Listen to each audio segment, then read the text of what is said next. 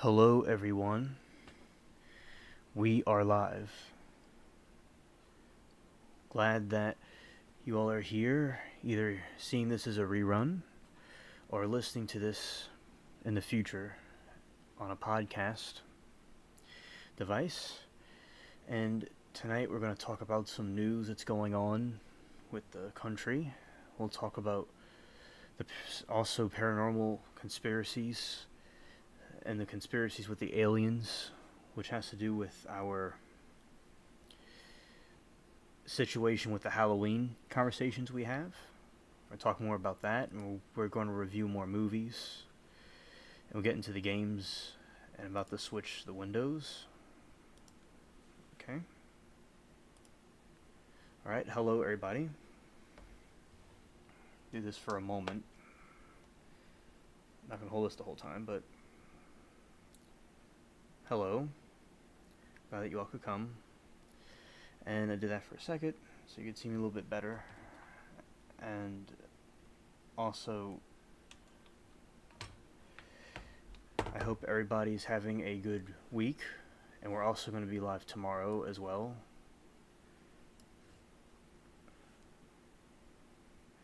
And I see Mary in the chat. And Mary says, Alien, you on the screen? Yeah, I'm on the screen.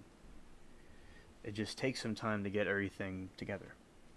So, basically, I'm going to talk about, well, we're going to do the game. We're going to get into that in a moment. So, as I said, I hope everybody's having a good week. And I hope that everything's going fine with y'all. And I think that Halloween's a great season. We're going to be getting into, and we're talking about these different things. And recently, with the Israel situation, there's been protests in New Orleans at the Tulane University that got violent. And recently, there have been protests around the country about this situation. And I think that things are getting hectic, and I'm glad that we have this channel. We're going to also get into the conspiracies about, say, stuff that's happened. Like we talked about the ghouls and stuff. We're going to talk about more paranormal activity that has happened, and I'm going to read through the different articles about it. And also, I'm going to read through the different things that are, going on with the alien stories and how that works. And I'll probably read some of the movie information like we did last time, but it's going to do a little bit more than we did before about it, like tomorrow. And also, I'm going to switch over and do the game part while we wait for the people to come. So I'm going to set up the game right now. Here we go.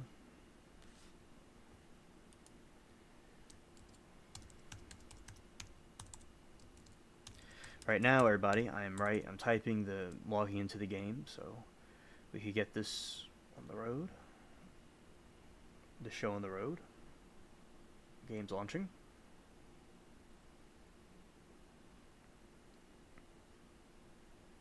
Okay. Yeah, I always like the Pirates of the Caribbean. Oh, Mary had to turn her phone on and off. I wonder what that was about.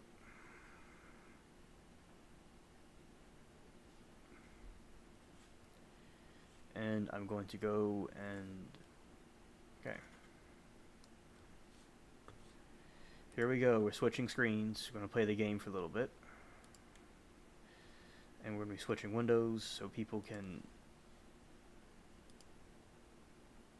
Why is it showing that? It's supposed to show the pirate thing, and we're going to get to the pirate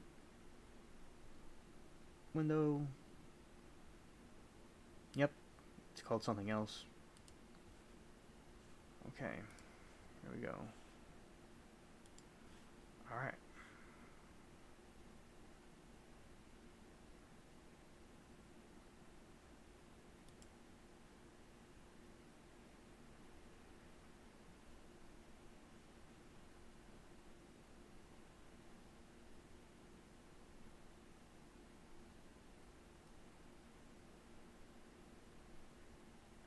Game's loading.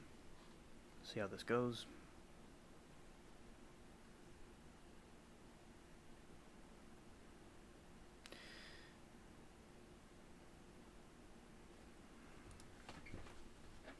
Yeah, so Raven's Cove in the game is a very scary place, and it's nice for Halloween. And I landed there last time. And if something doesn't go right with this, I'll just restart it.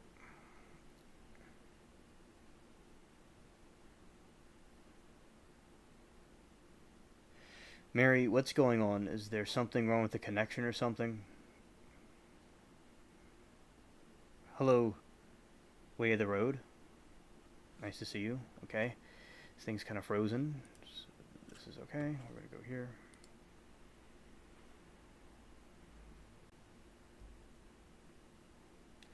Hello, Way of the Road. Everything's going well.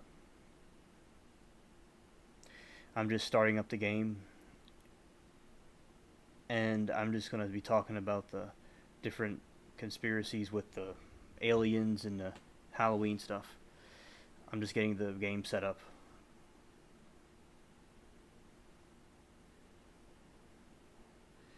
Yeah, Way of the Road. It was something with her phone or something like that.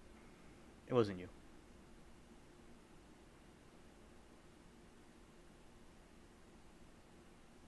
Alright. Yeah, and if the game doesn't load for some reason, I'll go and just to something else.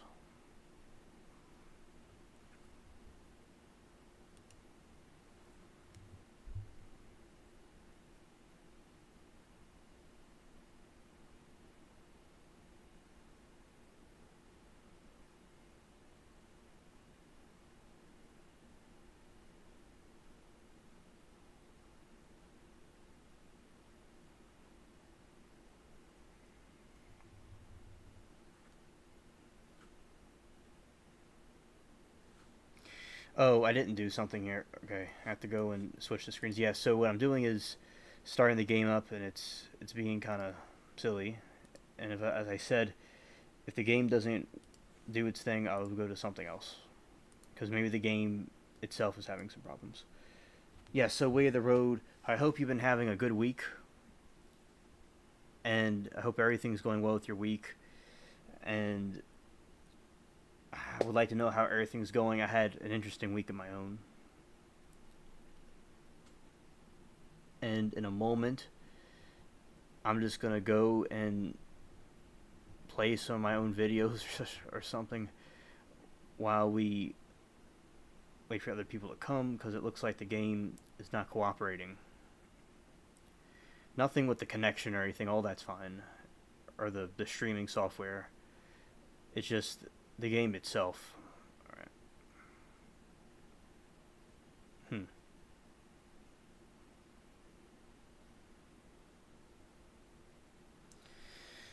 Well, okay, well, we're going to have to get into... We'll do something else while we wait for others to come. Alright.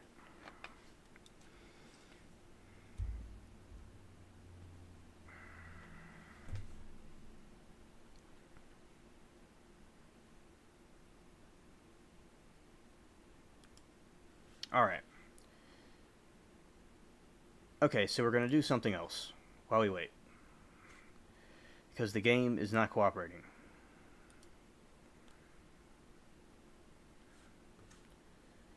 Okay, I'm going to open a new window. And we're going to go here. Okay. Alright.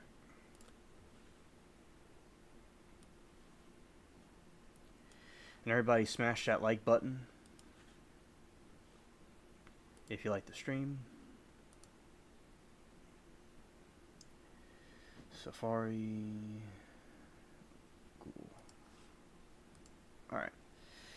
So basically, we have been talking about...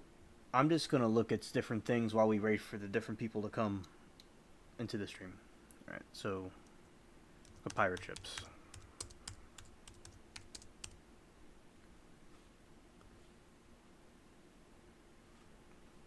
Alright, so basically... I'm going to just look at these different pictures and things while we go through, while we wait for people to come, because the game Yeah, so the game was not cooperating for some reason. So we're just gonna look at pictures of pirate ships. All right. So these ships are the same kind of ships that you see in the game that I play.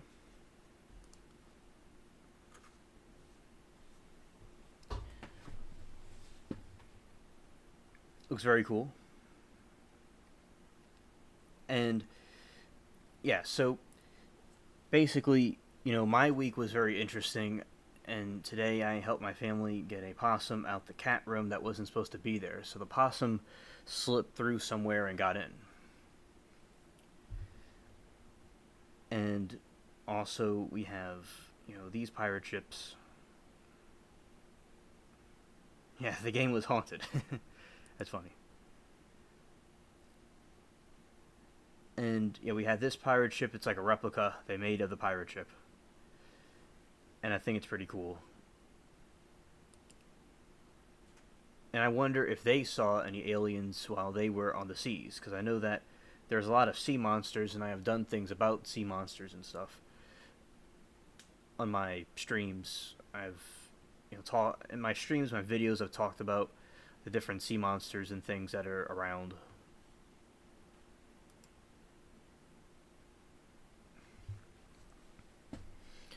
And we have this one. This is a nice ship. Thank you, Mary. I'm glad that you appreciate what I did for y'all earlier.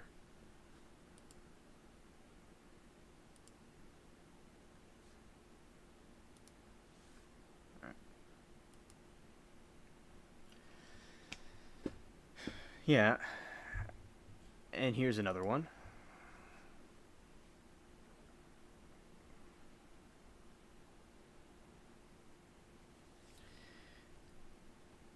Yeah, and basically, this is how everybody back in the old days got to the United States. Because, the aliens were around back then. In medieval Germany, there were sightings of aliens in that time. And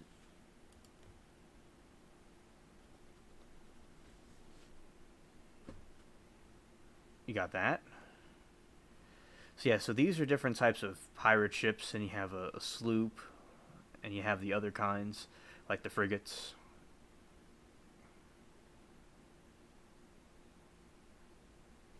Mary, you don't have to overanalyze things. You're doing fine. It's good to have you in chat.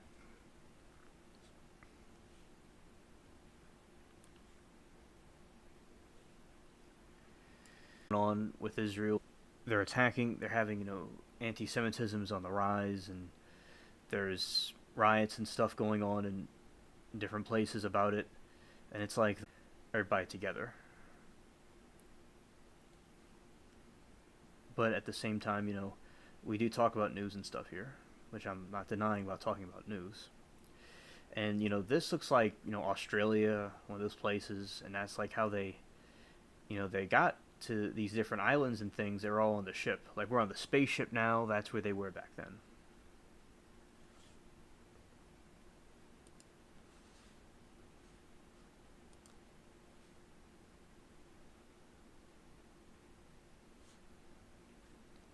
That's funny, Mary.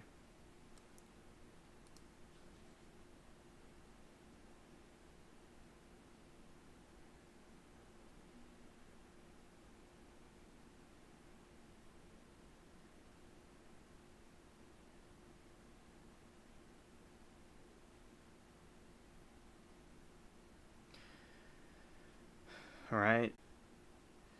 Now I'm looking at another type of pirate ship.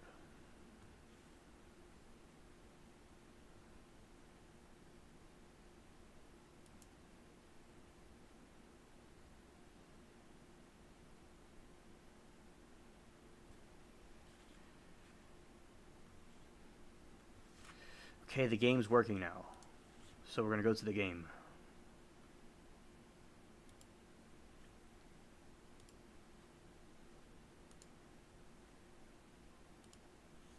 Alright. The game's working. Yay. Alright, so we're going to do this. So you can see on the screen that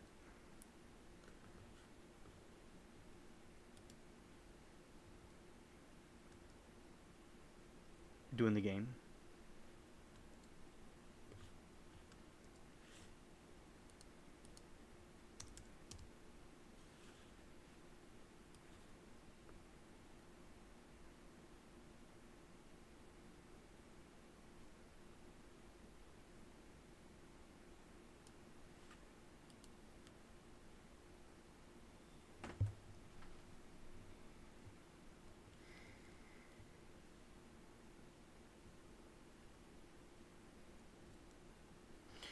Yeah, Mary, I do wonder what the pirates were thinking when they had that situation.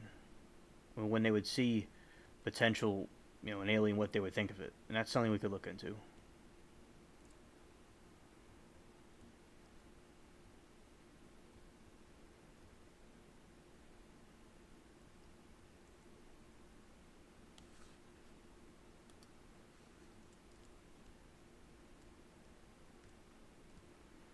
Trying to find the other area so I could go.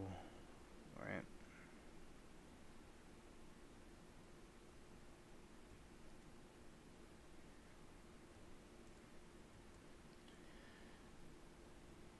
Yeah, it's daytime on this island, so right now it's not as spooky.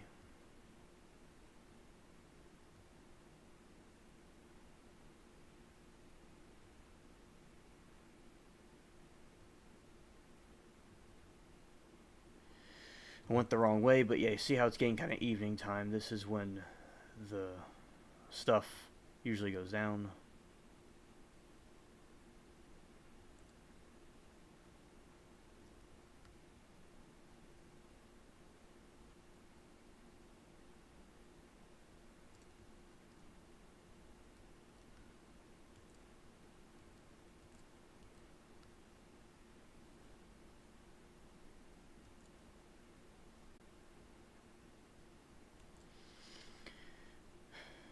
Okay, and now we're going through this other area where I want to go.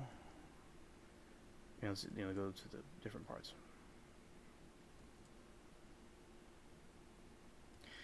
And soon we'll get into the other topics, and soon.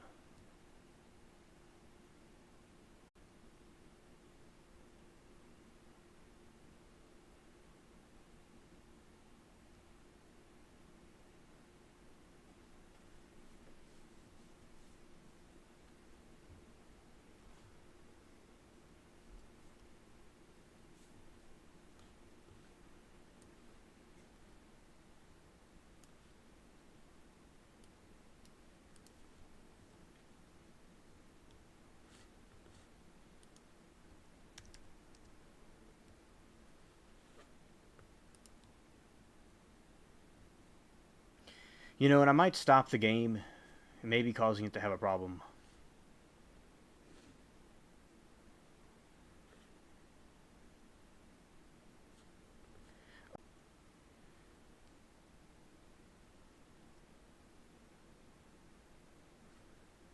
It's gonna go on the ship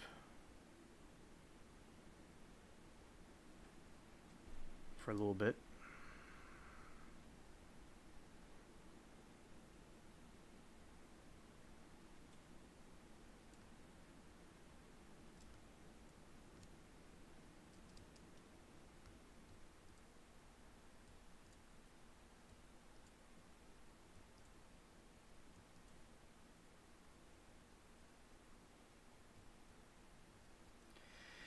Yeah, the CB radios. Yeah, that's interesting.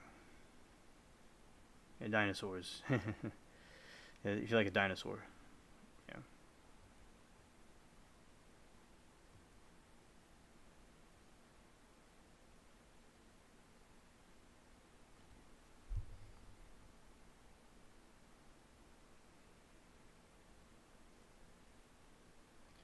Well, thanks, Mary. I'm glad that you liked the pirate game.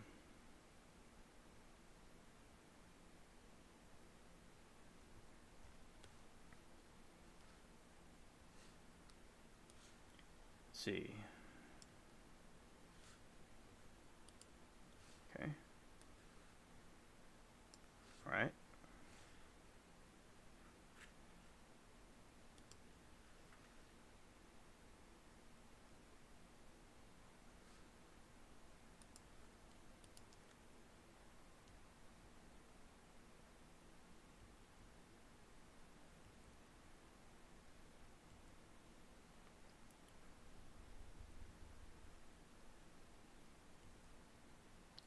Now, I will do something a little bit different. I might do some of the.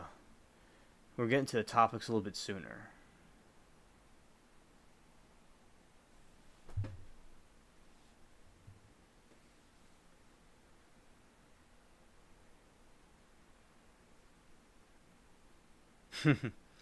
Yeah, Scooby Doo thing. It's funny.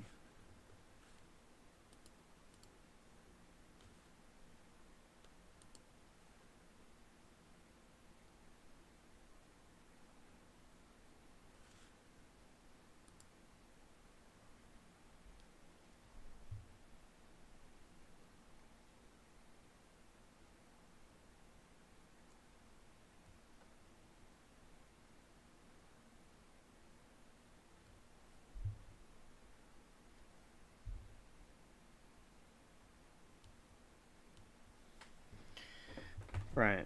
And here we go. We're going to the different places in the islands. And then we're going to get into some of the topics. I'll do one ship. And then we'll get back into the game later.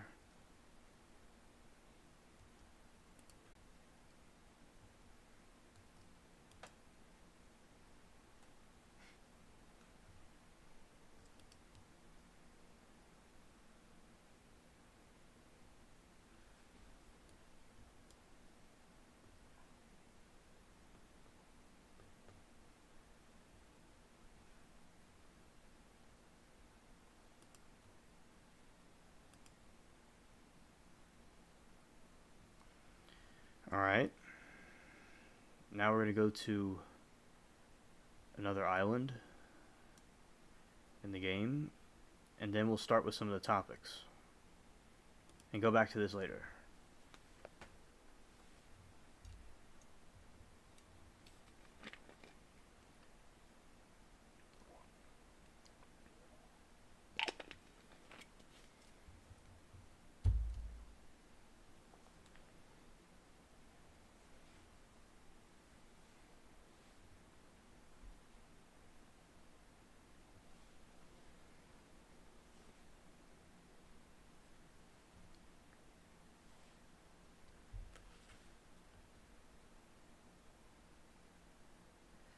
Yeah, Scooby Doo's funny. It's a funny show.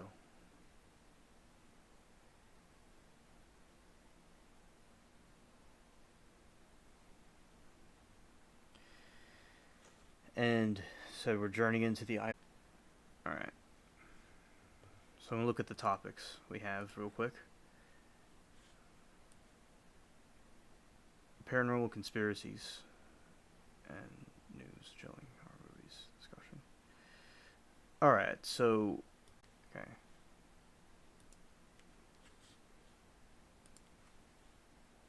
Alright.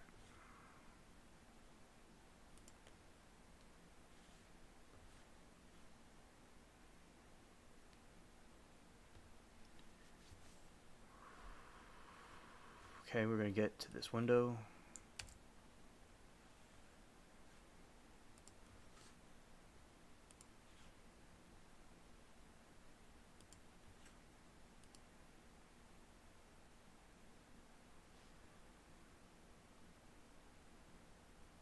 Right now what I'm doing is I'm switching the different windows yet to the Google.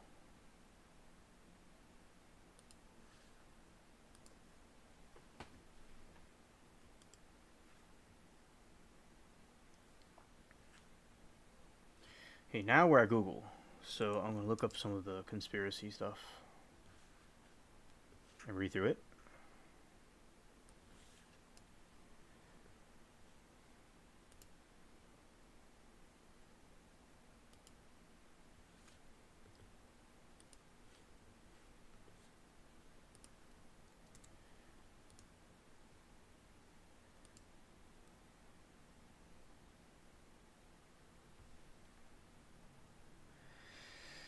So here is something interesting.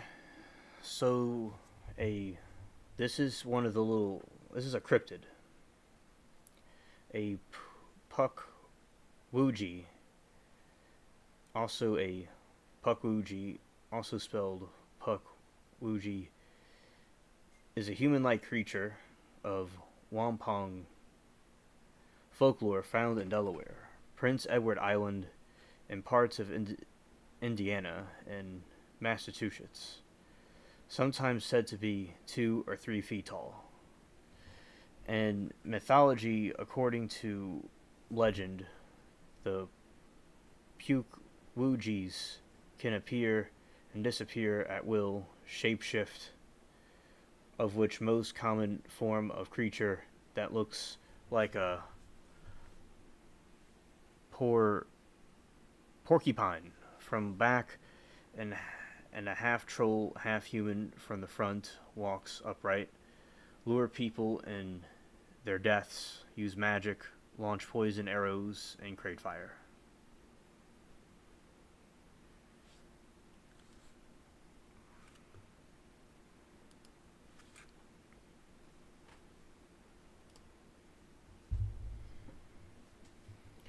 Native Americans believed that the Pukwudges were once were once friendly to humans, but then turn against them and are best left alone.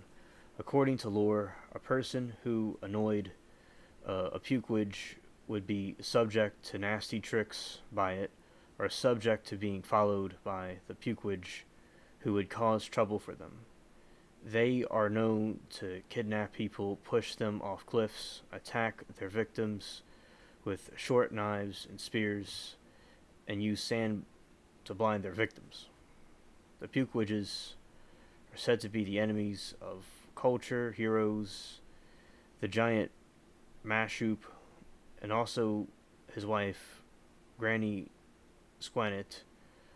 One story from the Wampong folklore explains that they began causing mischief and tormenting the natives out of jealousy of the deviation and affection the natives had for the Mashoop, who eventually exiled them to be different parts of North America.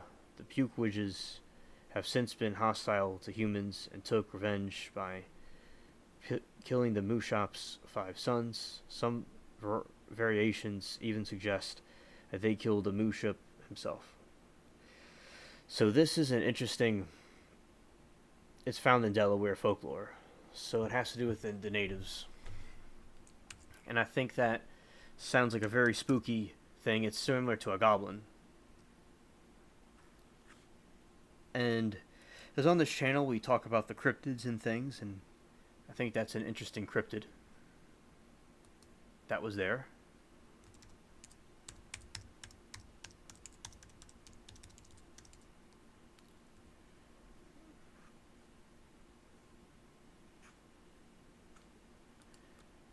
And are y'all familiar with, goblins and things? That'd be interesting, because we'll get more into that, later. And these things were into magic, and that's what these little critters did. It's spooky.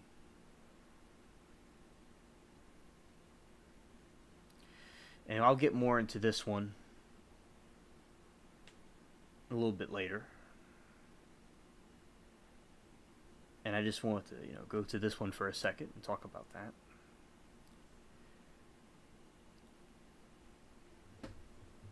And also I'm going to check something.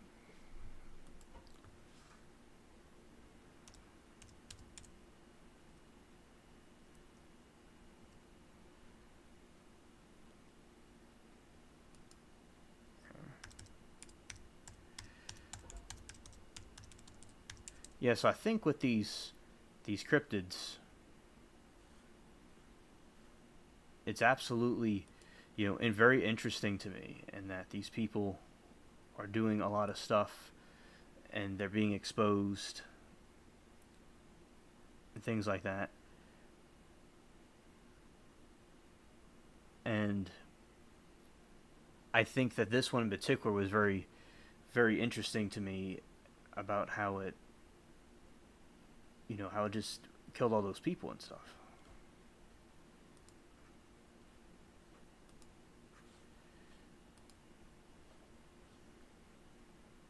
And I think that it's important to investigate these things, because as we talk about the aliens and stuff, you'll see parallels between these things and those.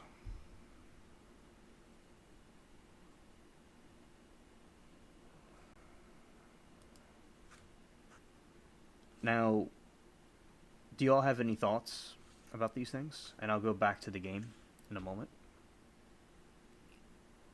This is a little bit of a preview about what I'm going to talk about later.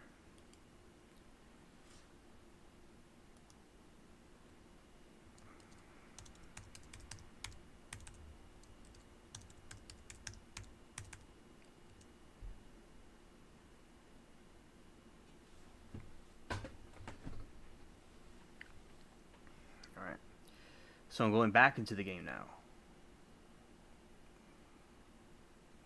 This was a little bit of a, a little bit back and forth, but and I'm going to play the game for a little bit longer, and then we'll get more come.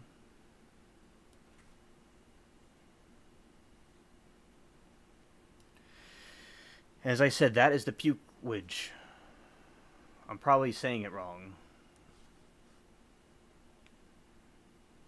And as I said, I'm going to get back into it in a little bit.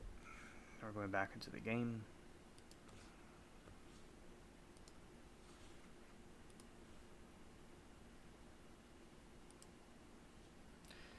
Here we go.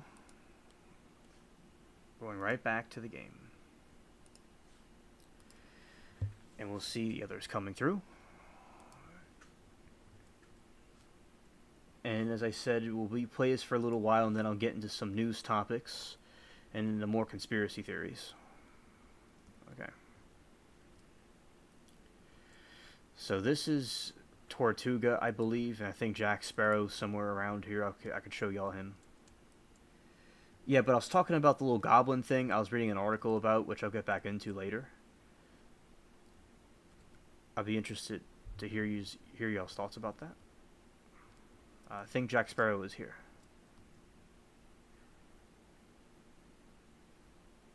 Alright. So as I said, and things that are going on with Israel, it's very biblical. I'm not saying that all, there are Jewish people that are not good, of course. There's, just like with, the Italian mafia and stuff, but it doesn't mean that all Jewish people are like that.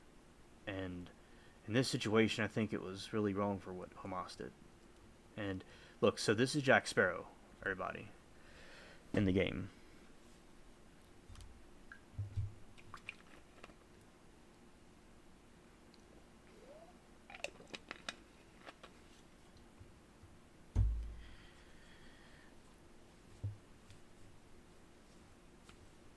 And I think I might, you see, he has a treasure chest over him, so that's pretty cool.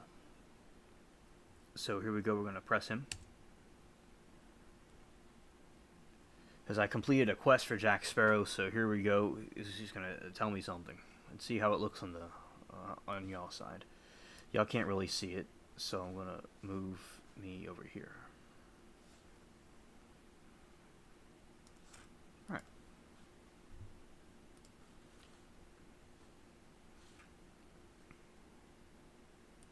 Alright, so he says, I'm back. Have you ever been to Singapore? They have the most peculiar, and he's like, about to say peculiar. He said, wait, let me pour myself a drink first. So Jack Sparrow says he's about to tell me something, but he's going to pour a drink first. And it sounds, because he likes his big glass of wine, as some of you may know. Something isn't right. Seems like his luck is not yet to return. It is the utmost importance that I win the next round. It appears that swindling his fellow colleagues here will not longer be possible, as himself, and no longer stock with cards. And he said savvy, which means you understand. And then he's like, he's officially out of ideas. Do I have any? Yeah, say Yeah, let's just tell Jack Sparrow something, because it's the game is telling you to like interact with him. So we tell him that ask him to use his compass. Let's see. Let's see. I got an idea. Let's see.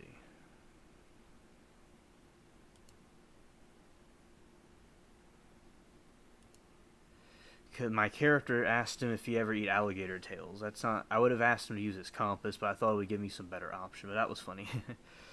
Not that we established first that your head. He said empty as a broken jar. And he needs the character to return to Shamus. Tell them that the rum isn't working.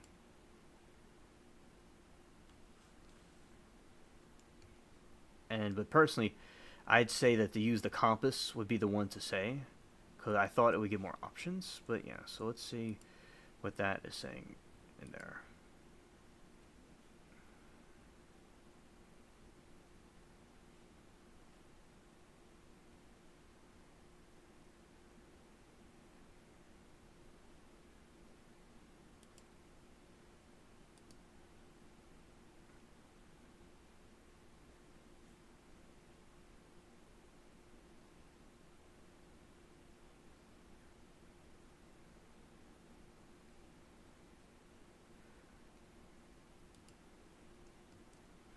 Alright, so we're going to do some more.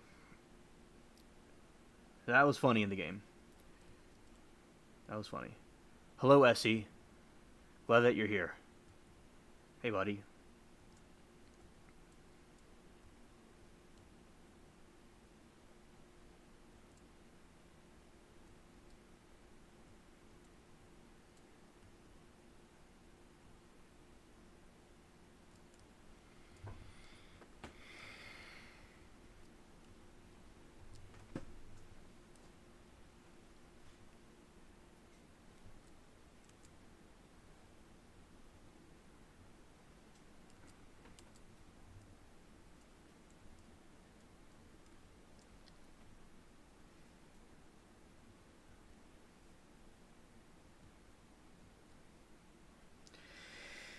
Essie, glad that you're here, as I said.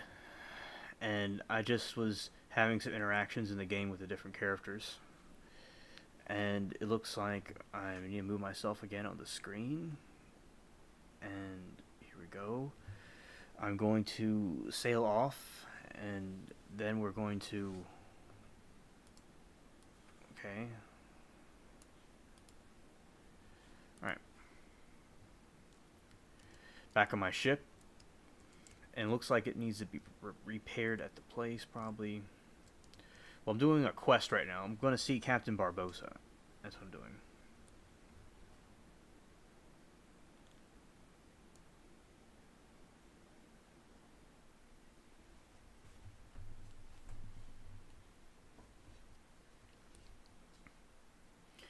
Alright, now we're going to the Devil's Anvil.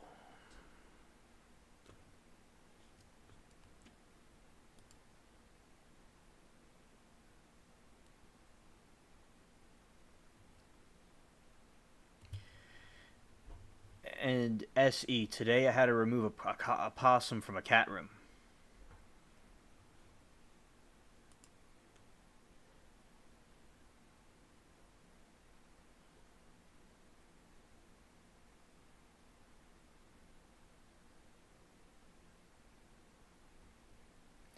Because the possum got in there and it wasn't supposed to.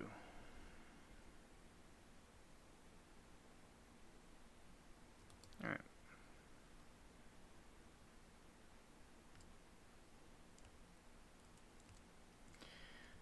We're going to see this pirate.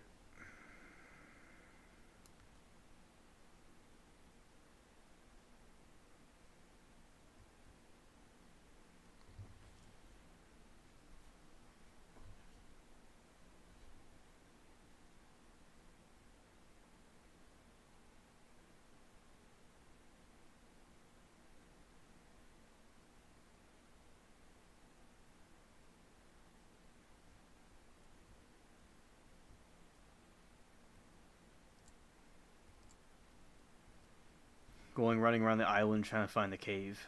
That's funny.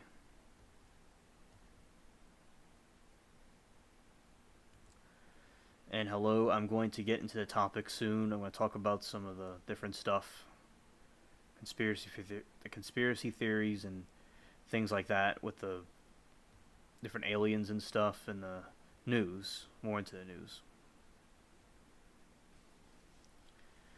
And some things Peach told me about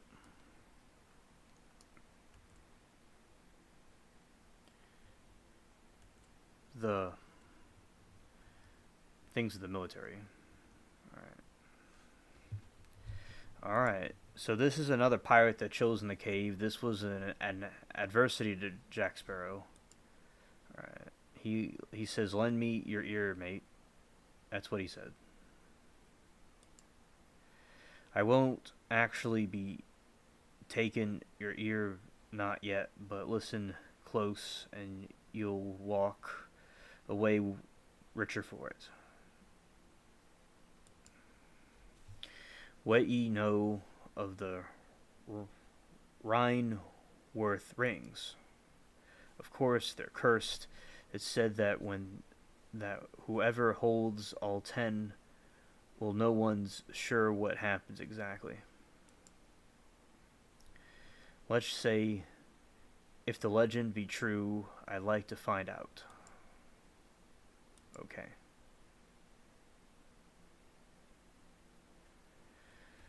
So we're gonna go to Docks of Tortuga and look at this dude. He has all this jewelry. I mean, all this gold.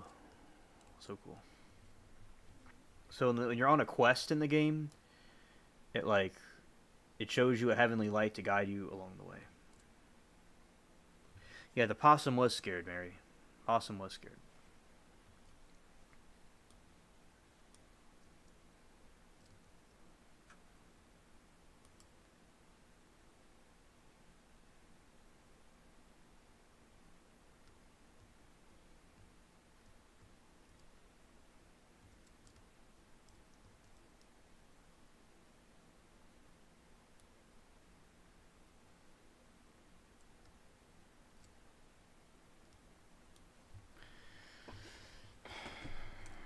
Alright, so I'm moving the ship a little bit and I'm going away from this island and I'm going to go to this other individual to get these rings.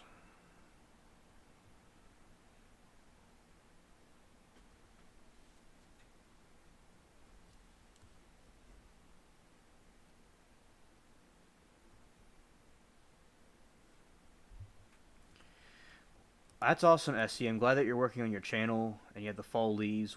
We're having that. The leaves are starting to change in the tree gradually, and I'm glad about that down here. But yeah, SC, I'm looking forward to seeing that on your channel. You make excellent content about the woods and about those kind of things. And those people, if they're anyone new coming through here, I'm playing the game, and then I'm going to get into the other topics.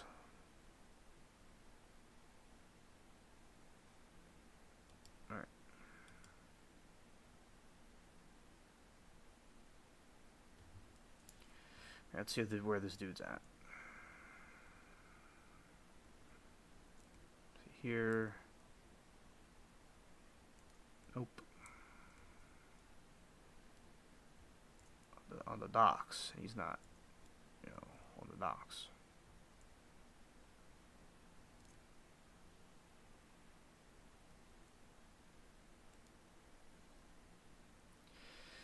Let's see. It's probably another dock person.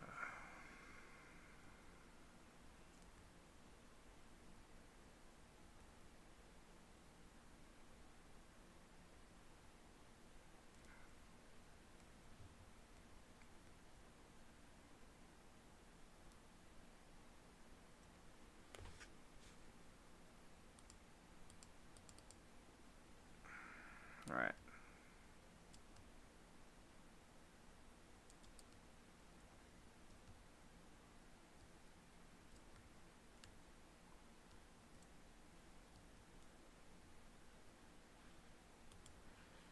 Yeah, that's not him.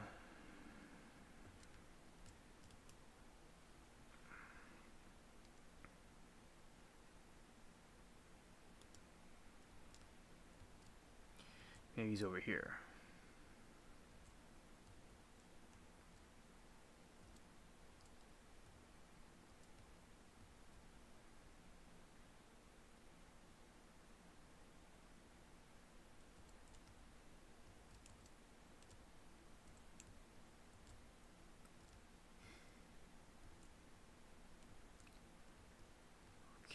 I think it's this guy.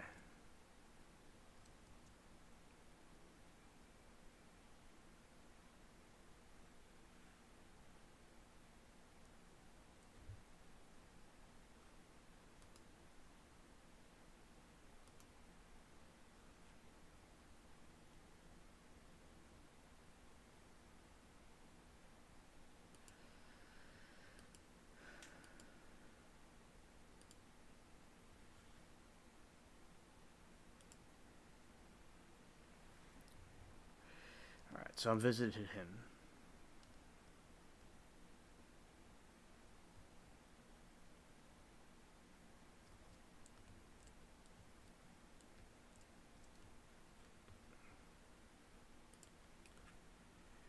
So I'm just doing this little quest, and I'm looking at it. Yeah, alright.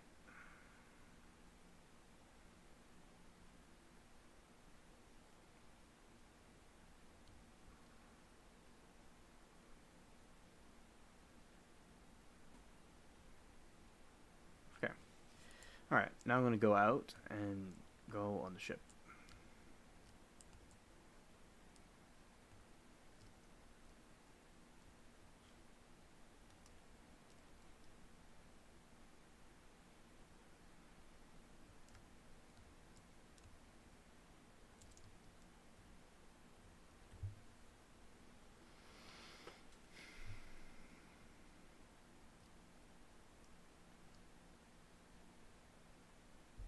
I'm actually going to go back here and repair the boat. So I'll do more about the quest later. So yes, so in the game you have these quests where you can help the different characters do different things, and you get rewarded.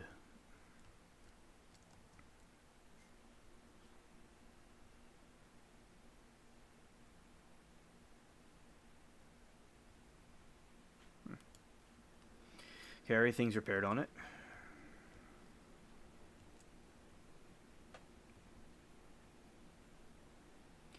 Yeah, personally I love fall. It's a great season. It's a great season. And I have been showing some of the enchanting woods that I have down here, and that's been going well. Alright. So we had a good stream the other Friday about the different stuff. The different things with the horror movies and things like that. I enjoyed it, and we're going to do more of those. Alright.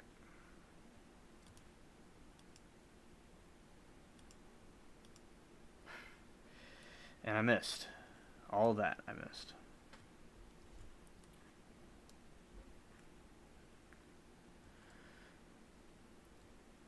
So here we go. We're going to go and do this. And fire.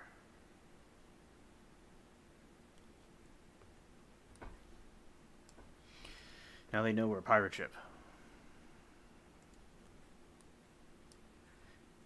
And no people that are coming through. I am about to get into the topic soon. We're just doing this while people come through. Alright.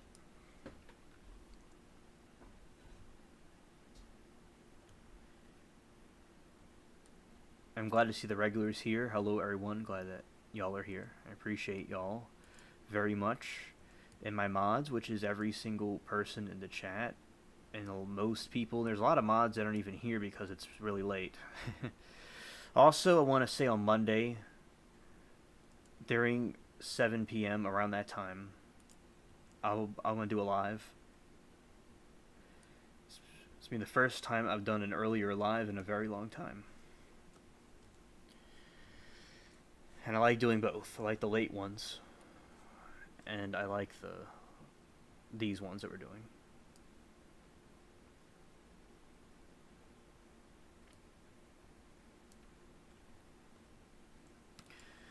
You know, shout out to all the mods, which is, as I said, most people, like a whole list of people that would take a year to talk about. And also shout out to the people that are not mods, that watch the streams and participate in the streams. because like the way the mod system works, it's like, say there's some, messed up person, saying something stupid in the chat, and then they're more reluctant to do it if everybody's like a moderator, because it's like, say there's tons of people in the chat, right? And the mods in the chat, it would look more spaced out. Because right now we're all just, chilling here. Yeah, so basically I was wondering earlier about if they ever saw any pirates, any aliens. If the pirates saw any aliens, that's pretty cool. And I'm going to get into like what the aliens do to people when they abduct them.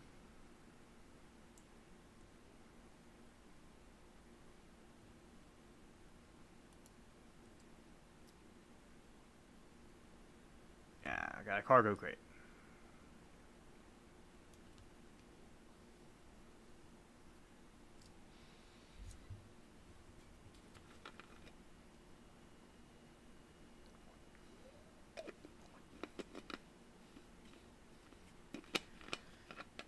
And with the aliens, we're going to talk about that. And we'll talk about the news. Things have been happening in the news as well.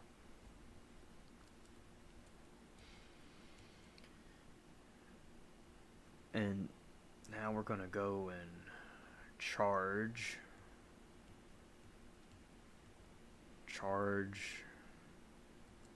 through.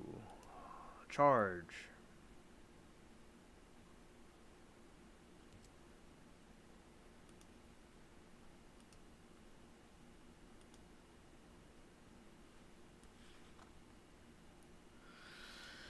How we did it. That's good.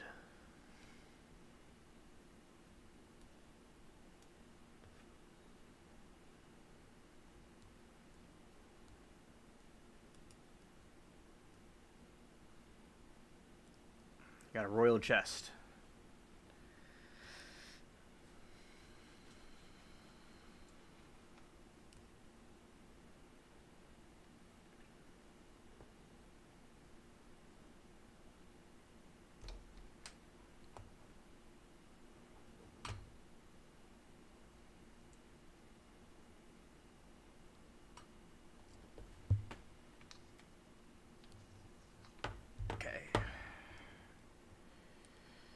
Going a little bit in a circle, but we're going to get this other ship.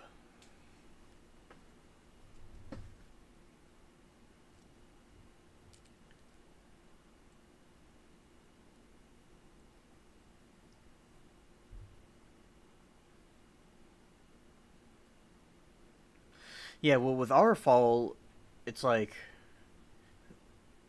it starts a little bit later, but it lasts for a couple of months, but it doesn't start as early as y'all up there, Essie.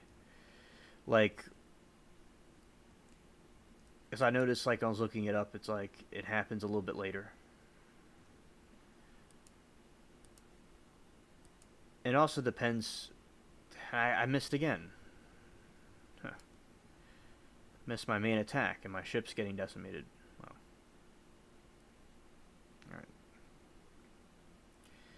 So, here we go. We're going through here, and we're going to do it this time. I got him.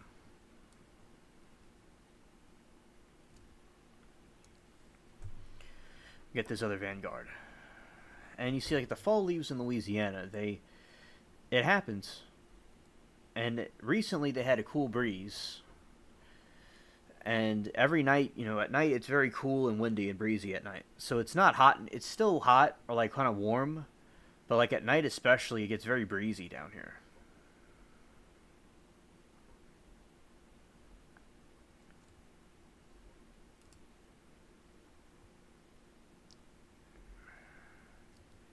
Didn't even phase this ship.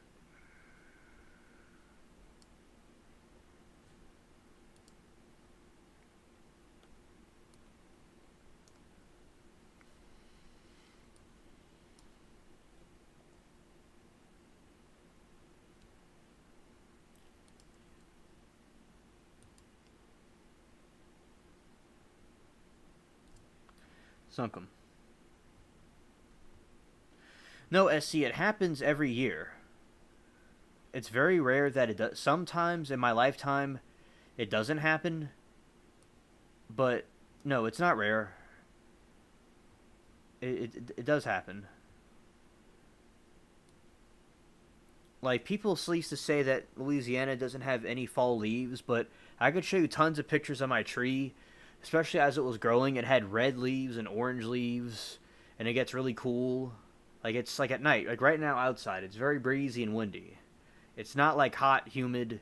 There's a misconception. It's a bit exaggerated. Like it's like especially right now, it's a little bit hot, but it's not extremely humid. It's not very unbearable. It's much cooler than it used to be. And then it like we'll have these cold fronts come in, and then the weather will get breezy and stuff. Then it kind of goes back to being kind of warm, but it's still coolish. It's not like the summer, so it's not like 90 something degrees with 80% humidity. It's much cooler. Then there'll be cool fronts, and fall weather will come, and it just kind of happens like over and over again. And then there'll be like winter and it gets really cold. Like I'll have to bring my plants in.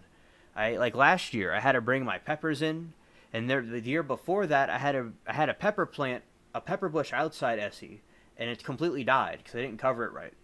And then the avocado tree died. So the people that tell you that Louisiana doesn't get cold, it gets very very cold down here. With the humidity, it's colder than the northern places. So it's like yeah, it's like right now it's not like very very cool like it's where you are, but it's cooler, and with cold fronts it gets like your weather. But yeah, don't think it's like the summer.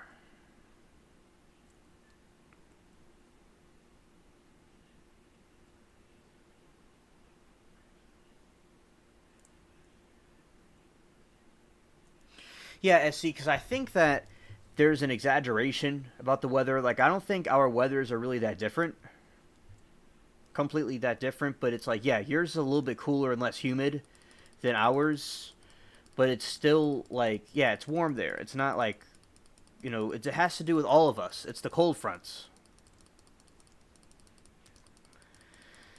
The cold fronts that come in, that's what helps us,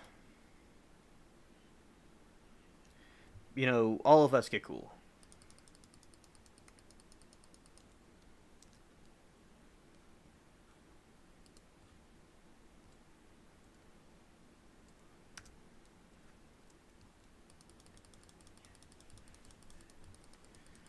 Yeah, I'm getting them.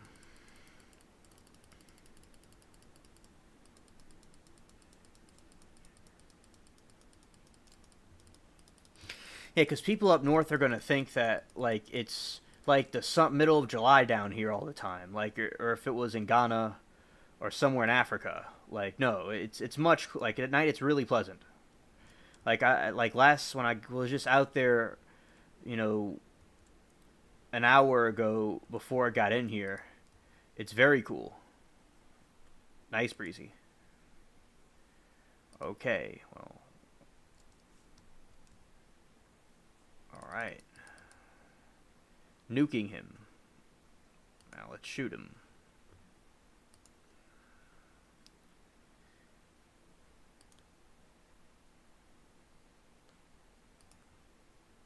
Okay. Get this flintlock pistol out.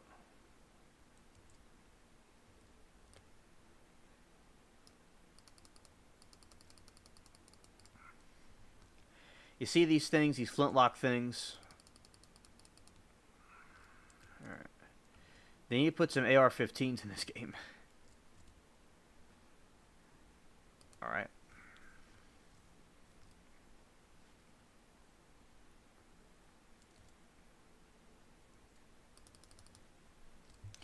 Yeah, so it's misfiring a lot. So we're going to go back to a sword. Yeah, that's why I like that sword, because it's like it gives you healing. Let's see. The healing sword. Yeah, SC, it was only summertime, exactly. Because there's a misconception here. You could see, definitely tell a difference. Like right now I have some turnips growing and some beets growing. I'm consistently watering it, because in the summer there was a problem with some of the plants at some point. Now it's cooler, so I can grow more, and I'm consistently watering it.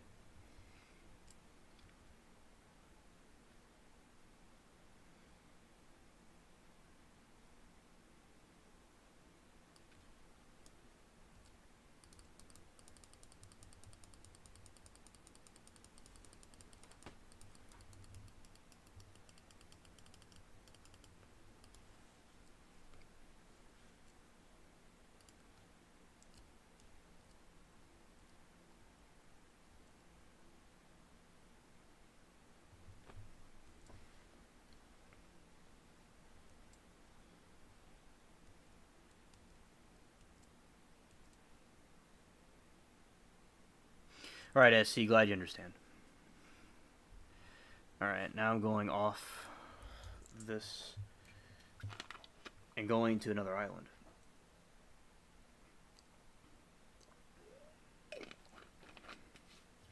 Like these kind of streams are like mods chilling and new people coming through. All right, see something.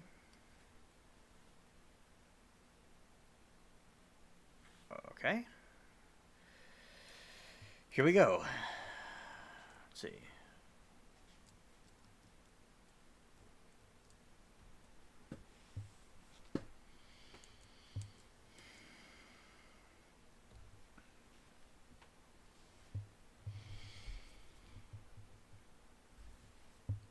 Going to this other island.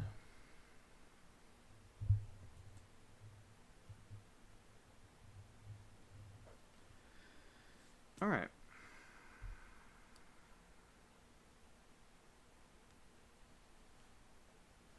See, that's the side of my ship on fire.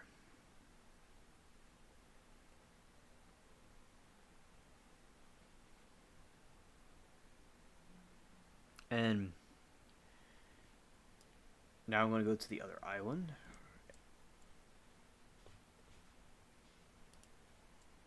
Okay.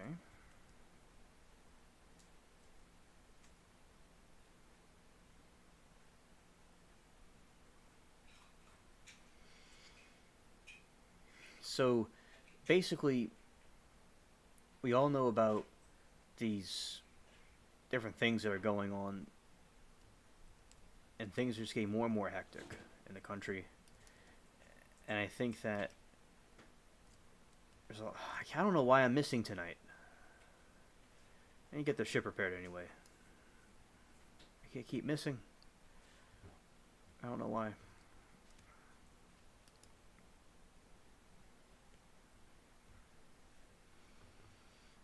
Alright.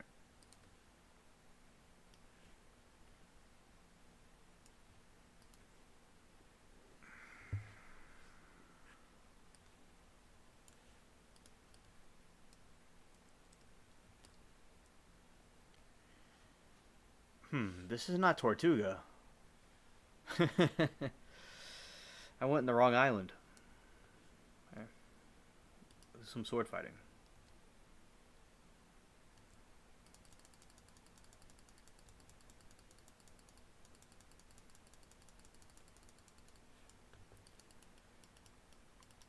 I got a treasure chest. Ooh, nice.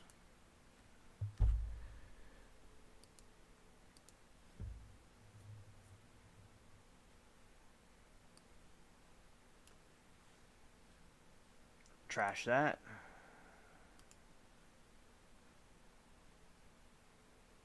Okay.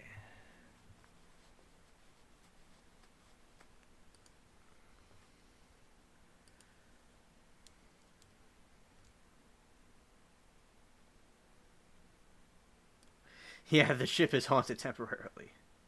Exactly.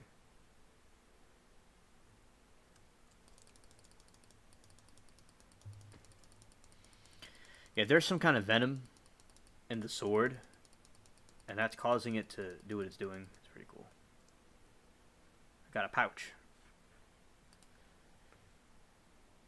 One thing that I like as I said, I like medieval things and wizards and stuff, and like this is like after that, like they went to the different islands and things. It's so interesting.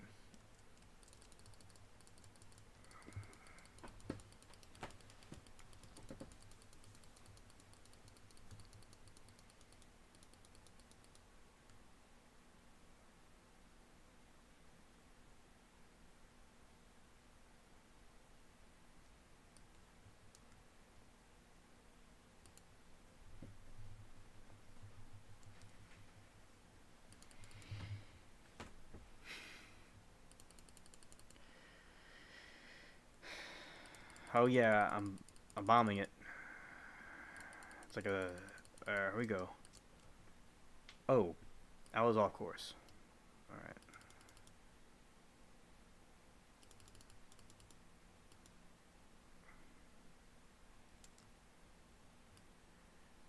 All right, he's running away from me now. All right, I'm gonna whoop him. Ha. Ha. All right. All right, good. We're gonna get into the thing in a few minutes, a few moments. So I'm gonna read the thing I read earlier, to those that weren't here, about the goblin cryptid, and then we're gonna go into the different conspiracy theories. All right. About the different stuff about with the paranormal.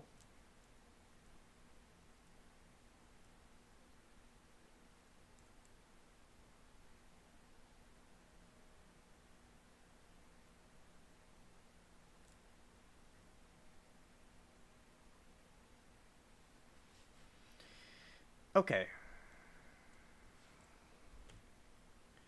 I'm gonna be switching windows, everybody, and we're gonna get started.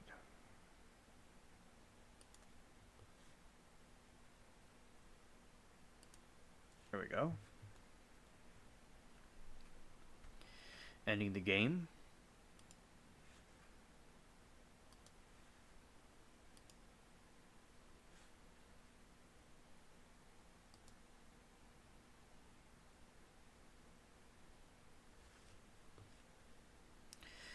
Alright, so we have paranormal conspiracies we're talking about, and news, aliens news. Alright, so first we're going to talk about this little critter, and then we're going to get into some of the paranormal conspiracies, and talk about the aliens and like things that they do, and some of the news, and chilling, and some of the different discussions. Alright. So, about to close this thing out, and we're going to go with the topics. Alright. Thank y'all for the patience. Although we've enjoyed the game, of course, I'm just saying that we're finally at the part of the show when we talk about what's going on. Alright. Put this below, right here, so I can not accidentally click that by mistake.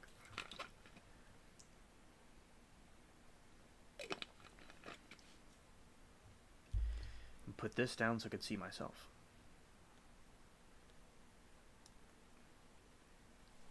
Alright. This is called the Puke Wuji. Puku-wuji. A Puku-wuji, also spelled Puke-wuji, there's different spellings. It's a little wild man of the woods that vanishes. So hopefully SC doesn't run into this thing. Is a human-like creature of Wampong folklore found in Delaware, Prince Edward Island, and parts of Indiana, Massachusetts, sometimes said to be 2 or 3 feet tall. According to legend, Pukawujis can appear and disappear at will, shapeshift, of which the most common form is a creature that looks like a porcupine from the back to the half troll, half human from the front, and walks upright. So it's like a goblin type creature. Lure people into their deaths, use magic, launch poison arrows, and create fire. Native Americans believe that the Pukwujis were once friendly to humans, but then turned against them and are best left alone. According to lore, a person who annoyed a Pukwuji would be subject to nasty tricks by it, or subject to being followed by the Pukwuji who would cause trouble for them. They are known to kidnap people, push them off cliffs, attack their victims with short knives and spears, and to use sand to blind their victims.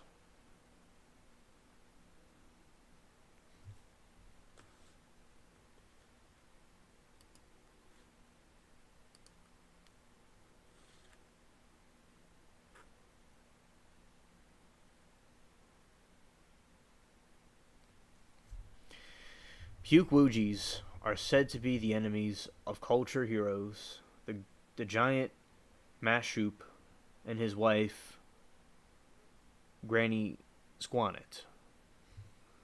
Let's see what that is. Mashoop is a mythical hero and giant from the Wampong folklore. He is said to have several companions, including a giant frog and his wife, Granny Squeanet. Is a mythological figure from the Wampong folklore. She is the wife of a giant Muashoop, who can be either small, woodland, or sea creatures, so they're like some kind of Nephilim thing. One story from the Wampong folklore explains that they began causing mischief and tormenting the natives out of jealousy of the devaluation and affection the natives had for Mashoop, who eventually exiled them to different parts of North America. The Pukwujis have since been hostile to humans and took revenge by killing Mashoop's 5 sons. Some variations even suggest that they killed Maush himself. So it has to do with Native American Indian folklore. And these people are, these little goblin things do some damage. And they killed someone from their folklore and a bunch of people. So watch out for me and everybody else in the woods for these little critters. Hello, kitty nerd. Glad you could come.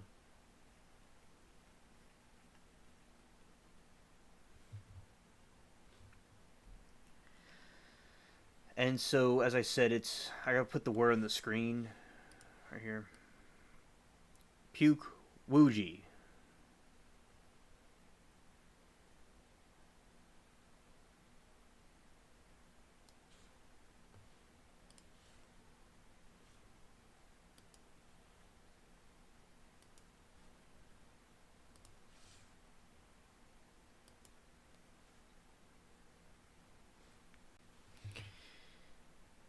Yes, so in the legends, so basically this type of cryptid creature, it's like a goblin, because we're talking about Halloween stuff.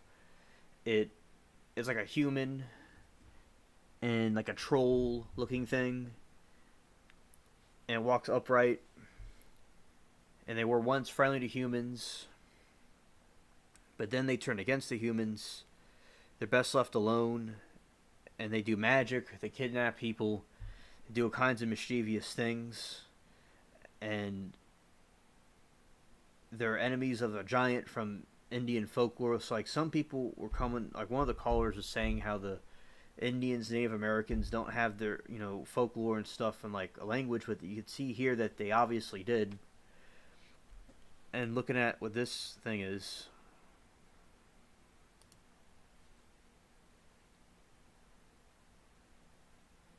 the Mashoop.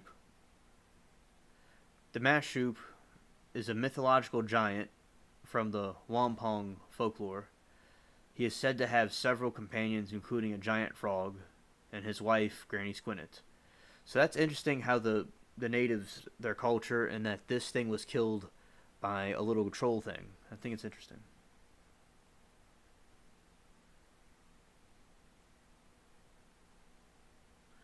Oh, yeah, time does fly by. It flies by. I just ended the game just a while ago, shortly ago, and I'm just reading about some paranormal stuff. I'm going to get into some of the news topics that's going on.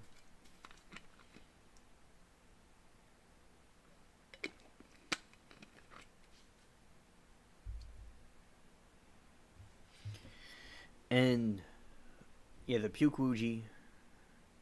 And it's found in Delaware and parts of Massachusetts.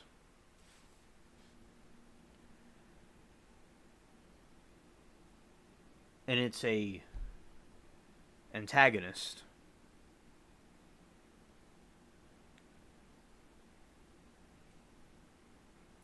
And a person that annoyed a Pukwuji would be subject to nasty tricks by it, in trouble, pushing people off cliffs, attacking their victims, short knives, spears to use, stand to blind their victims. So they're, that's where the term troll comes from. Like we talk about trolls on YouTube. This is like the origins of a troll. This is what trolls do. Now trolls are in YouTube. That's the trolls we need to be worried about.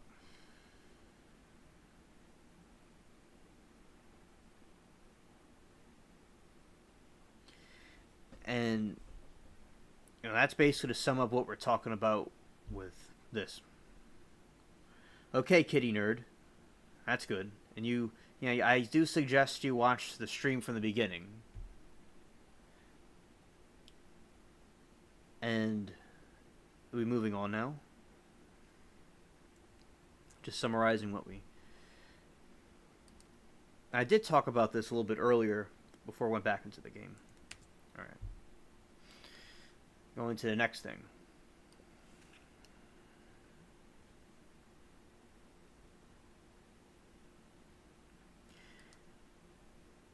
Now, I want to talk about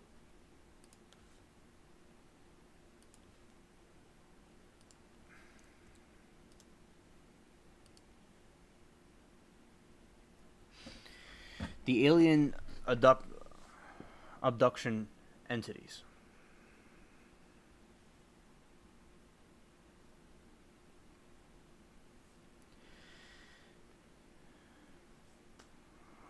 So these entities are these beings alleged to secretly abduct and subject experiencers to a forced medical examination, which often emphasizes their reproductive system. Mainstream scientists and mental health professionals overwhelmingly doubt that the phenomenon occurred literally, as reported, and insisted attributed to an experience of deception, suggestibility, fantasy prones, hypnotizability, false memory syndrome, personality, sleep, psychopathologically.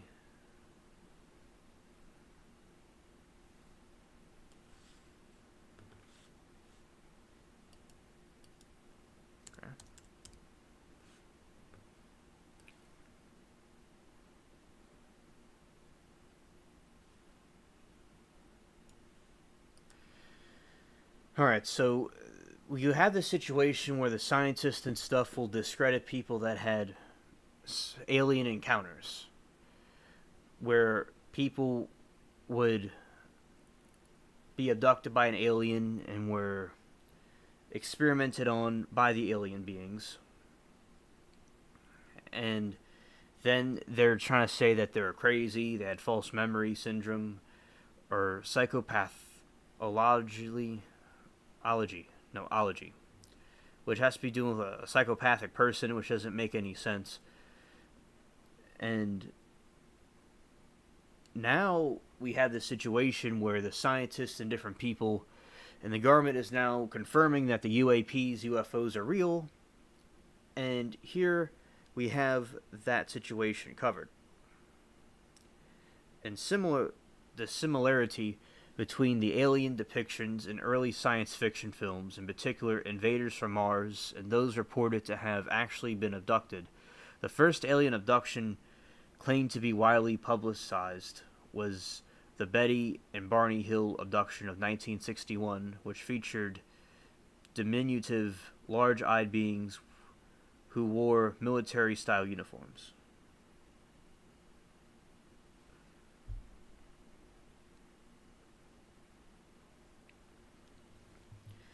Alleged motives.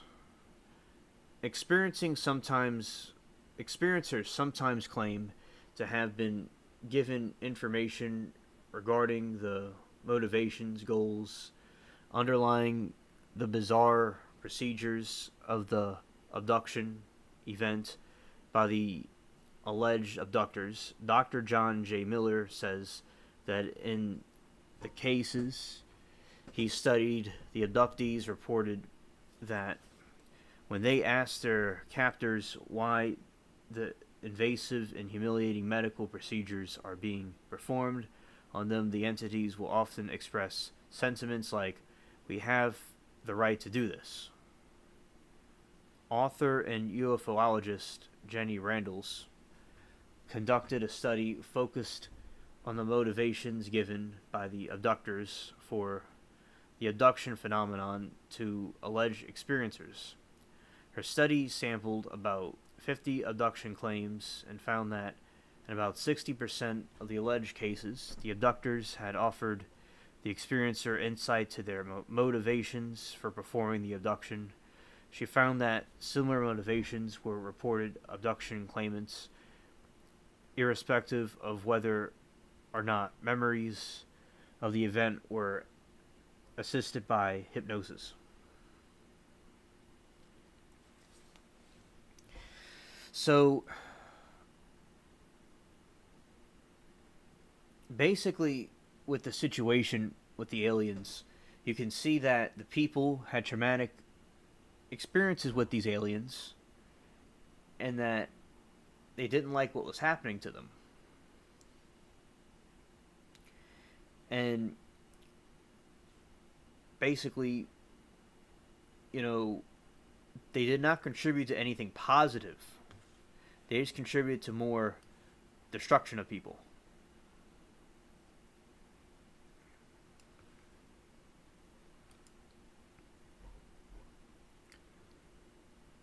So we have the tall gray aliens, we have the short gray aliens, tall humanoids, and there's some beings that are mummy-like. And there's reptilian ones, and there's like Nordic ones, which a Nordic person is like, say, somebody with like white skin like me, but they have like blonde hair and blue eyes. That would be like a Nordic person. What these aliens like shapeshift and masquerade as, like they're trying to look like people from Earth. Because we all we all came from Earth, but they're trying to look like people from Earth. And Bullard described them as monstrous, resembling science fiction creations. So we have all kinds of different types of humanoids, and that's very interesting.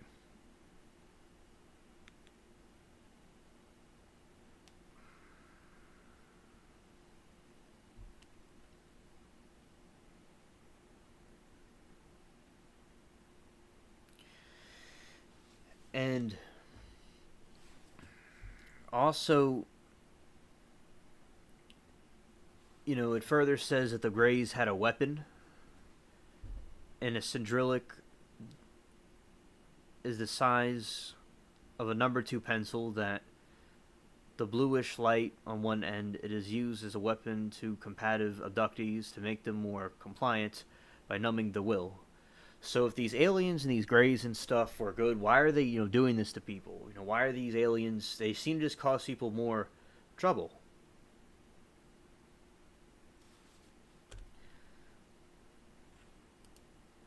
And it's good that the government, and people, not that the government's really trustworthy, I don't trust them, I'm just saying that they can't hide it anymore, and more people are coming out about it. So it's no longer true that these people are just a bunch of crazy people that are just, being delusional or being psychopathic which is really stupid. A psychopathic person would not feel empathy or compassion. I mean, it has nothing to do with making up something about an alien. It's like, okay, maybe they will say they're schizophrenic, but no, that's not what it is in this situation, in my opinion. I think that too many people are seeing the same thing.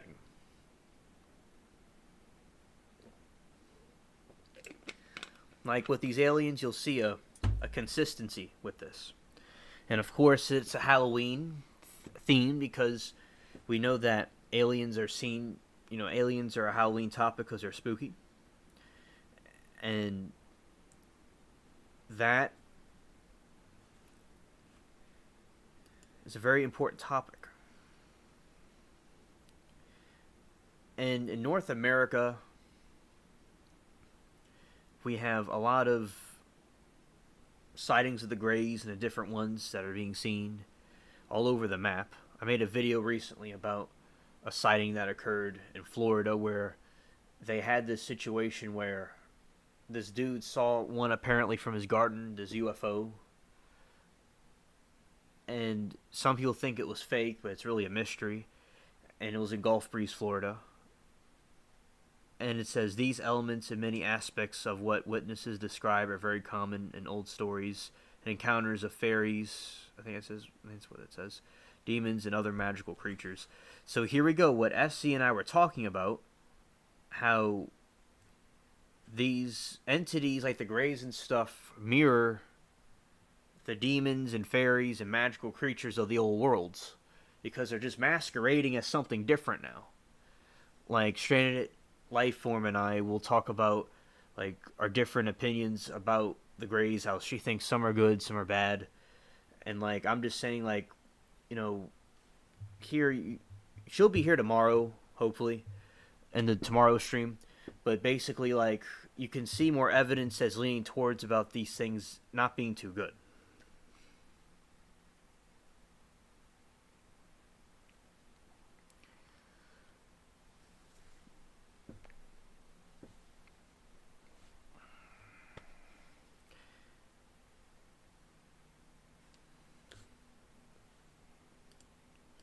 Yeah, facts, Essie. All right.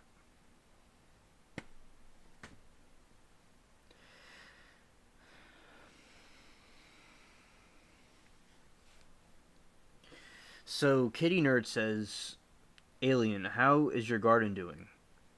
My garden is doing very well. I have just sprouted turnips and beets. And the beans are doing great. And the peppers are all doing good. And with the tomatoes, I'm going to put them in these small little pots I have. And these little water. It's like you take a pan and put water in it. And then you can put these tiny, about to sneeze. Alright. So, basically with these plants, put them in these little tiny pots, put them in submerged in water, and that's how I'm going to do with the tomatoes. But I have a new short coming out with Bubbles' brother with the flowers and the red flowers, the yellow and red flowers, and also, so it's all doing great.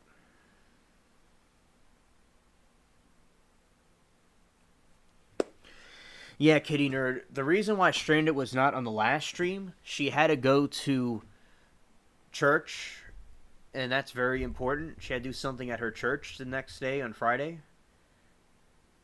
And amen, glad she did that. And the other time, yeah, she was here. You weren't here, I don't think. Kitty Nerd, I don't think you were there for that one. And also, there was this thing with, like, her and I were talking about the Headless Horseman. We went through the whole stream with no interruptions. She made her commentary about it. And then we talked about Blackbeard. And she was talking about Blackbeard. I was reading some stuff from my scary magazine I have that I showed you and everybody else. And then we were talking about the Blackbeard. And that was really cool. I read through that whole thing. It was awesome.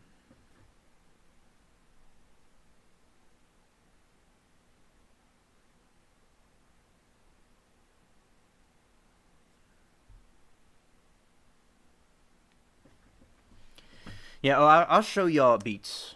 What I'm talking about.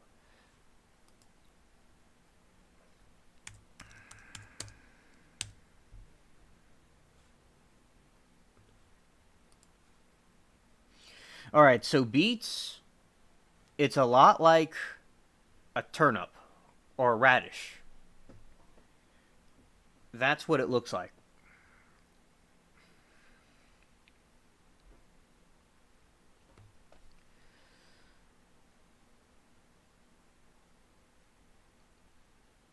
And basically, you eat it the way you would eat a turnip or a radish. You could cook it, you could make a juice out of it. And Kitty Nerd, I'm sure that it was excellent. I'm glad that you got to have that. And yeah, you can make it into different things, different dishes, or you could eat it raw.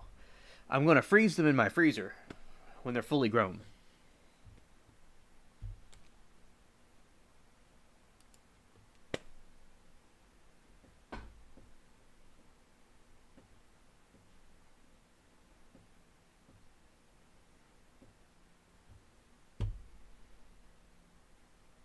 And I hope she comes tomorrow also.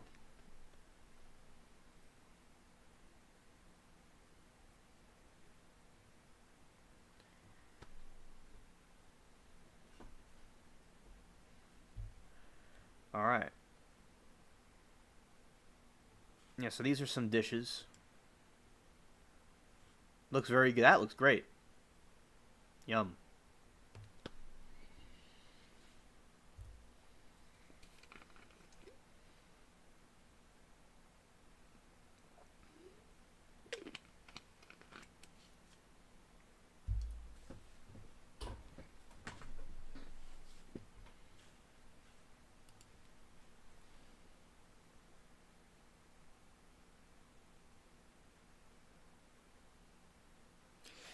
Yeah, Kitty Nerd. I actually have not had a beet from my garden before. I've not like eaten one before, so I'm gonna try it and give y'all a review on it. And yeah, I do suggest trying it. It's very healthy. We're about to read the benefits of it.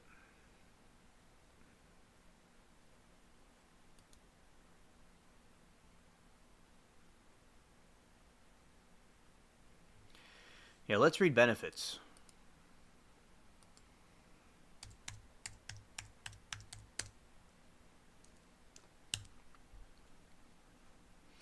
All right, it increases oxygen uptake, lengthening the time it takes to become fatigued, which allows people to stay active longer.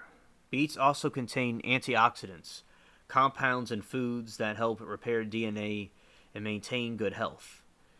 And they have anti inflammatory properties, reducing the risk for numerous chronic disease.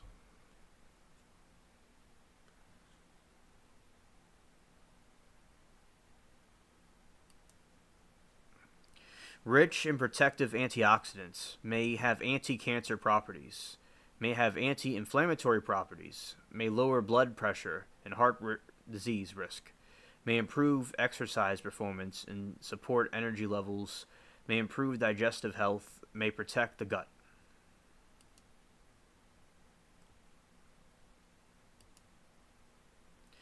Beets cleanse your colon. Beets are rich in antioxidants and high in fiber that can help pull toxins into the colon where they can be evacuated.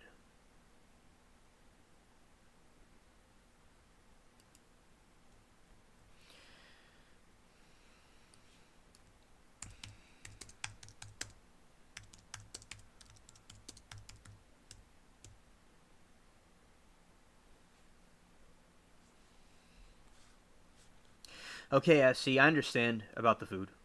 That makes sense.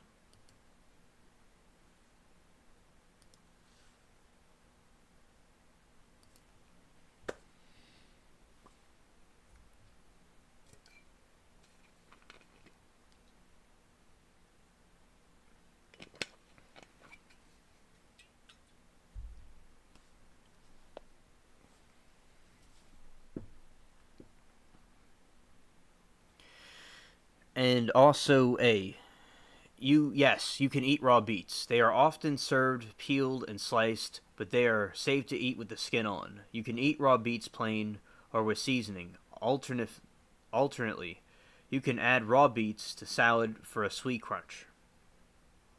I love turnips. All right, turnips are delicious.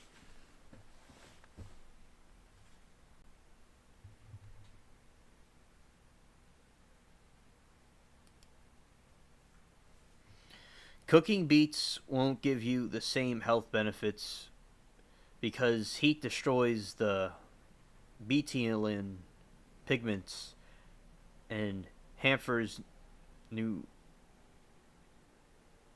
nitrates, but it still is good for your health. Oh yeah, because I remember with the turnips, I ate them raw. Now I get ready, Essie.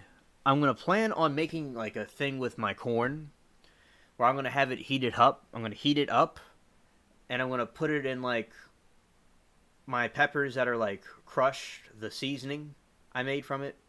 I'm gonna like put it in the seasoning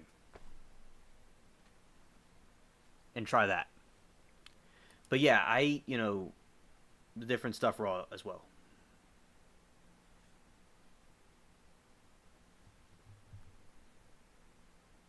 All right.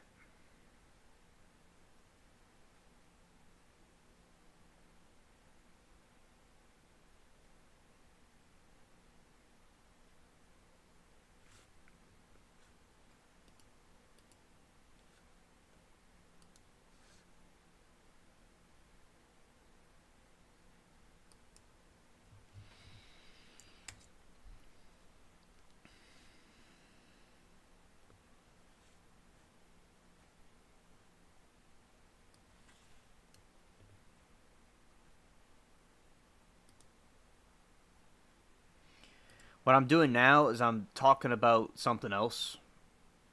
All right.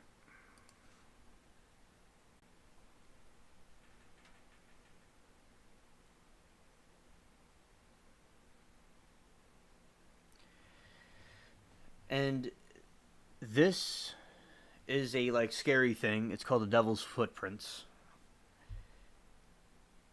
I've heard about this before in the History Channel.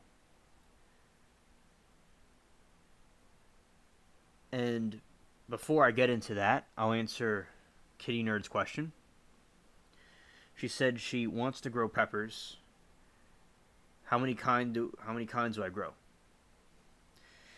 I grow one kind of pepper. It's the dragon Thailand pepper. And I'll show you all that.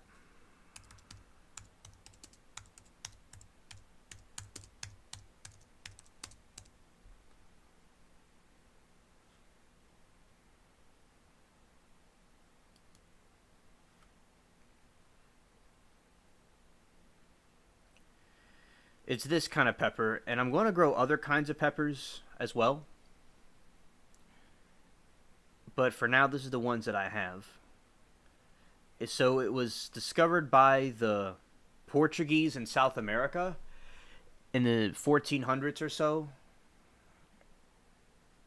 And they went to India and Africa and Asia and they colonized them and they had them grow these spices for their spice trade.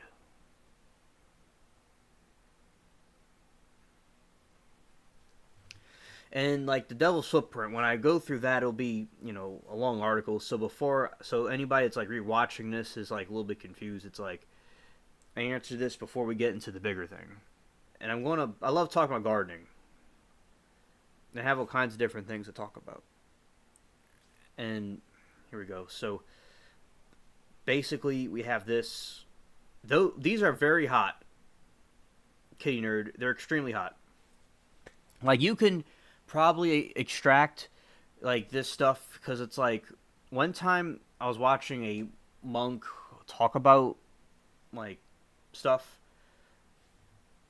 like philosophy things, and I was like watching him and I was eating the pepper, and I foolishly wiped my eye with my finger for a second, and I was on fire. Yeah, I was definitely on fire, and I had to get this white. I had to get this napkin and blot my eye because it was really hot. And I've eaten the peppers raw, and as I said, it's very very hot. It's one of the hottest peppers.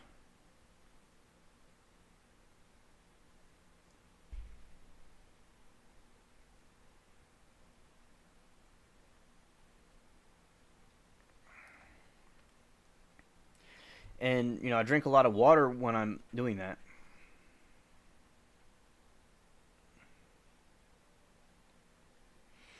And as I said, I think I could show this because I had okay.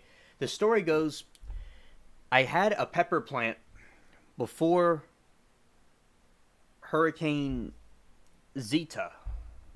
This is like a couple of months before I found ABL, and I had this. It was during Trump's time when he was in office. It was very different back then, and I had this basil bush, and I had the this type of pepper right here. It was a little bit different than the ones I grow now. See how it has like a texture to it, and they're longer. I was growing though that variant of it,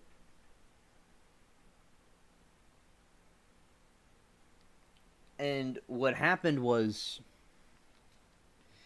you have this, pepper. I had it in the ground. I had it a bush of it buried in the ground. Winter came and it died because I covered it, but I must have not covered it correctly or with the right materials, and it died. And it never revived. So I had to buy some new peppers from the same species of Dragon Thailand peppers, and it's a smaller variant, and it looks more like this right here.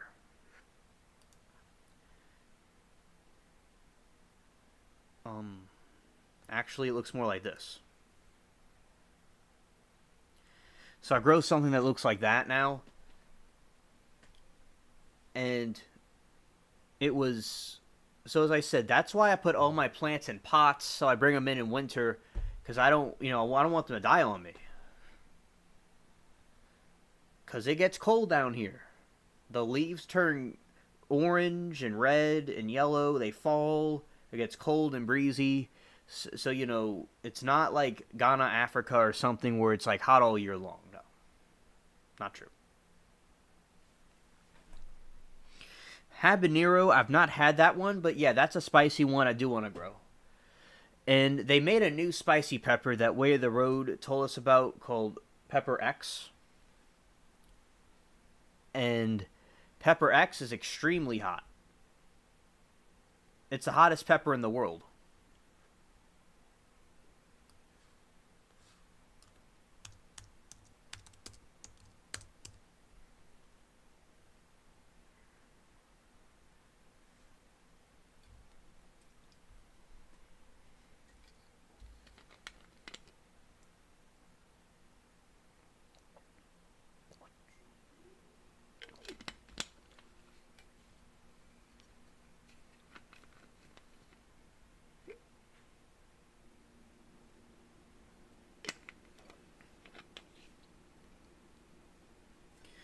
Well, that's a good question, Kitty Nerd.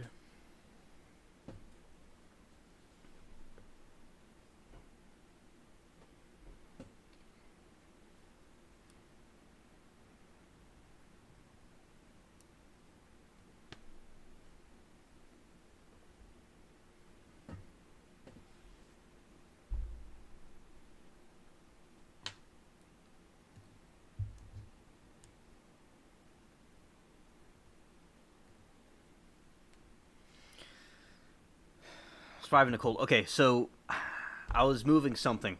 All right, so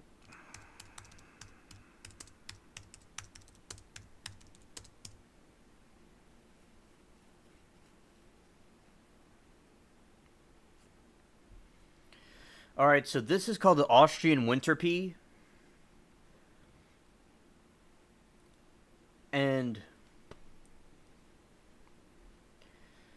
this my friend that I talked about aliens with, he told me about this, and he always told me to grow Austrian winter peas in the winter, and it gives more nutrients to the soil for the summer, for the spring.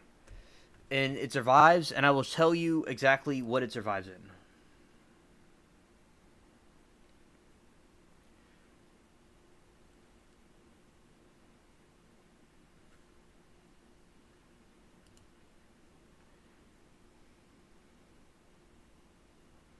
Okay, so in a cool season annual winter field peas, Austrian peas, can tolerate heavy frost but are killed by temperatures 0 to -10 to -17 to -23 Celsius.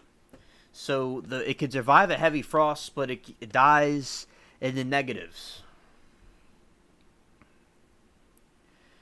And something, kitty nerd, that I have discovered is that the kind of beans I'm growing is called lima beans by Henderson. And Henderson, it was somebody from the Civil War that discovered these these lima beans, and they sold them.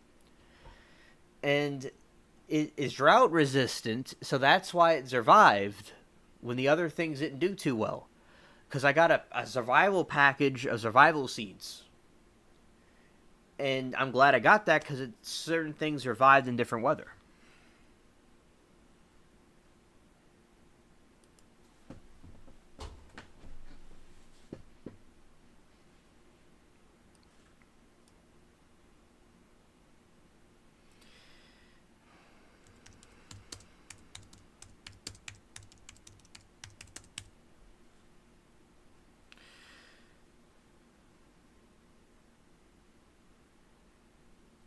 Alright, so this is the lima bean by Henderson.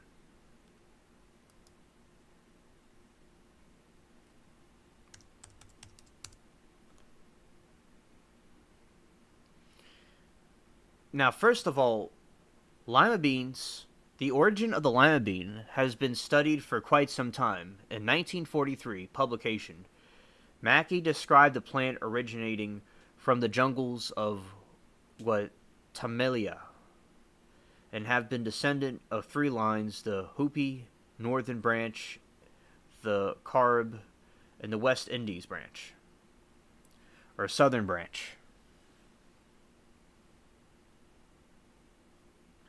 SC, you had your first frost. We haven't had ours yet in a while. We're going to have that later in the winter.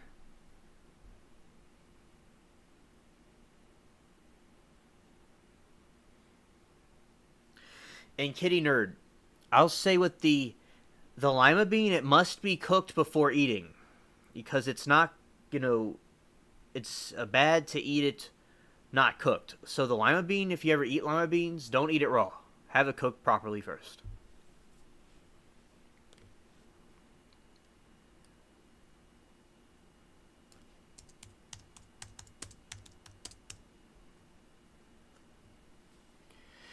Yeah, and it says this early drought-tolerant bush, which is the lima bean that I'm growing.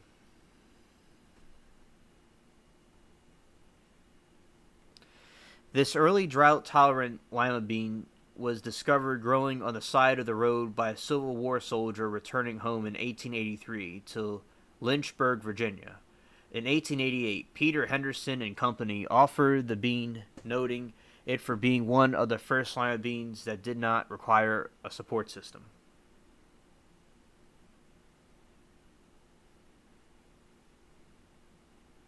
You're welcome, kitty nerd. So the Henderson lima beans, a Civil War soldier was coming home and he saw that. So the bean I have in my yard originates from the Civil War, from that guy that discovered it, and the Henderson and Company sold it because it didn't need a support system. That's why I'm thankful I got my survival package of seeds.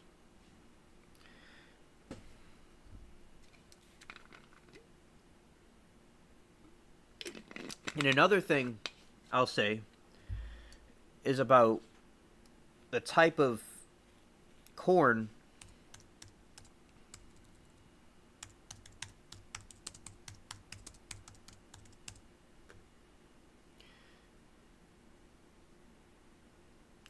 So when my corn variant is a smaller kind, and this is called the Goliath corn stalk, and this is the kind of corn that you usually see in movies and farms and stuff.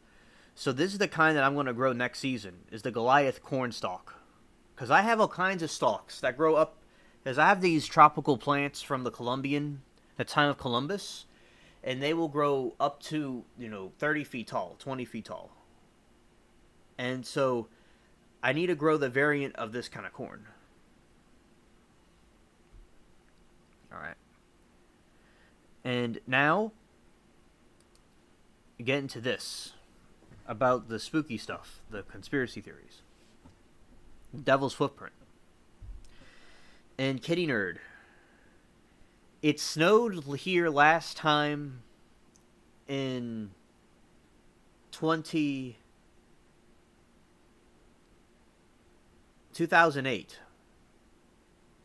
And it snowed in Louisiana in like 2017.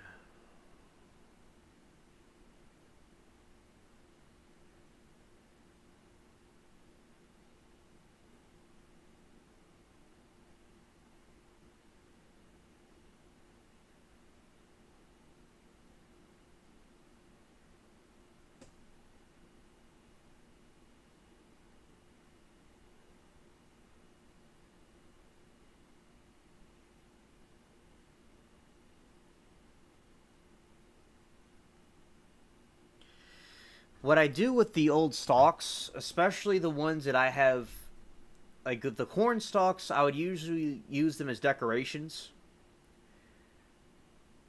But a lot of them are very small. But the stalks from these Colombian plants that I have, the giant ragweed, I usually either use them as like a hedge of privacy, or like where the cats can walk in, or I'll harvest the stalks and use them for stakes. You could use them for stakes. Some of them you could use like as an axe, like you make an axe with it or a cane. But what I like to do is some of the stalks, I take my sword and I practice cutting things with it.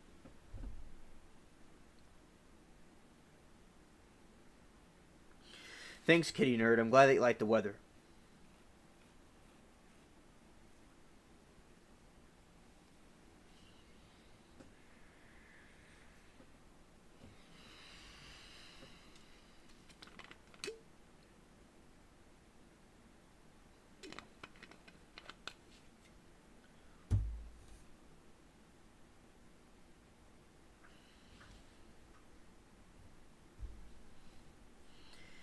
Thanks, Kitty Nerd. And now I'm going to get into the paranormal conspiracy theories. Alright. The Devil's Footprints was a phenomenon that occurred during February of 1855, according to X Estuary in East and South Devon. We have a friend named Devon in other chats. So Devon, England.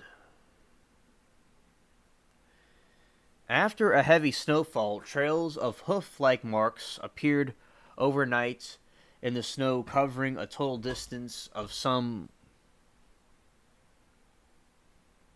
40 to 100 miles, 60 to 160 kilometers. The footprints were so called because some persons suggested that they were the tracks of Satan and made comparisons to the cloven hoof. Many theories have been made to explain the incident, and some aspects of its veracity have also been questioned.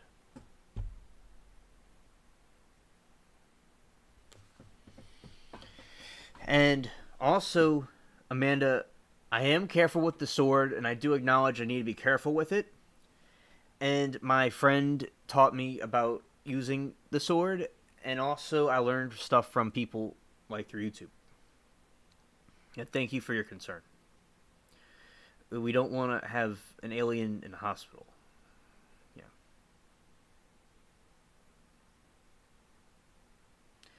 I haven't seen her in a while either, Kitty Nerd.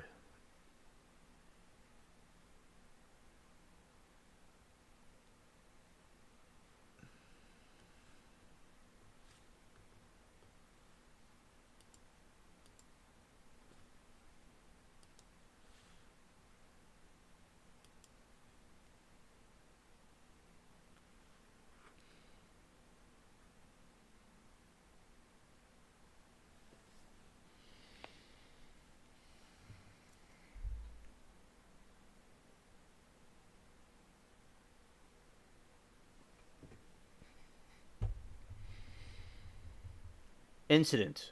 On the night of 8 to 9 February 1855, and one of the two later nights, after a heavy snowfall, a series of hoof-like marks appeared in the snow. These footprints, most of which measured about 4 inches, 10 centimeters long, 3 inches, 7.6 centimeters across between 8 and 16 inches, 20 to 41 centimeters apart, and mostly in a single file, were reported from more than 30 locations across Devon and a couple in Dorset.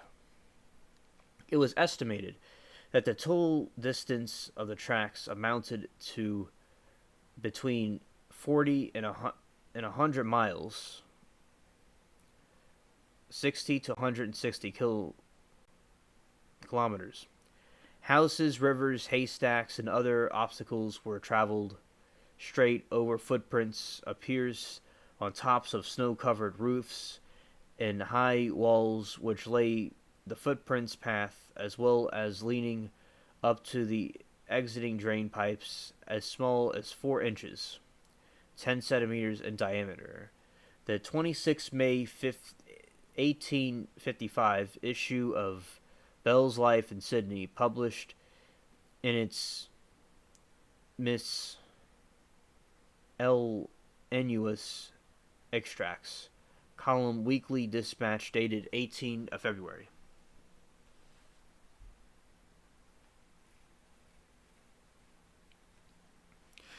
It appears on Thursday, last night, there was a very heavy snowfall in a neighborhood of Exeter in the south of Devon.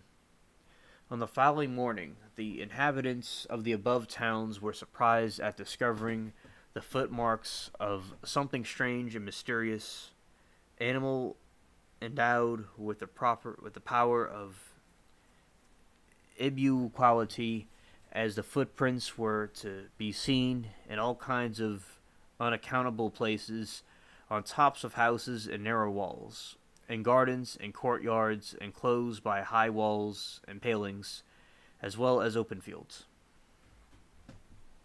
The superstitious go as far as to believe that they are the mark of Satan himself, and the great excitement has been produced among all classes may be judged from the fact that the subject has been dissident from the pulpit.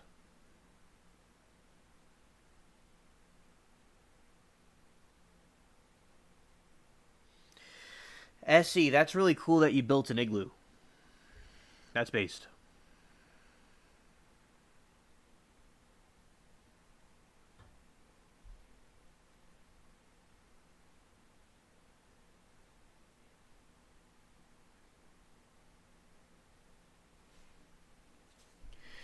The impressions of the foot closely resembled that of a donkey's shoe, and measured from an inch and a half to, in some instances, 2.5 inches across. Here and there it appeared as if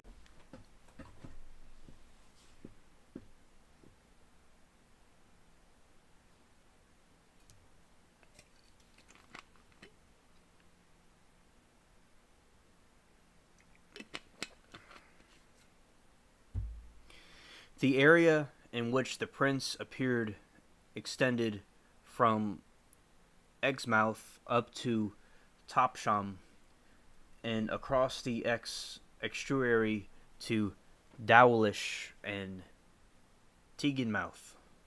R.H.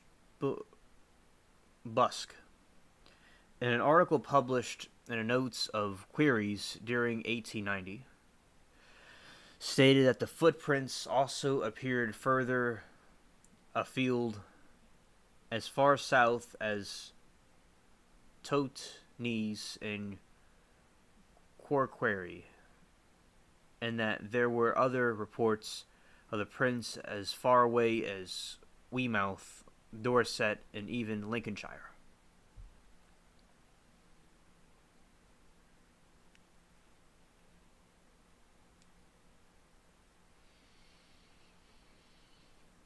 There is little direct evidence of the phenomenon, The only known documents were found after the publication during the 1950 of an article in the Transactions of the Devonshire Association asking for further information about the event. This resulted in the discovery of a collection of papers belonging to Reverend H.T. Ellacombe, the vicar of Christ St. George during the 1850s. These papers include letters addressing to the vicar from his friends, among them Revered J. M. Musgrove, the vicar of Ray. The draft letter of the Illustrated London News marked non-publication in several apparent tracings of the footprints. Mike Dash collated the available primary, secondary source material into a paper entitled The Devil's Hoofmarks, Source Material on the Great Devon Mystery of 1855, which was published 14 studies during 1994.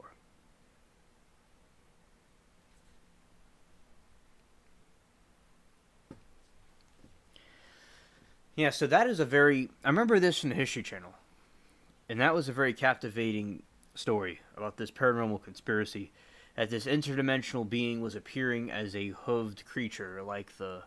It reminds me of Krampus. You know, that's a very interesting thing about... That was a demon creature from German folklore. That's what it reminds me of.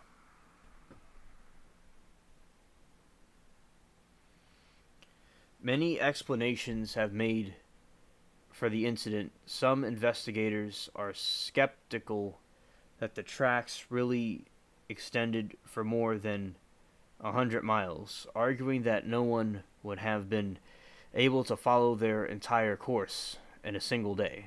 Another reason for skepticism, as Joe Nickel indicates, is that the eyewitness descriptions of the footprints varied from person to person.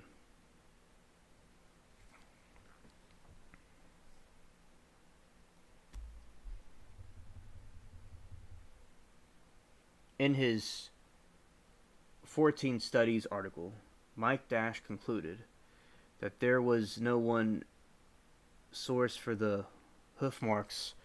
Some of the tracks were probably hoaxes. Some were made by common quadrupeds, such as donkeys and ponies, and some by wood mice, see below, wood mice. He admitted, though, that these cannot explain all the reported marks, and the mystery remains. Oh, you like the movie? Yeah. Yeah, okay, nerd. Facts.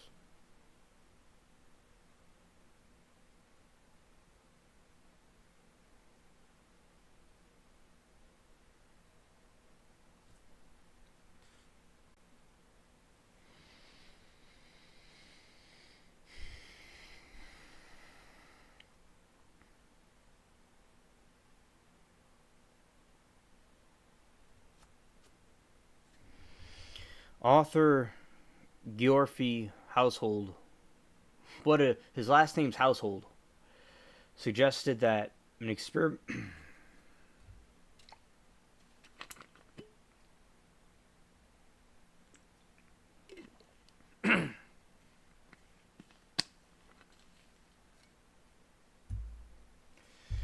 suggested that an experimental balloon released by mistake from Devonport dockyard had left the mysterious tracks by trailing two shackles on the end of its mooring ropes.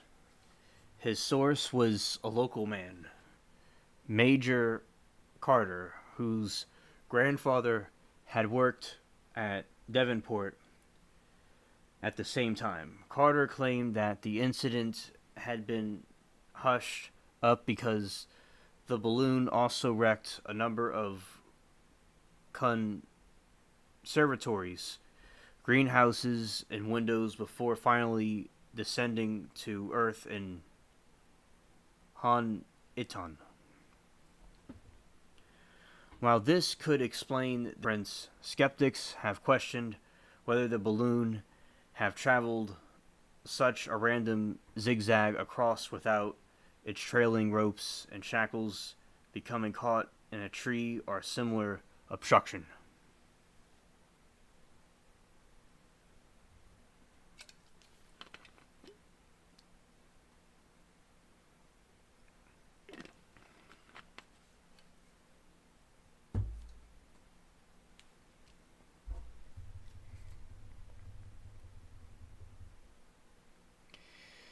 So, some of the stuff cannot be explained. Others can be explained and others can't about the devil's footprints.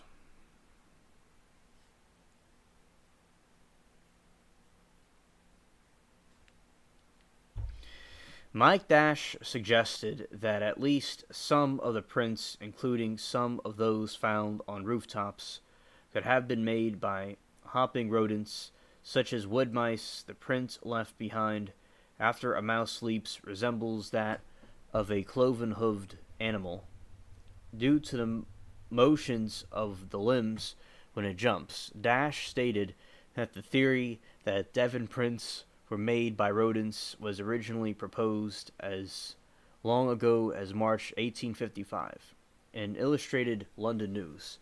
In the paper's 10 March 1855 issue, Thomas Fox, a brewer and brickmaker of Ballingdon, submitted illustrations of rodent tracks in varying snow depths as well as a diagram for how rodents hind and forelimbs create the hoof-shaped prints.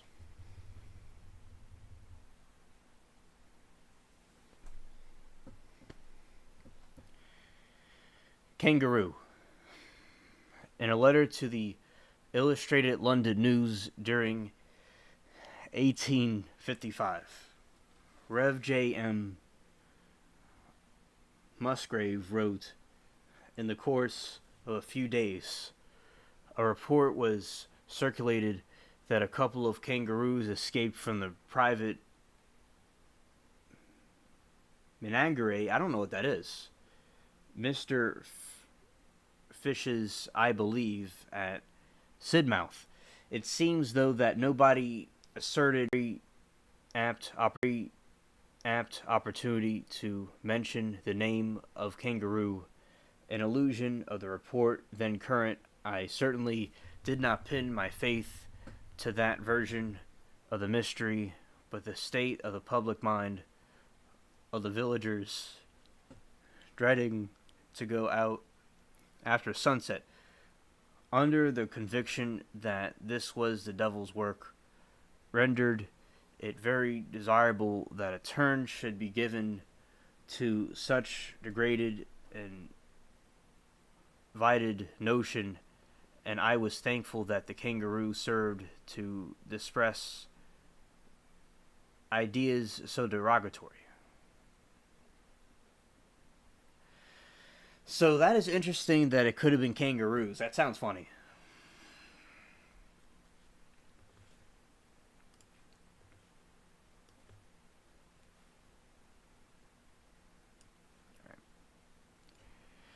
Badgers.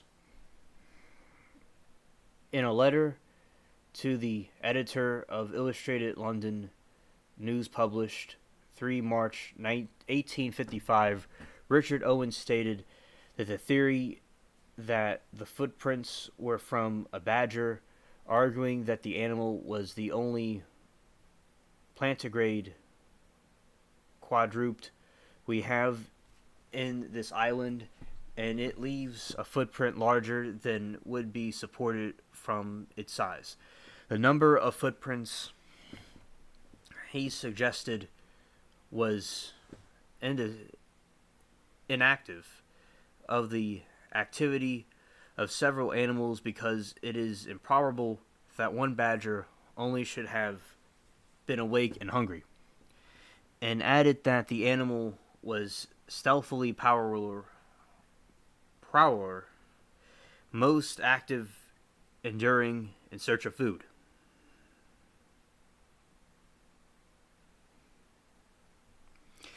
So basically, with the badger, they could have been that, but it is improbable that one badger only should have been awake and that hungry. So then it's like it may have not been the badger. So it just add more eeriness to the mystery. And SE, I think igloos are so cool, and I'm glad that you built one with your companions, and that's awesome that you did that.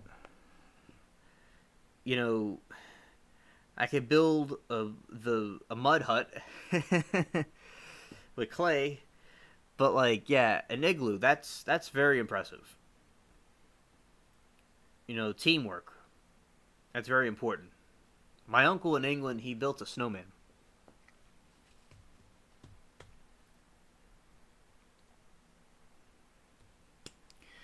Reports of similar anomalous obstacle unheaded footprints exist from parts of the world, although none is such a scale. This example was reported 15 years earlier in the Times. Among the high mountains of the elevated district where Gletchery, Glinian, and Gletche, these are some interesting words,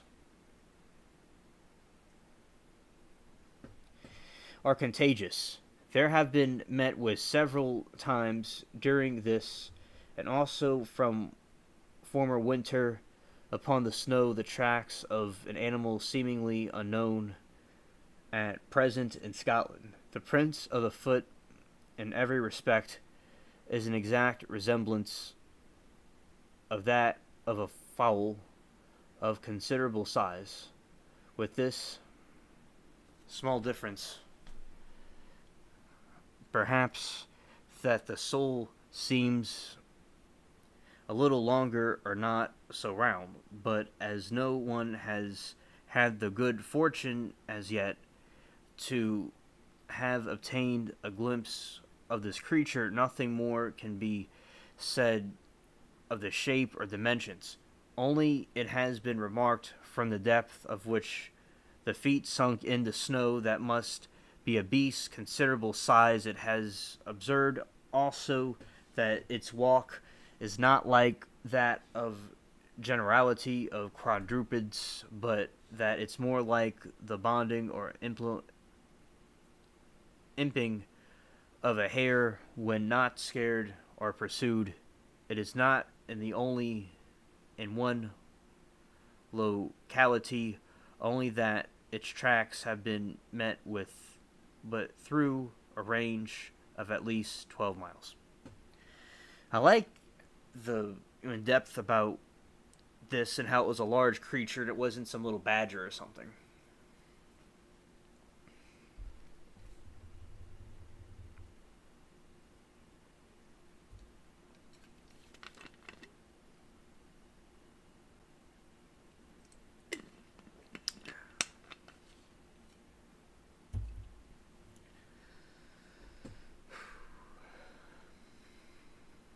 Okay, so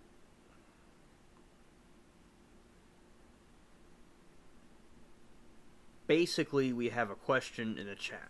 I'm about to answer. Kitty Nerd says, a mud hut, how alien? That's a very good question.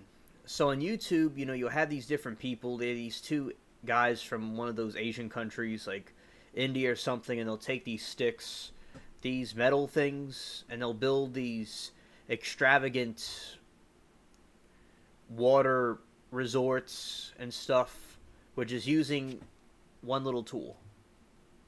They'll just carve it out.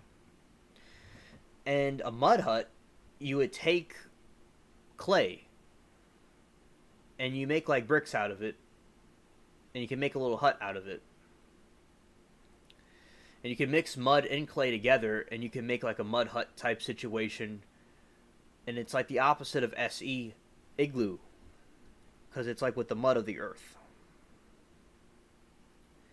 rather than the snow. That's really cool that SC got to experience that with the snow up there.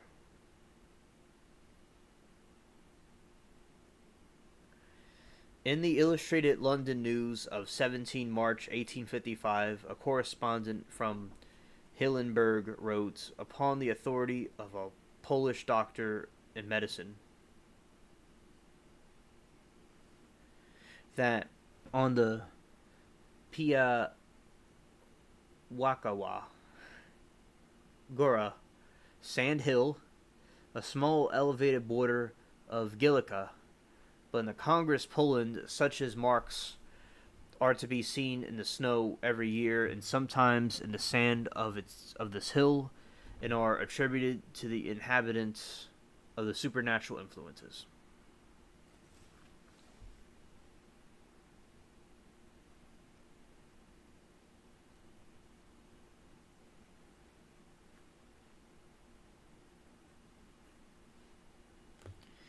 And so we reviewed one of the mysteries, the conspiracy theory phenomenon, and we just before this we reviewed the phenomenon of conspiracies with the aliens and how they operate on people, things, weapons the Greys use, and stuff like that. All right.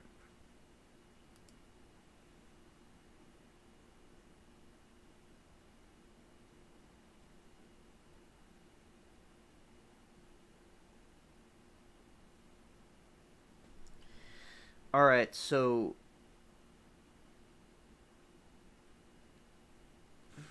yeah, shout out to Africa.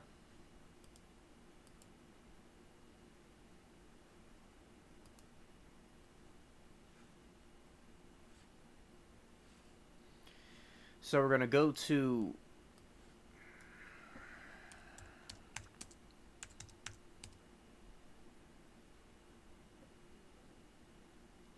this is a clay hut.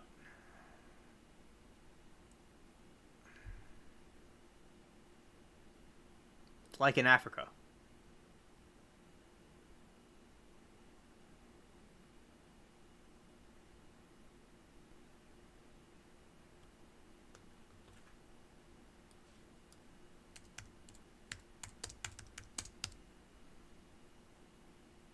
And this is a mud hut.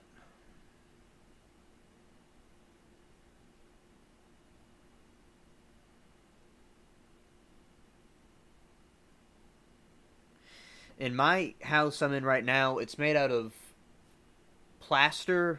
Like parts of it are made of plaster and stucco. So it kind of resembles these things a little bit.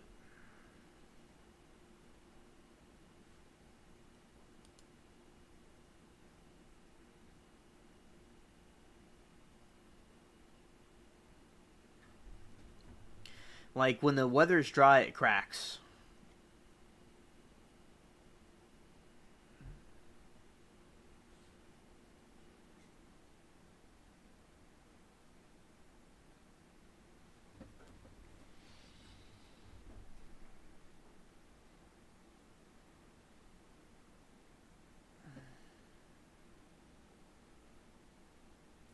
Yeah, the Hobbit houses. It does look like Hobbit houses.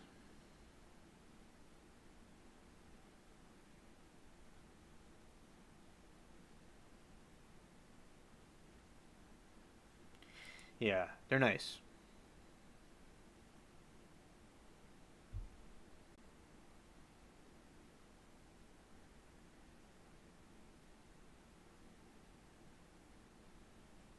All right.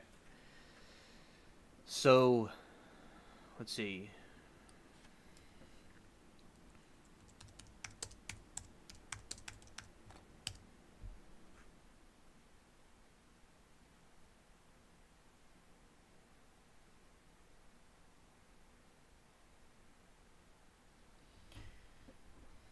Yeah, see that makes sense.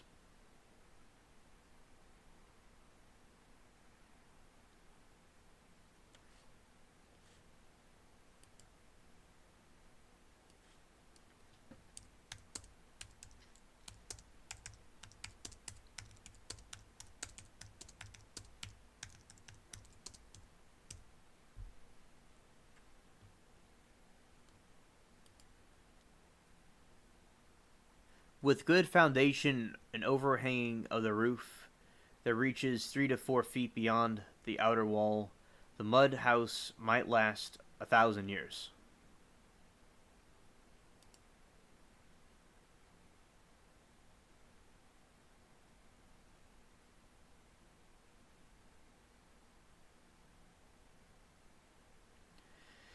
Yeah, and it's not good if too much rain happens to it because it could suffer from rising damp.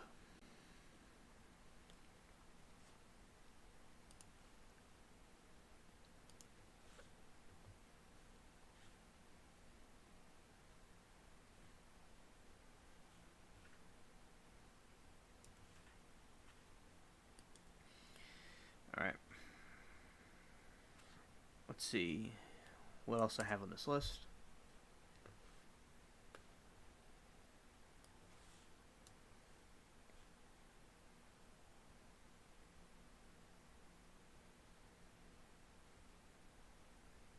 Let's see what's going on here.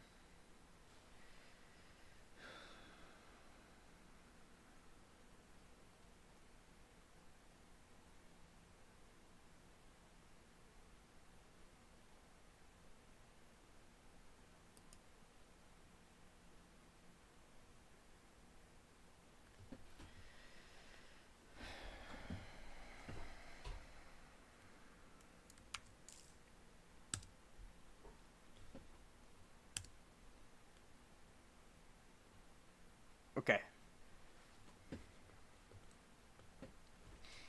I'm going to something. I'm going to another one.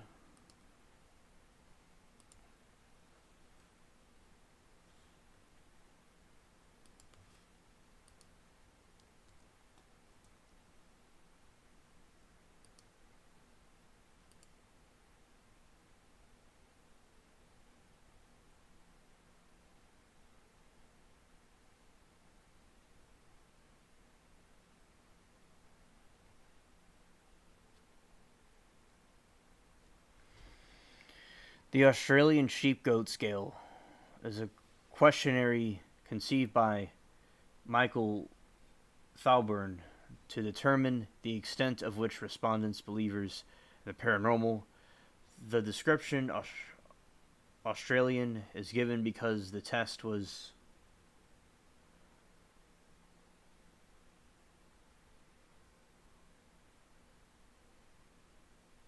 given because the test was devised by an Adelaide, South Australia, and distinguish it from other nations' instruments, such as the Icelandic sheep-goat scale. A person who believes in some aspects of the paranormal is termed a sheep, which is very, and a sheep, and a disbeliever is a goat. So I don't know. Like this thing I'm reading. It's some kind of a scale they use to measure people that believe in paranormal stuff. And this was something I saw on the list.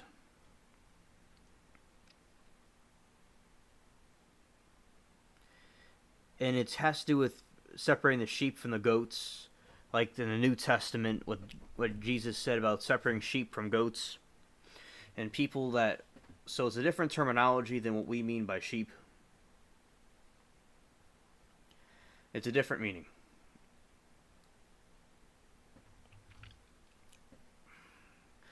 The version of the scale most commonly used in research in 1995 has 18. I believe in the existence of ESP. I have at least one dream that came true in which I believe was not just a coincidence. I believe in the life after death. Psychicness. This is a direct influence of the mind and physical system.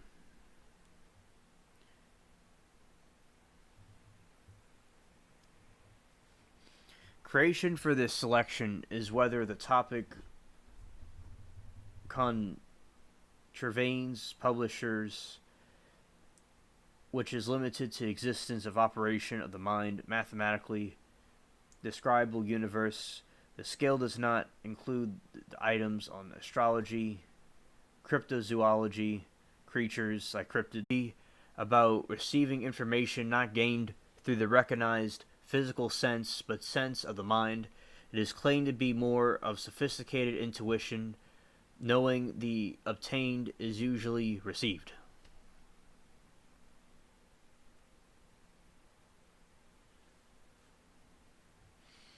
So it's like what SC said. It's like communicating with ghosts and stuff. Like, do you believe in paranormal things? That's what it means.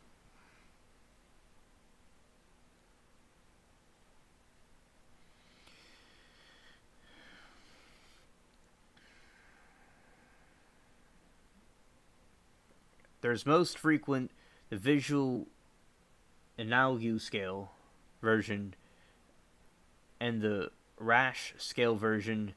There is some evidence that these three versions yield approximately the same answers to research questions. A background paper concerning a scale construction and empirical findings with the ASGS has been published.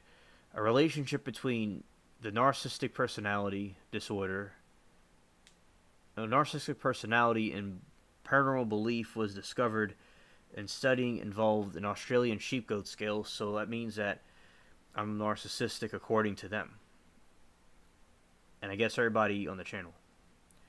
It's like, you see how like the scientists and stuff, they'll try to like put people down that believe in paranormal things. You see a trend, chat, with conspiracy theories in general, even those I don't agree with. It's like these people, they want to put people down that believe in conspiracies.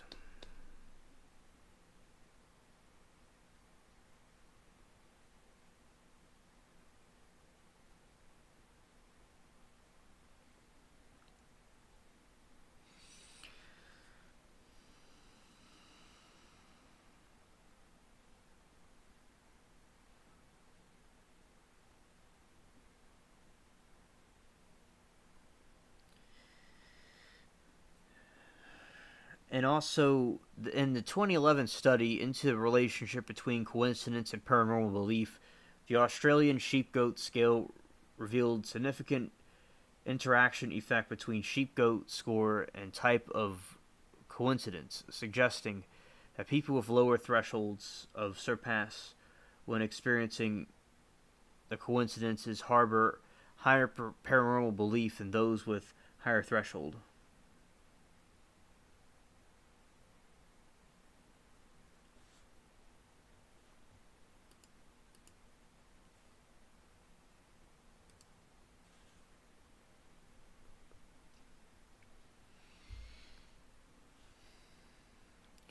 Yeah, so that's the comfort scale.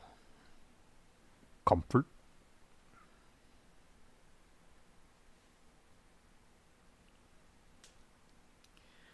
All right.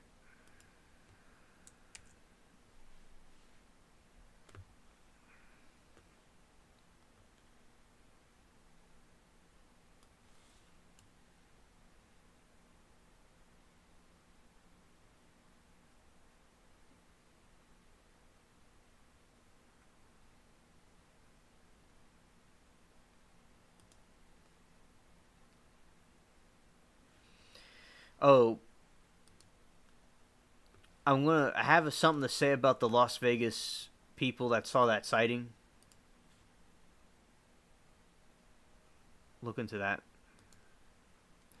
There was something like a month or two ago that came out about it, and I'll get into that as we get into the news topics, which has to do with these things.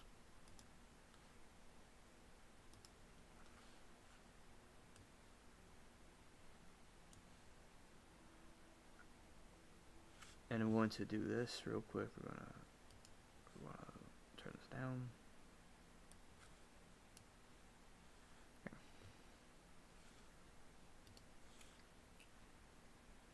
So, so this was back in September. Las Vegas family released bizarre drawings of UFOs they claim landed in their backyard.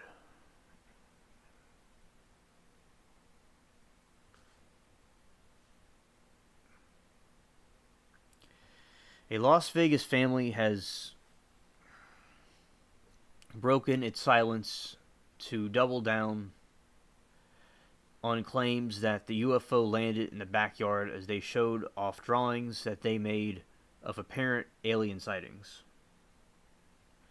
The Kenomore family, who went viral earlier this year after calling 911 to report the two tenfold aliens had landed in their backyard, spoke out for the first time in an interview with the Inside Edition. I believe I saw something that wasn't from Earth. Youngest son Joshua said. The family members created drawings of what they claimed to have seen, as also revealed that they saw a black Chevrolet Suburban with government plates on it soon after the extraterrestrial encounter. The family remained anonymous for months out of fear of being ridiculed, but some said that their UFO visit, strangers have flocked to their house to see where the aliens landed, with some even climbing over the fence.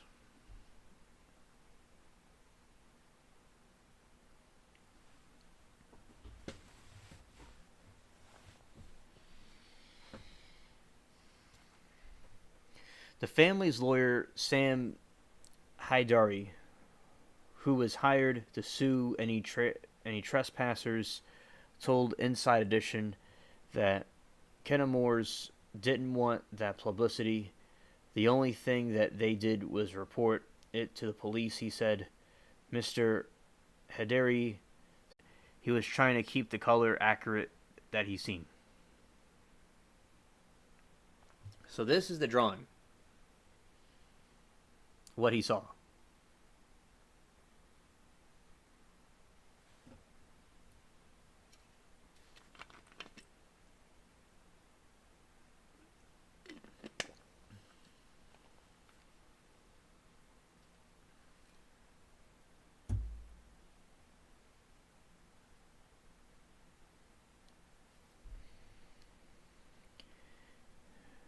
He told the Inside Edition the alien had a ball of light beside it and stood one leg bent.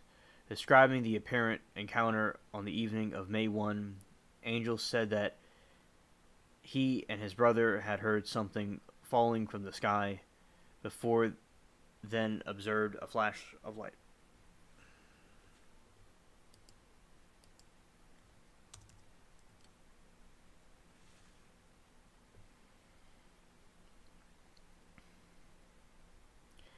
Angel claimed then tried to look at the fallen object, but the whole backyard was blurry, and he heard thousands of footsteps all around him before the blurriness subsided.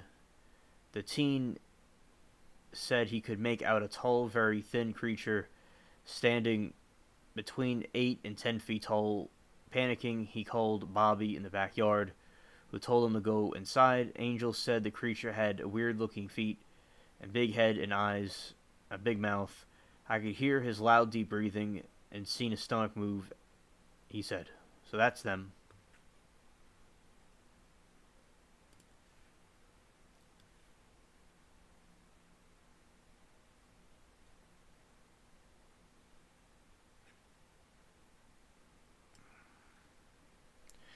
The teenager went back inside and called the police.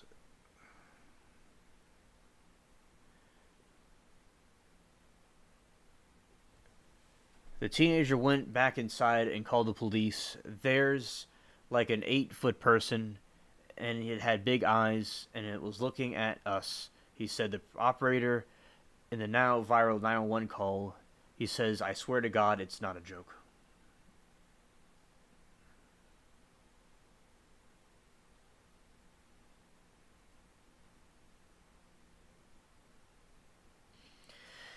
That same night, a police officer's body cam captured a greenish light blazing through the sky. An officer responding to the family home told, I'm not going to BS you guys. One of the partners said they saw something fall out the sky too.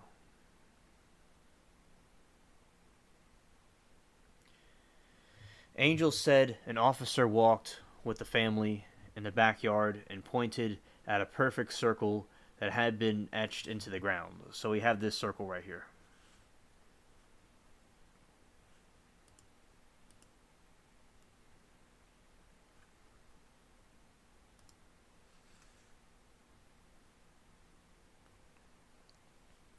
That's the circle they saw. And we have, looks like Brad Pitt over there in some ad with the lady. Alright. So, Angel's story was further corroborated by footage from neighbors' ring cam, which captured a whole swing, a whooshing sound, and an enormous bang.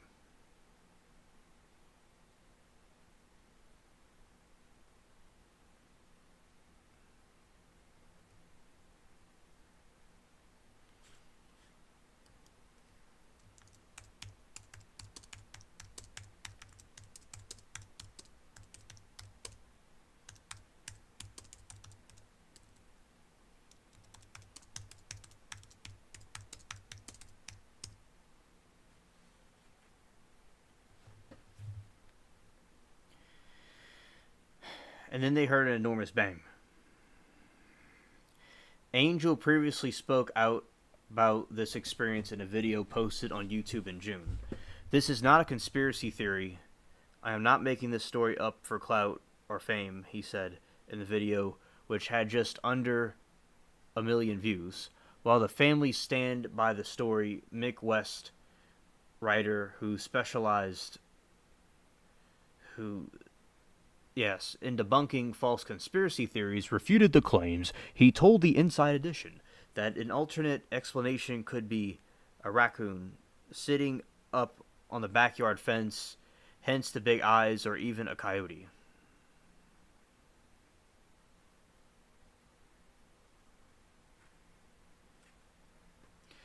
The apparent UFO incident comes after alleged non-human alien corpses were shown to Mexico politicians of the country Congress this week.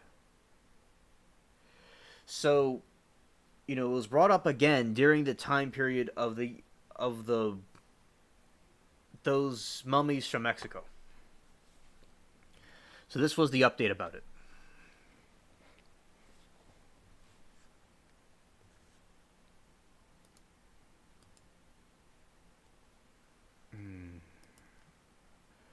Google.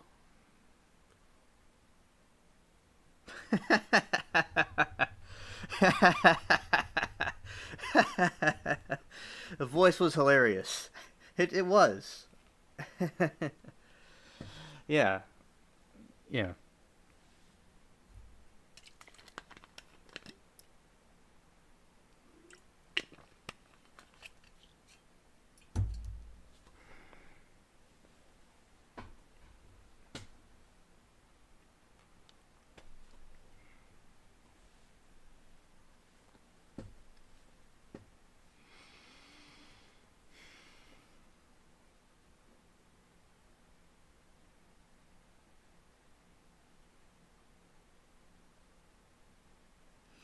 Yeah, I made a funny voice. I like making voices.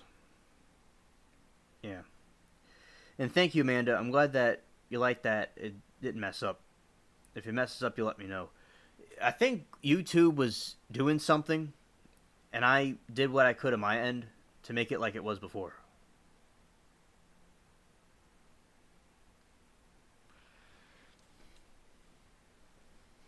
Alright. Israel.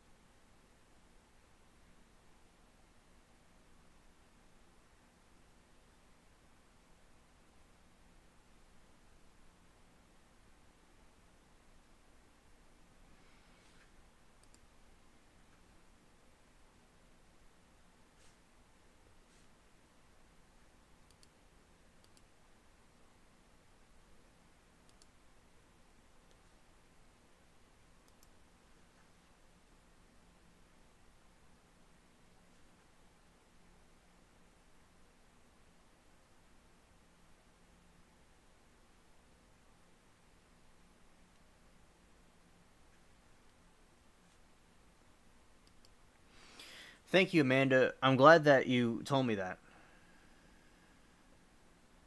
I'm glad you told me about that. About, for the nice compliment you say. Thank you.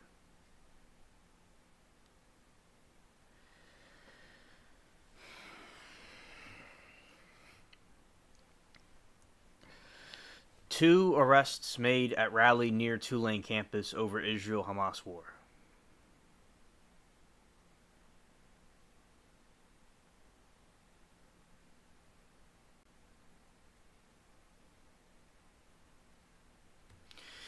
Police arrested two people near the Tulane University campus at a demonstration over Israel-Hamas war. The school said Thursday.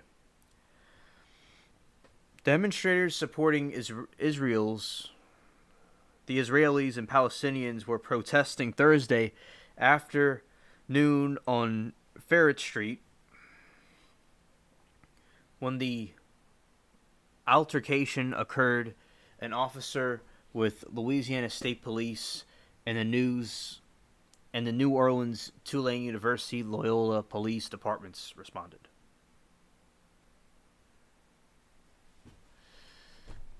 Tulane President Michael Fitz said 3 Tulane students were assaulted during the rally, which he stressed was not sanctioned by the school. And we have a pop-up that doesn't need to be there that we're going to close. And Tulane President Michael Fitz said 3 Tulane students were assaulted during the rally, which he stressed was not sanctioned by the school.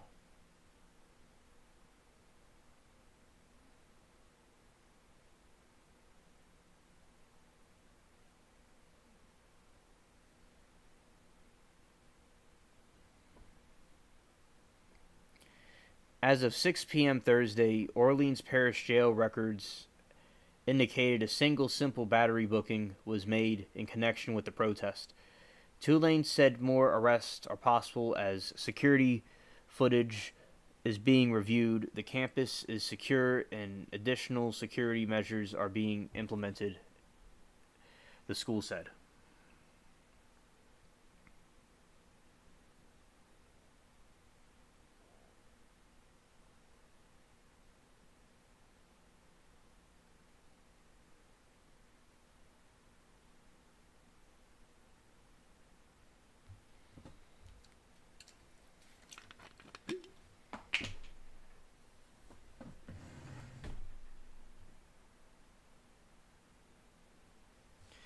My bottle fell, so something fell, so I have to look for it.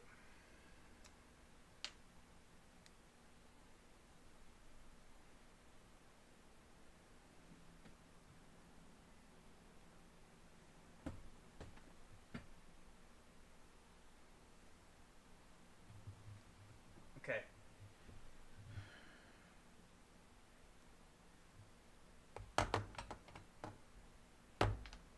All right.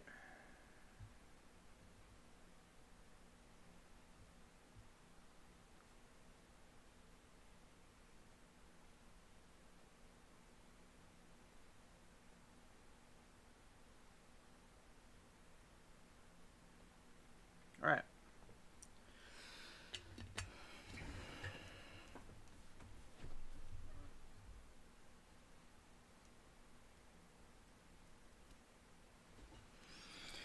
And SC, thank you for coming to this late night stream.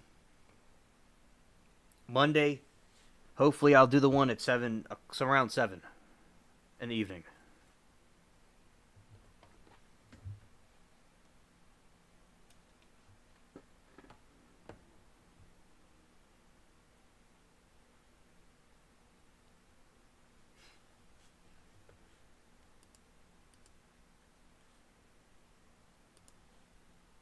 Altercation said it began when someone tried to light an Israeli flag on fire. Then more people started coming up, and there were a lot of punches. She said there was a brawl in the middle. Ferret Street between Calhoun and Broadway Streets was closed while the protest took place. The stretch of Ferret has since reopened.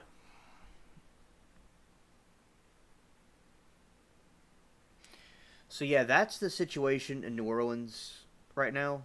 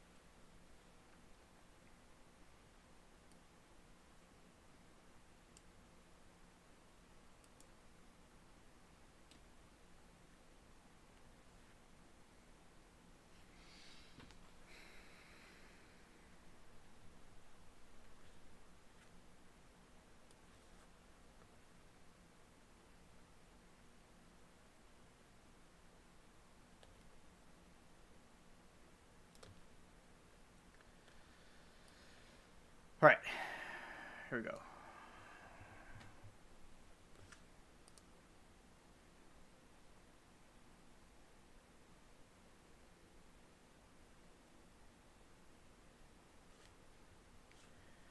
So I'm gonna play this little clip of what happened earlier.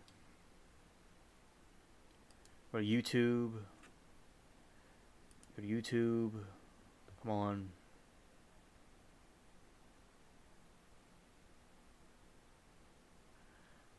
All right, Fox. All right, it's not even on YouTube. Well, what was I thinking? Oh, Amanda, I dropped a cap to my Patrick water. I dropped that, and that's what caused the.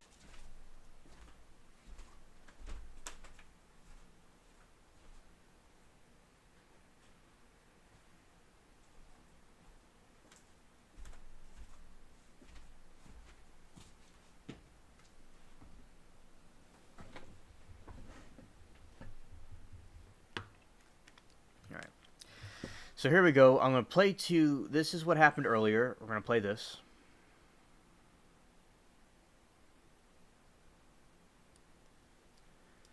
All right.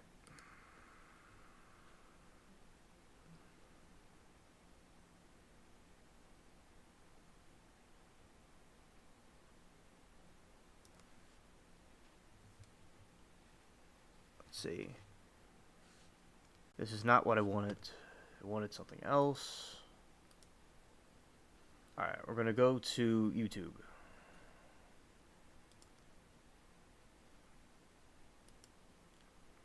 Okay.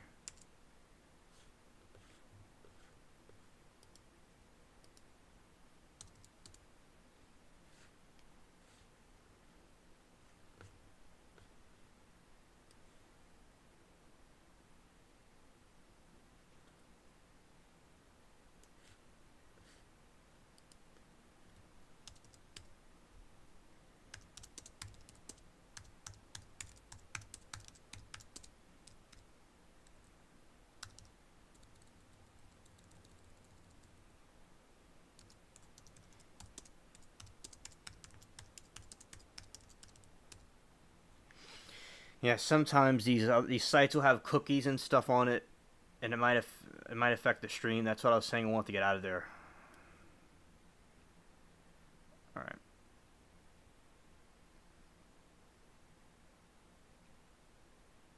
Okay.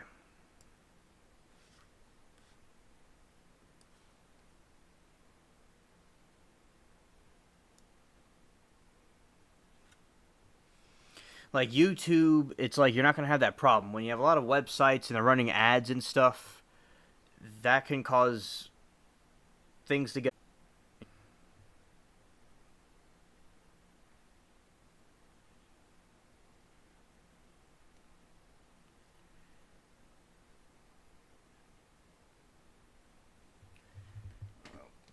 All right, all right. Here we go. So, I'm about to see if I can get the video of the riot that occurred.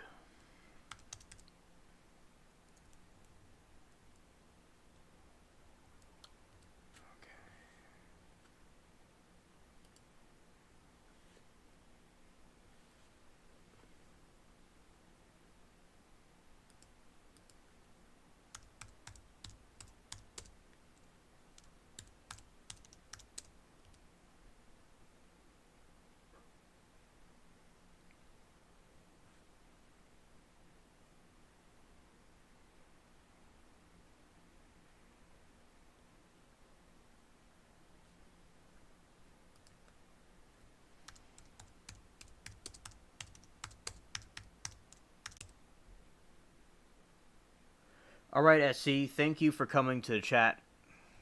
Blessings.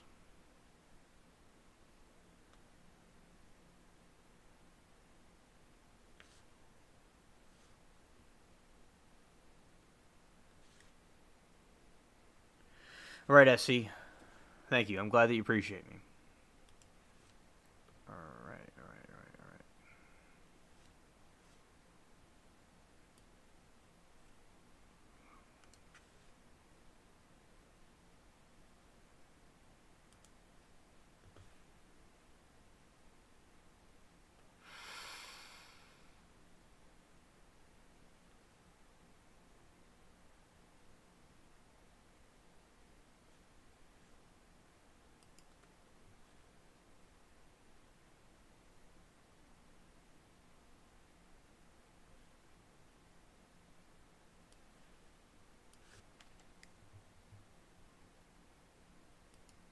Okay. Let's see. Making sure which window I'm on. I'm checking this video out. All right. All right. All right. It should be all good with this situation.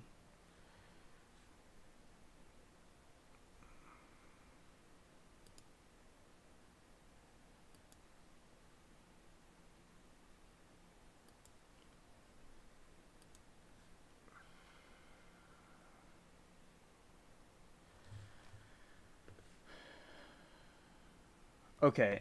Okay. Here we go.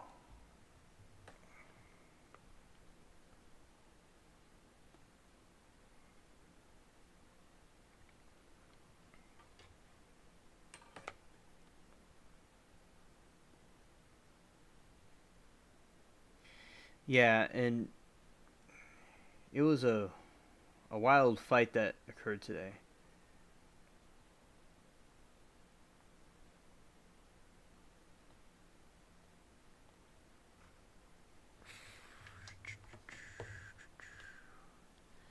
Be switching the screens in a moment. Copy.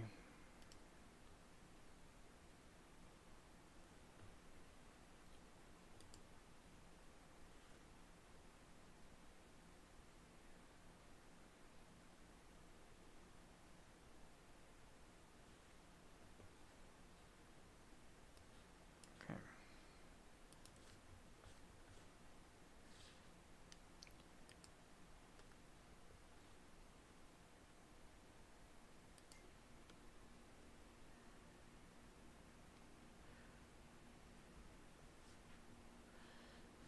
This is on TikTok. I'm not a big fan of them. But I'm trying to find it. Now this could be loading something too. Alright.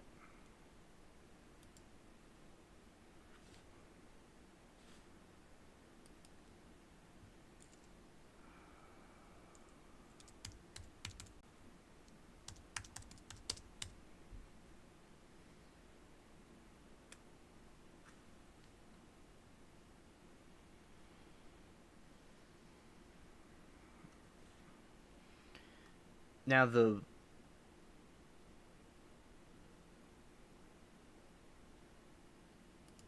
I want to see this one. The footage shows pro-Palestinian rally turned violent in New Orleans. Yeah. Okay.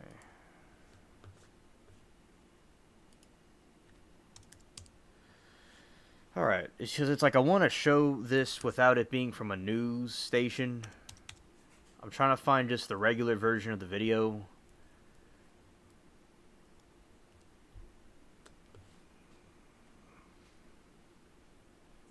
Alright.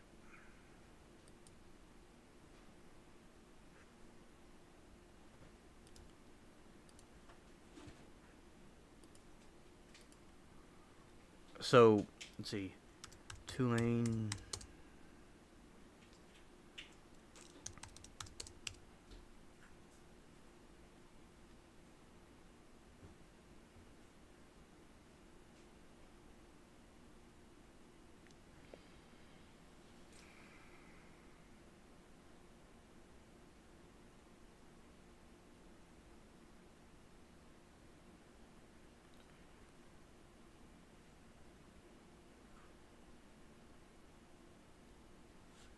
Yeah, I know, Amanda. It's absolutely ridiculous what these people are doing.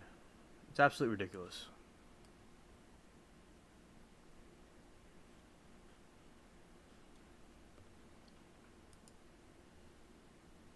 Or that at Tulane University, this is a picture from it. There was a riot going on, and they were trying to. A Palestinian person was trying to burn the Israeli flag, and then that's when the fight broke out.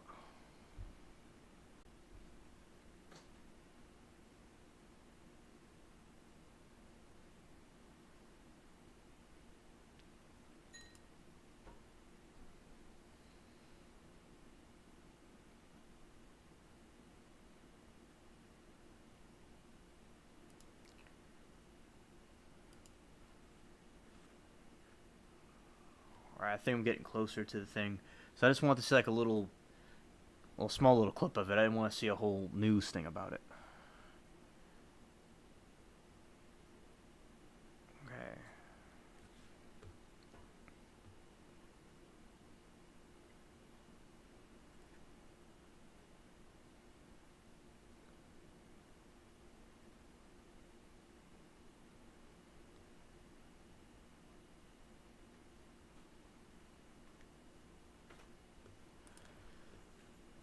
Okay.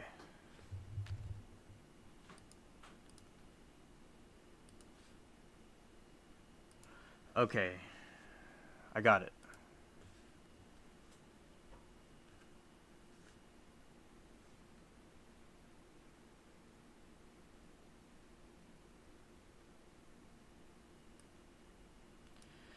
Right, Amanda. I understand.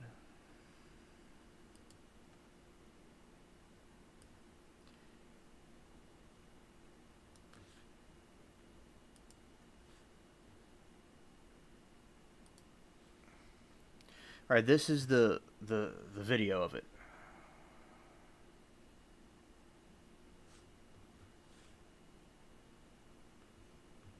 All right, this is them fighting.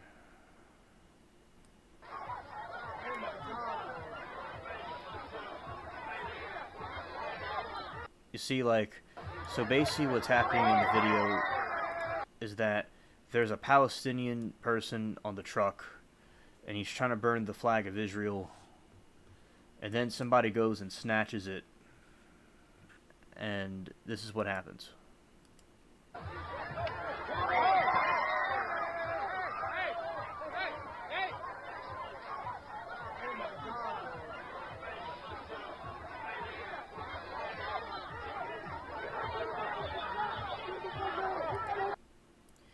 There's some music in the background I wasn't aware of, but as you could see, you know, fair use. This is, fair use, and basically you can see, all this chaos and stuff that's going on, and violence.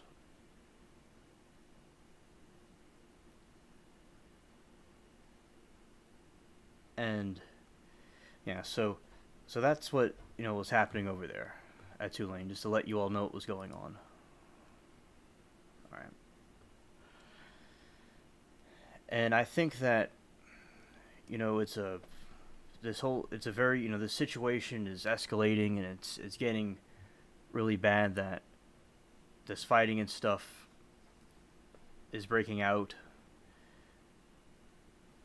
and people, I feel like this, political things and stuff, it definitely does divide people, and I think it's making the situation worse that we already have, with the country.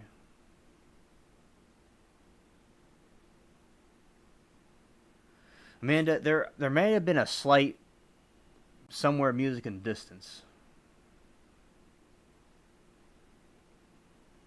Yes, Amanda. Yes, Mary. That was over in Tulane. It was at Tulane University.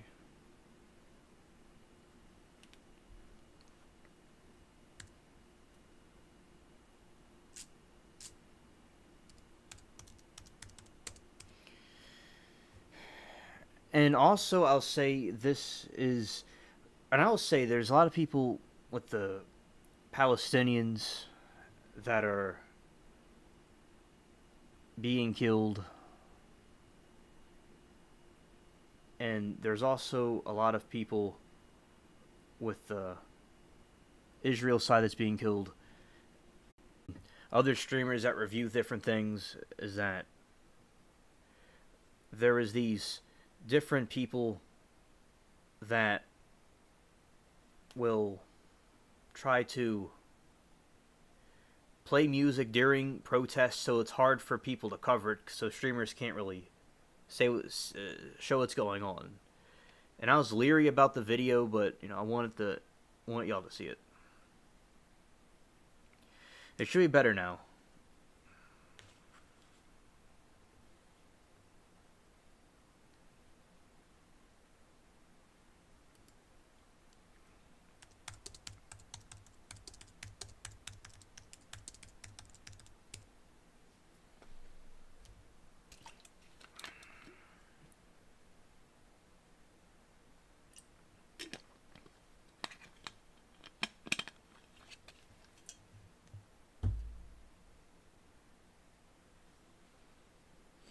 Yeah, they're just, when I was playing a lot of different things, it causes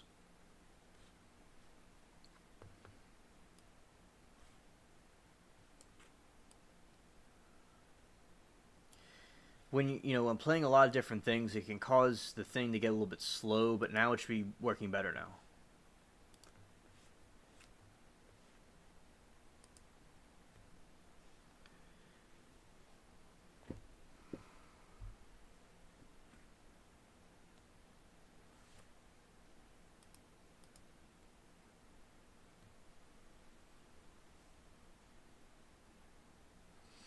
Alright, so this is the dude, and he killed a lot of people, and it's terrible. And also, basically, the Amanda says, I just don't want to go to war over this, and that's been going on and will never end. Let them fight it out and get Americans out and focus on this country and our border.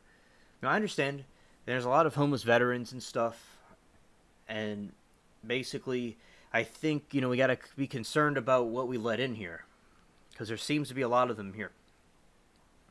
So Peach was saying how there could be a lot of people here that are up to no good, and the Army's aware of it. That's what she was telling me earlier.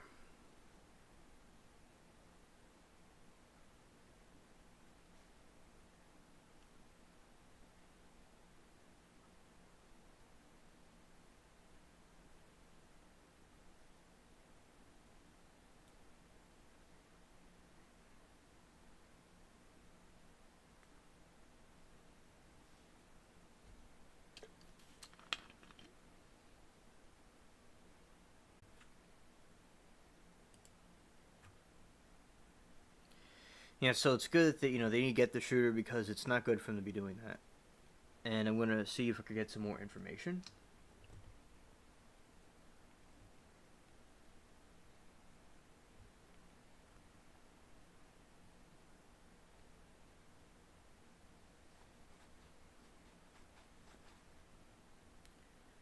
Alright. Oh, wrong area.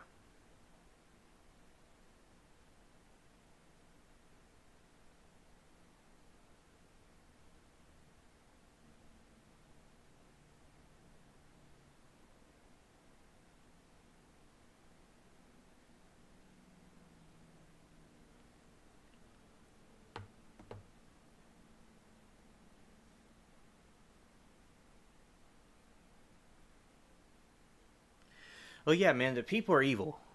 There's a lot of evil in this world, and there's a lot of people that are corrupted, and that's why you have these instances of people doing that. And, just basically, everybody needs to be careful in general, and God bless us all with miraculous health and protection. And also, I will say that there could be a lot of people in America that are going to attack, that could possibly attack the country, Peach warned me about.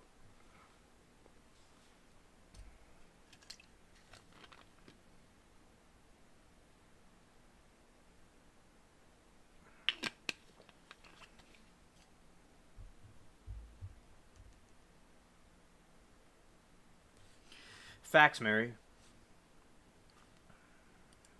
Yeah, men's health is not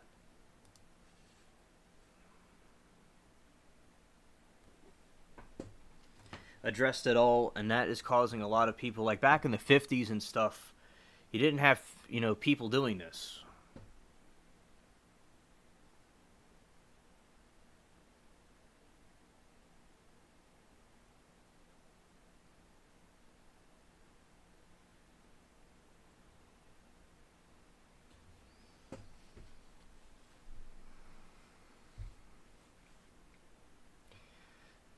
Yeah, so let's see. Shooter caught.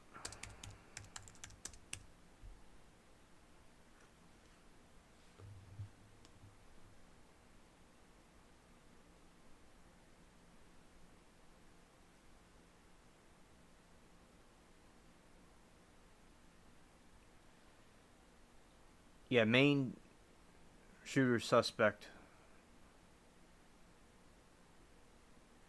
Yeah, 18 killed. It says it's 18 killed.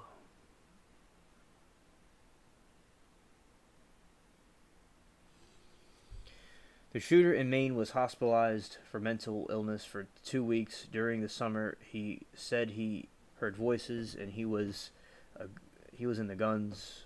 You could possibly go wrong. Yeah, you see, Mary, I believe people should have guns. It's important for people to have that. But there are people that shouldn't have guns because they're crazy. And that's why everyone should have guns, because criminals will get them anyway.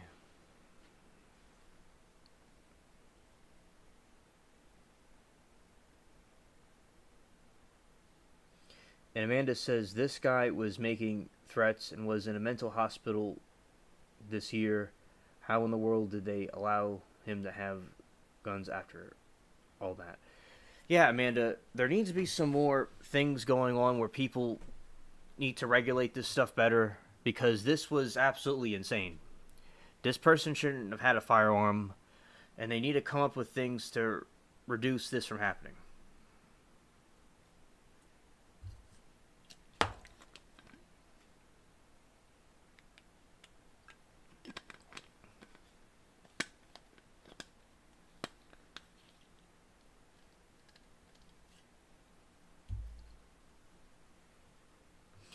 I'm going to try to read an article, and if it buffers, let me know. This note found at home, Maine shooting suspect Robert Card.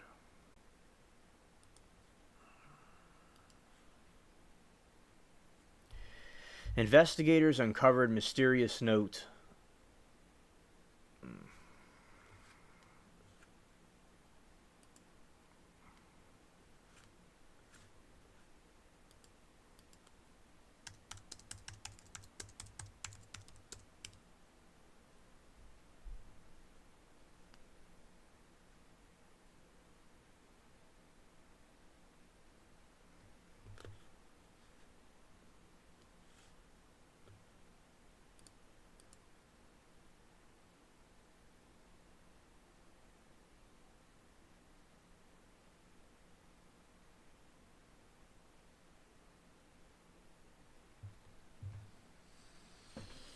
Yeah, I cannot do the article because it's going to buffer, okay? Because there's so many cookies and things and ads on there, it's going to, right now, they may be getting a lot of traffic to their websites, and it's causing, an issue.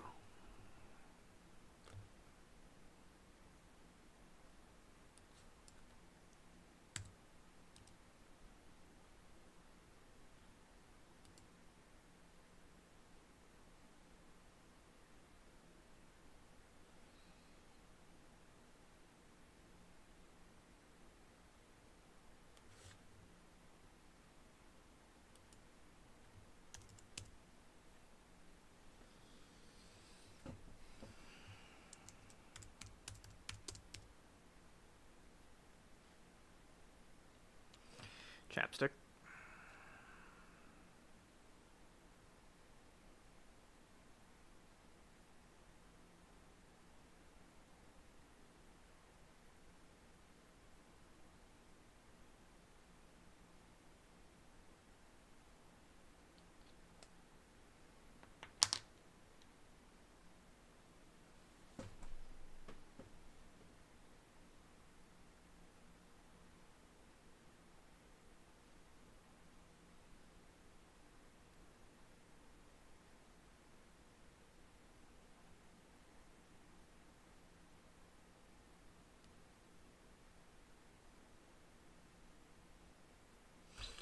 Okay, he was a weapons trainer in the Army 20 years.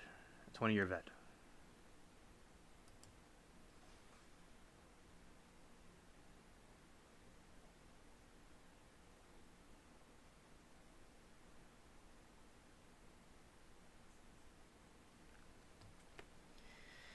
Yeah, so we got the shooter and the different things that he did. Yeah, and they need to catch him, definitely.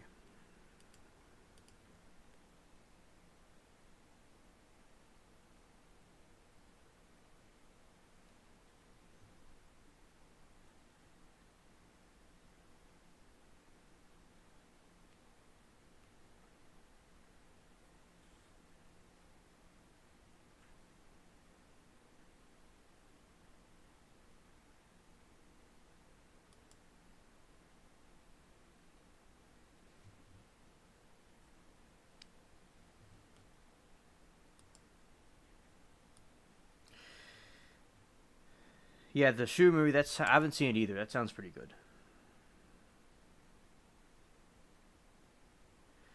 Oh yeah, Amanda. He would be an excellent shooter, and he certainly would not need a gun. He's very dangerous to have one of those. That's absolutely true, Amanda. And he shouldn't have had one. And this is just a terrible situation.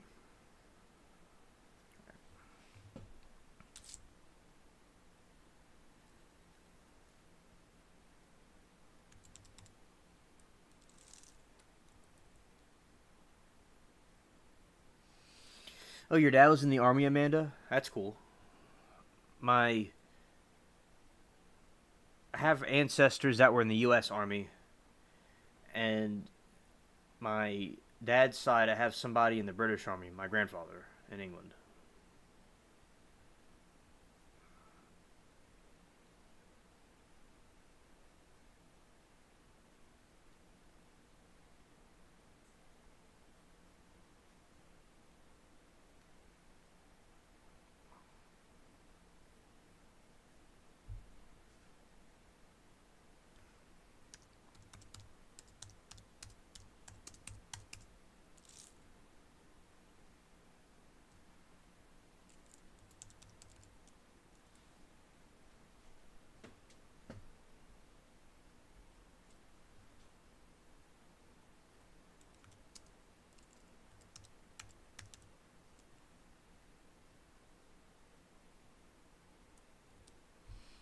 When we talk about movies and stuff, and yeah, this one's a good one.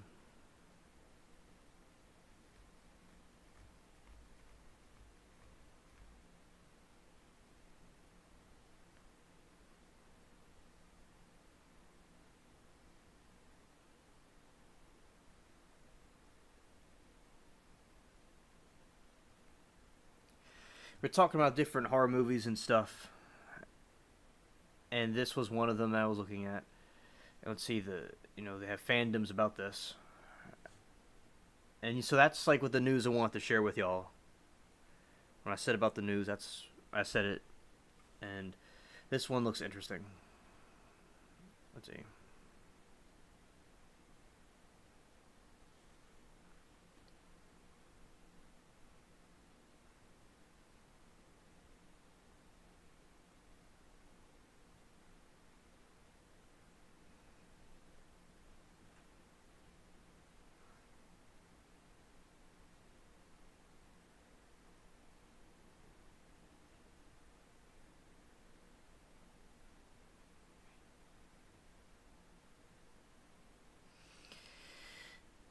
Yeah, so this was an interesting movie, and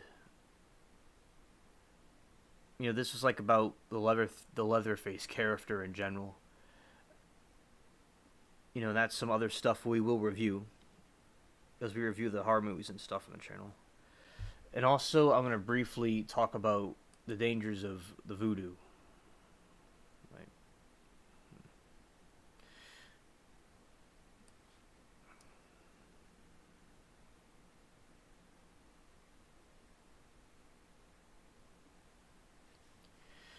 We'll talk about the voodoo thing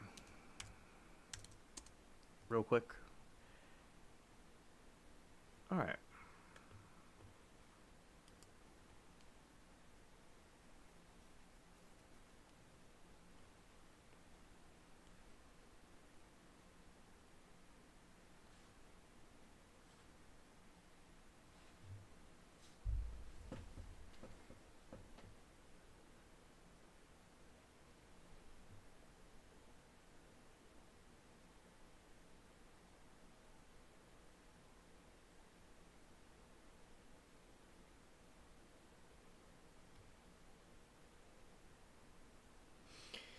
In West African voodoo,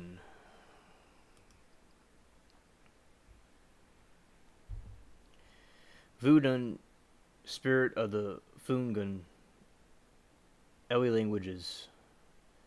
Voodoo is a religion practiced by the Aja Iwi and Fon peoples of Benin, Togo, Ghana, and Nigeria.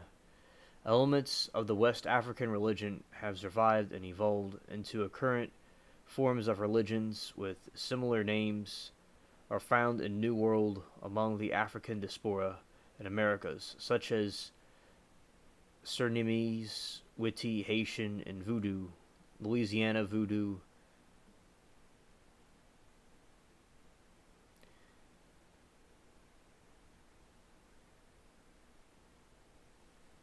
and also Venezuelan, UU, and Brazilian Voodoo.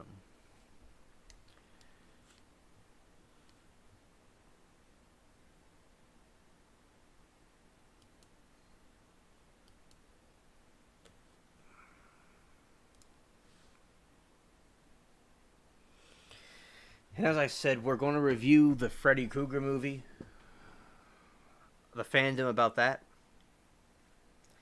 and I want to give like a preview to the other videos about the voodoo. It is very interesting, Amanda. Absolutely. Voodoo cosmology centers around the voodoo spirits and other elements of divine essence that govern the earth. A hierarchy that range in power from major deities to governing the forces of nature and human society, the spirit of individual streams, trees, and rocks, as well as dozens of ethnic voodoo defenders of certain clan, tribe, or nation. The voodoo are the center of religious life, perceived similarities with Roman Catholic doctrines such as the intercession of saints and angels allowed in voodoo to appear compatible with Catholicism and helped produce, so emphasizes ancestor worship and hold that spirits of the dead live side by side with the world and living, each family of spirits having its own female priesthood. Some heredity when it is from mother to blood daughter.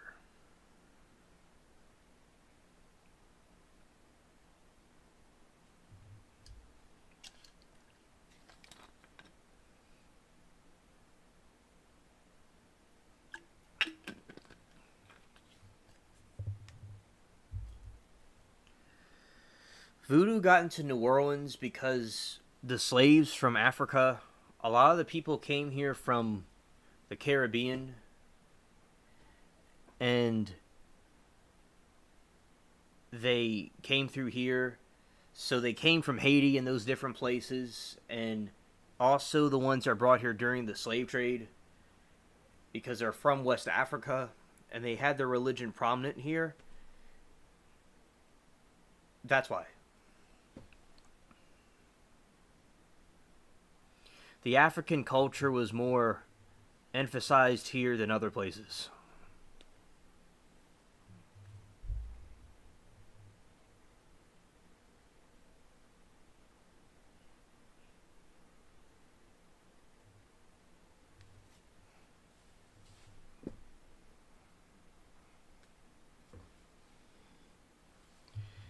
And help produce the syncretic religions, and they hold spirits of dead. Okay, so sometimes it's passed from mother to daughter, and these things are like evil, things that derive from the pagan gods and stuff that is not compatible with Christianity, but they could have taken things from that, like, and distorted.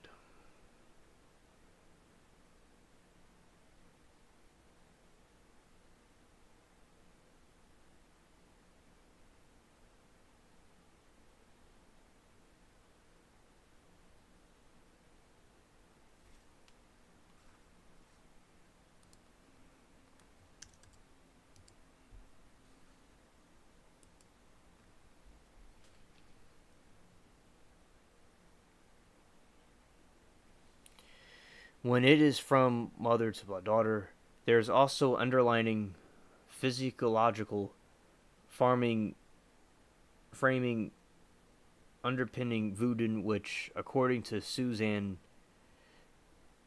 Bleer, who undertook a year of research in 1985 to 1986 in Albany, a nearby area, highlights the importance of remaining calm in contexts of difficulty and in life more generally. According to Susan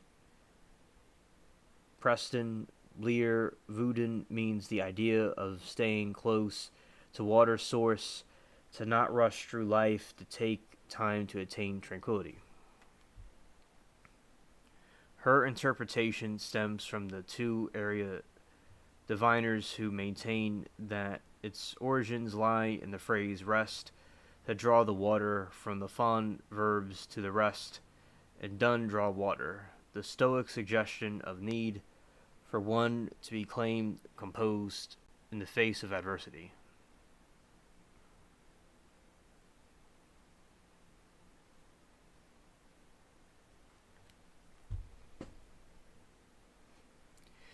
Patterns of voodoo worship follow various dialects, spirits, practices, and songs and rituals. The divine creator, called Mawu Mahu, is a female being, and the elder woman is usually mother, who is gentle and forgiving. You see, these things are like the fallen angels, and they're disguising as different things. And there's a person on YouTube that talks about when, like, he was in the voodoo and he did bad things and stuff, and then he converted to Christianity, because, like, this stuff has a lot of, not that all of them practice it, but there's some black magic in it, and the people will do, different things to people that are not right.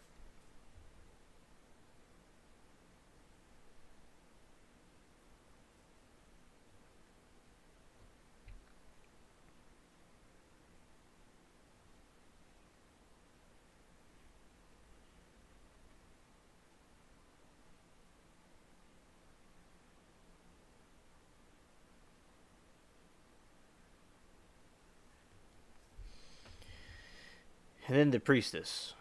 The, the Queen Mother is the first daughter of matriarchal lineage of a family collective. She holds the rights to lead the ceremonies incumbent to the clan, marriages, baptisms, and funerals. She is one of the most important members of the community. She will lead the women of the village when her family collective is ruling one. They take part in organization and running of markets, and are also responsible for their upkeep in communities. In the past, when men in the villages would go to war, the Queen Mothers would lead prayer ceremonies in which the women attend every morning to ensure the safe return of their menfolk.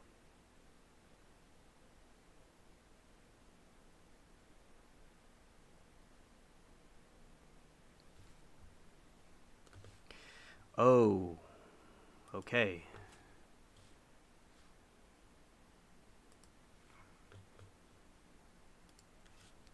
Did not know had all those windows open. Wow.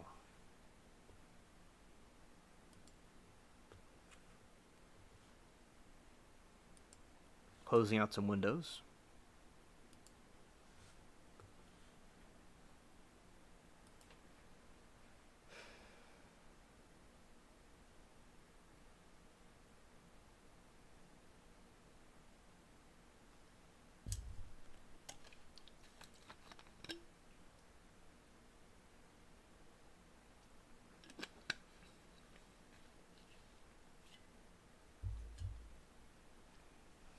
Alright, so hopefully that should be better.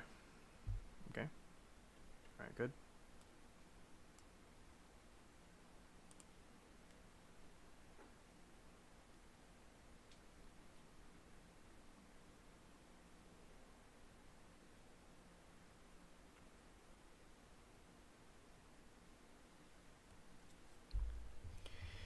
The high priestess is the woman who chosen by the oracle to care for the covenant. Priestess, like priests, receive a calling for an oracle which may come at any moment during their lives. They will join their clan's covenant to pursue spiritual instructions. It is also an oracle that will designate the future high priests and priestess among the new recruits, establishing order of succession within the covenant.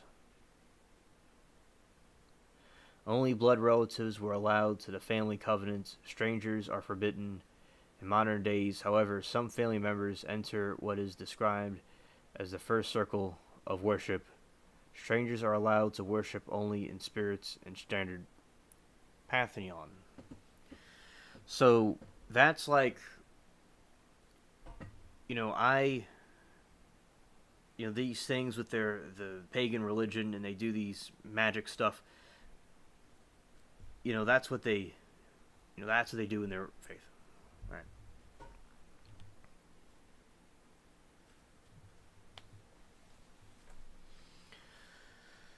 About 17 of the population of Benin, some 1.6 million people follow Voodoo.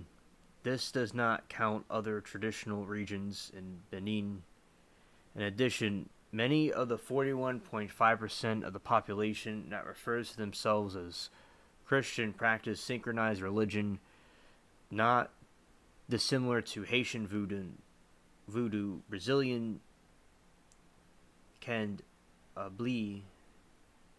Indeed, many of them from freed Brazilian slaves who settled on the coast near Uidia. Now, Jesus said you can't serve two masters because you'll love one and hate the other.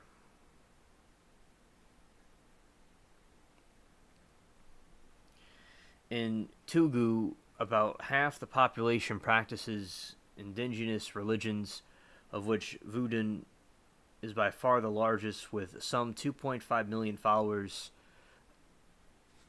There may be another million Voodooists among Iwi and Ghana. As 13% of the total Ghana population of 2 million are Iwi, and 38% of the Ghanaians practice traditional religion. According to census data, about 14 million people practice traditional religion in Nigeria, most of whom are Yoruba, practicing Ifa, but no specific breakdown is available.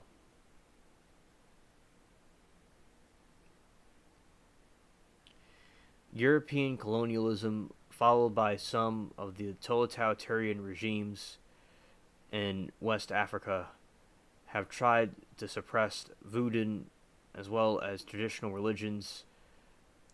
So, they're trying to bring it to Christianity because they didn't want them to be pagans. Another thing I'll point out is that when they say about the Voodoo and Christianity synchronization, it's like when the Catholics still pray to Mary or the saints, they're not praying to it like it's a deity. Although some may do that, it's like you're asking a friend to pray for you. That's what it's supposed to be like. And God, Trinitarian Christianity, he's three persons in one, so it's not like three different gods. But these other religions believe in the deities as multiple gods, and that's not something that Christianity practices.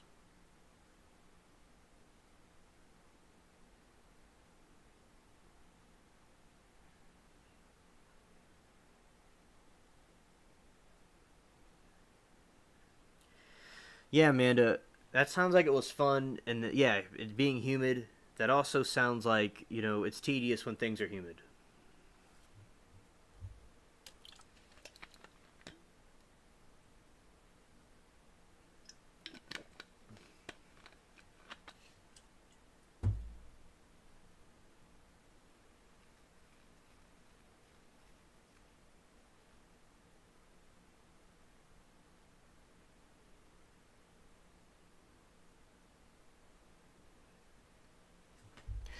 The syncretism of voodoo and Christianity was created by connecting traditional West African voodoo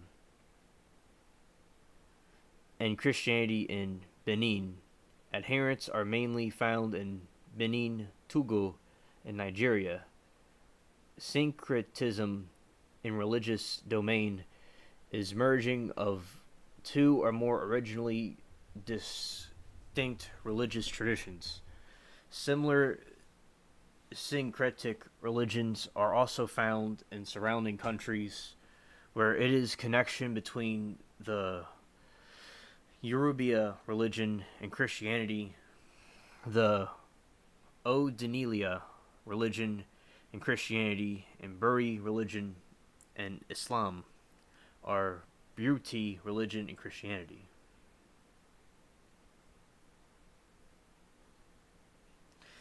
Oh yeah, Amanda, exactly. And also the thing with the humidity down here, like when there's an outage, it's really rough. Yeah.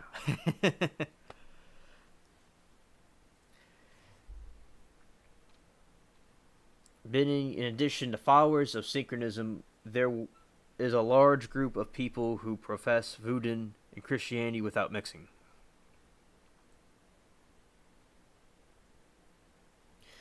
This is a common in Africa. Multiple religions belonging various synchronisms and eclecticisms are common in West Africa.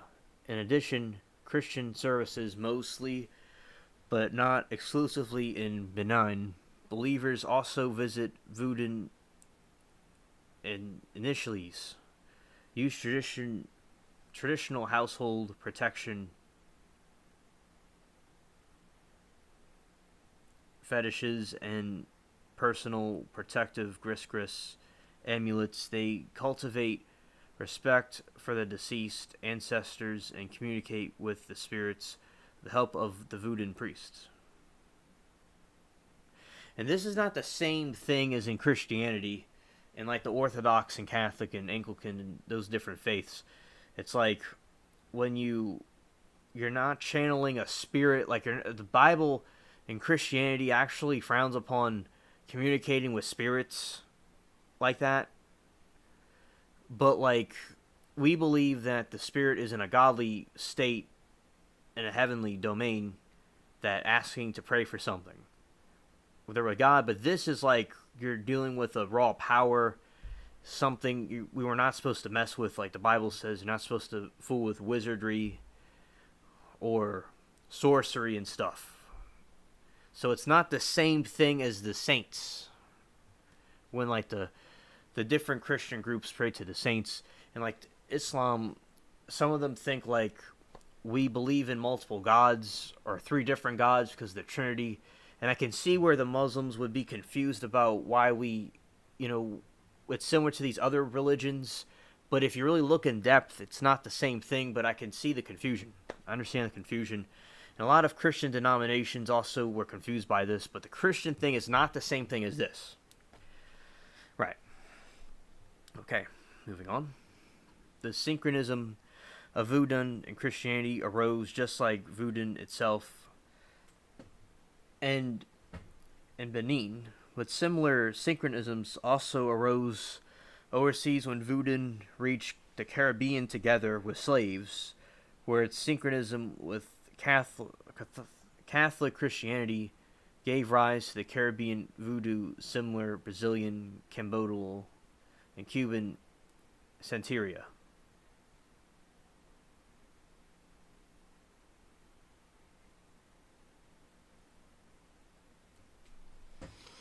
So this is like some of their voodoo merch, or not merch, but graphic, yeah. Trigger warning for chat. So they do stuff with bats and things, just to let you all know, and that's some of the stuff they have. Skulls of voodoo rituals. Right. All right. So that's like an introduction to the voodoo stuff we'll talk about.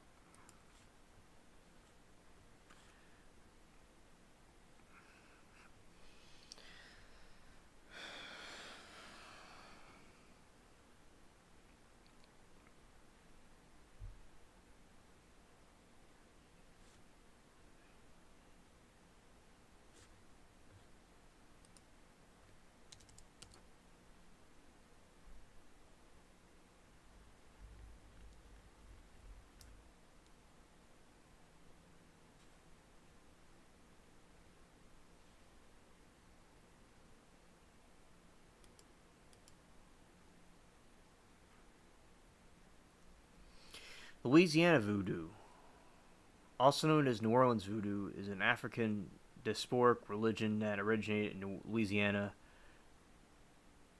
It arose through the process of synchronism between the traditional religions of West Africa and the Roman Catholic form of Christianity and Haitian voodoo. No central authority is in control of Louisiana, which is organized in ominous groups.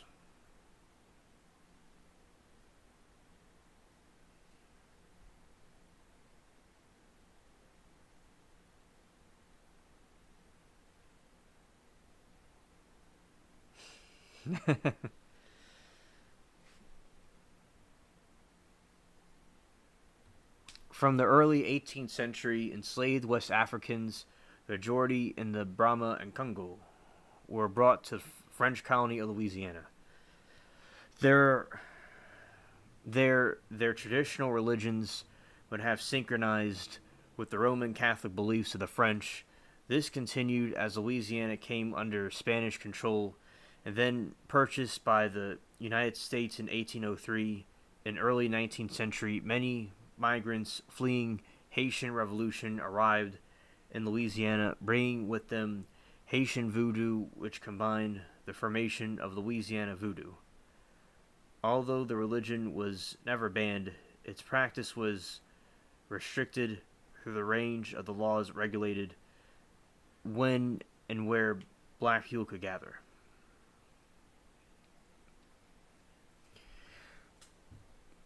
Practiced secretly, it spread up the Mississippi River to Missouri during the 19th century. Partitions such as Marie Laveau attracted considerable attention. By the end of the 20th century, public practice of voodoo heavily declined after 1960s.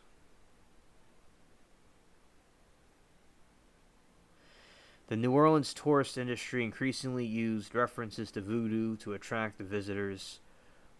While a voodoo revival took place, the practitioners of which often drew heavily on other African diasporic religions such as Haitian voodoo and Cuban Santeria.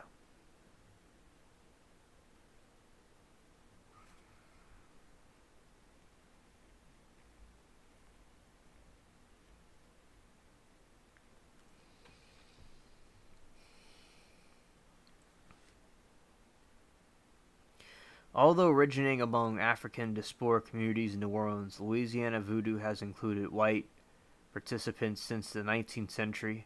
Some contemporary voodoo groups have majority white members. The religion has long faced opposition, who have characterized it as witchcraft, devil worship, and centralized portrayals of religion featuring popular culture.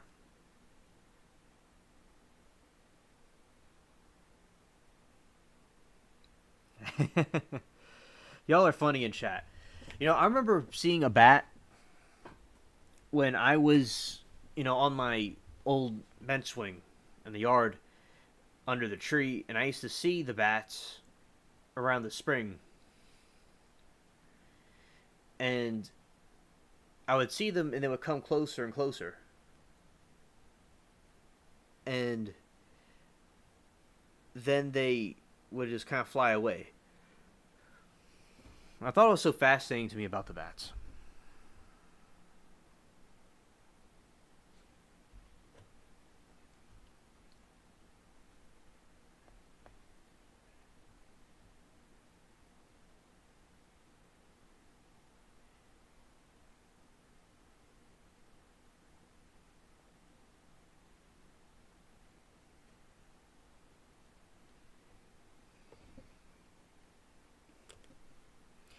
Various academic sources describe Louisiana voodoo as a religion. Thank you, Mary. As do some practitioners. Most specifically, it has been characterized as an African Creole and an African American religion. Louisiana voodoo has also been referred to as New Orleans voodoo, and in some older texts, voodooism scholar Enya Franrich described it as the Afro-Creole counterculture religion of southern Louisiana. It describes a religion that emerged along the banks of the Mississippi River, and especially in the city of New Orleans.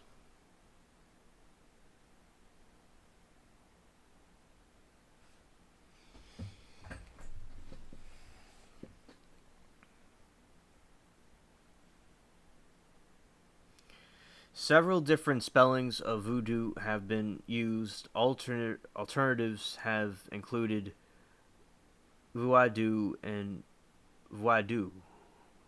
The spelling of voodoo is sometimes used in Louisiana practice to distinguish it from Haitian voodoo. Some sources practitioners are often referred to as voodoos themselves, and elsewhere in voodooists, a relation to hoodoo, which may originally have been largely synonymous with voodoo over the hoodoo came described a brand of African American spiritualism found among the Mississippi, entailing the charms and spells that made the little reference to the deities and difference from the spell region characterized by a term of voodoo.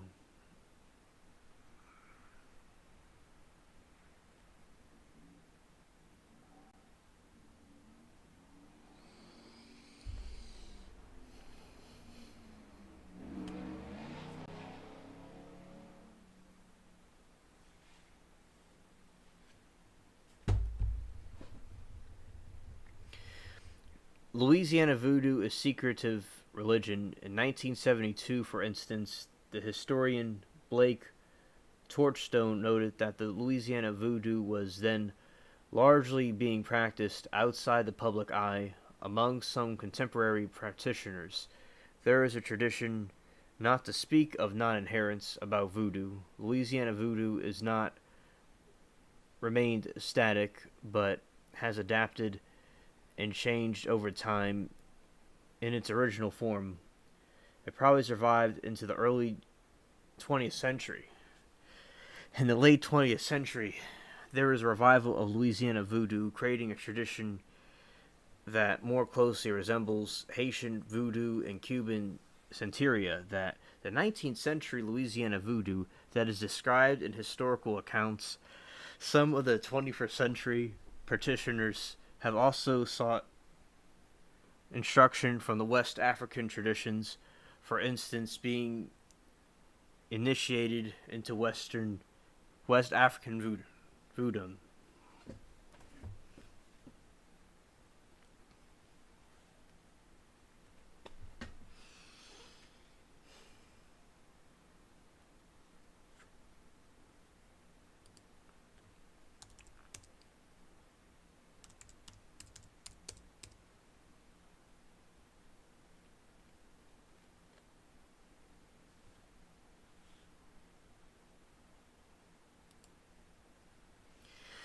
Yeah, so we have this stuff in voodoo in Louisiana and the different things that they practice and the history of it.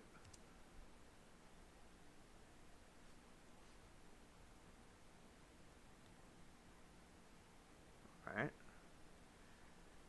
And we're going to go here.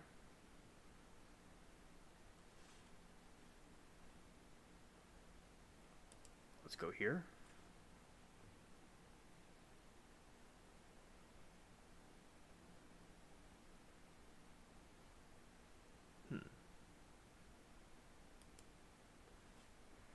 Okay.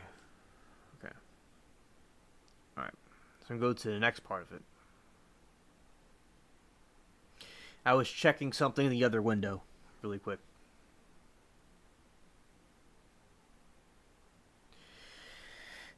And Amanda, I was just checking something. That's why I paused everybody for a second. People listening to this is a recording or whatever. Yeah, I was just looking at something really quick. Alien, have you seen Anthony recently? I hope he's alright.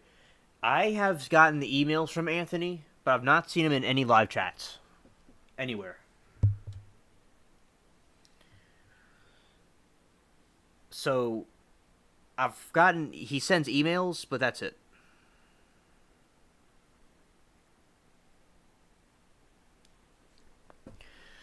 Voodoo is largely oral tradition. It has no formal creed. not a specific sacred text, and has no unifying, organized structure or hierarchy. Practitioners will often adapt voodoo to suit their specific requirements, in doing so, often mixing it with other religious traditions. Throughout its history, many voodoo practitioners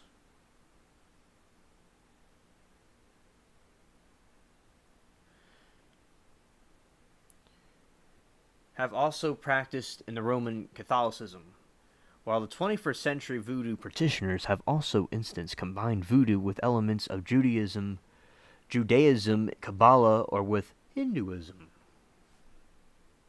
Comfort.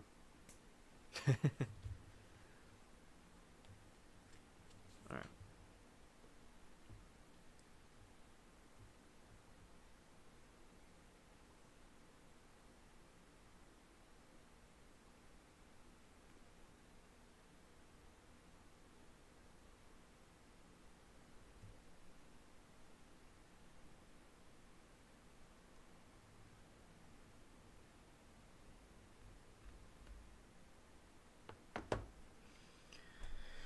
Alright, yeah. Yeah, next online, she has been. She reacted to. She saw something like one of my shorts a month or two ago.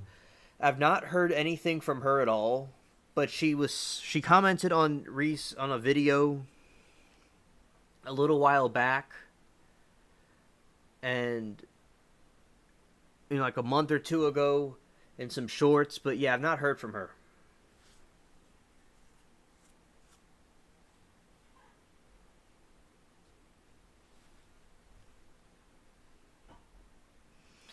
Deities. Louisiana voodoo has no formal theology. Scared. Although it displays its own spiritual hierarchy.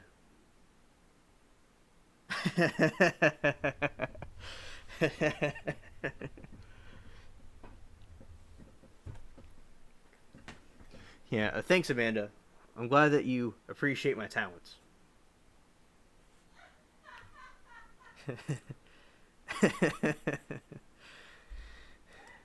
Yeah. And also, also, Louisiana Louisiana voodoo has no formal theology, although it displays its own spiritual hierarchy. Writing in 2010s, the voodoo practitioner and poet Brenda Marie Osby described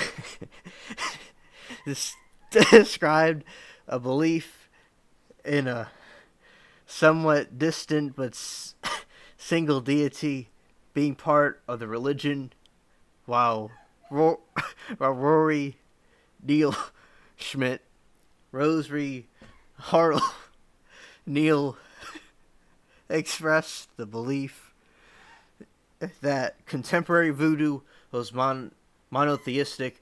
Many practitioners of voodoo have not seen their religion as being in intrinsic conflict with with Roman Catholicism that was dominant along the Mississippi River. So, so Amanda says, I wonder where she is. Hopefully she made it back home safe from her trip. Yeah, Amanda, I wonder that too.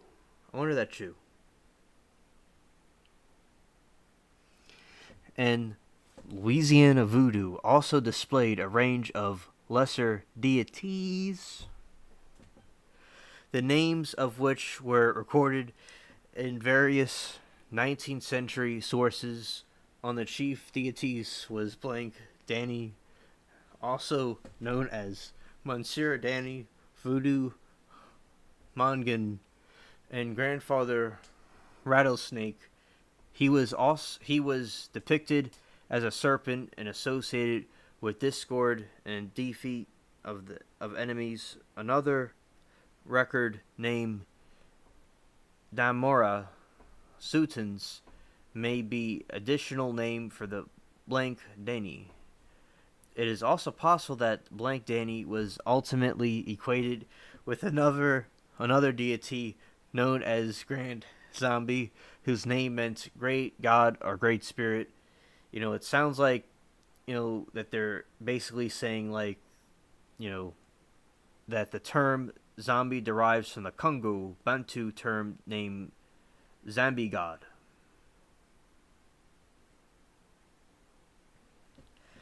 Thanks, Amanda. I'm glad that y'all enjoyed my talent. Another prominent deity was Papa Lipat, also called Liba, Labis, or Laba, or Limba, and he was seen as a trickster as well as a doorkeeper, and he also must have said hatred. He is the only one of these New Orleans deities with an unequivocally Ubra origin. Monsieur Esquire, also known as On Zankir. And on Satir was associated with good fortune, while Monsieur Angusio, or Verit Angusiu, was associated with love. Vir Quiseti was a spirit associated with the causing of illness, while Monsieur de Embrace was linked to death.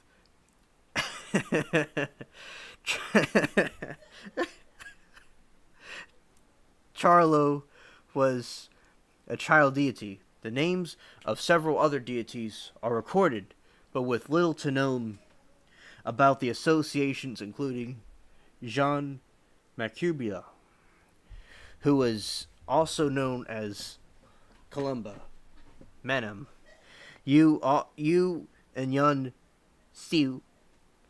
There was also a deity called the Semugia, called upon the practitioners of in Missouri when they were collecting mud.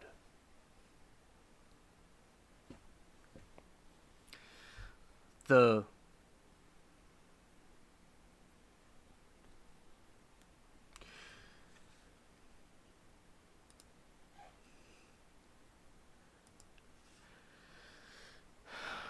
voodoo reveal of the late 20th century has drawn many of its deities from Haitian voodoo, where these divinities are called Iwa. Among the Iwa community ventured are Ishun, Izili, La Flambeau, Izurli, Frida, Ugu, and Mara. In Legba, these can be divided into separate non-Chan notions, such as Rada the Pitwu. Gasman's New Orleans temple, for instance, has separated altars to the Rada and Pitwa, each of these associated with the particular items, colors, and numbers, food, stuff, and drinks, and they often consider the emeritaries of God, who in Haitian voodoo usually is termed Li Bon Dieu.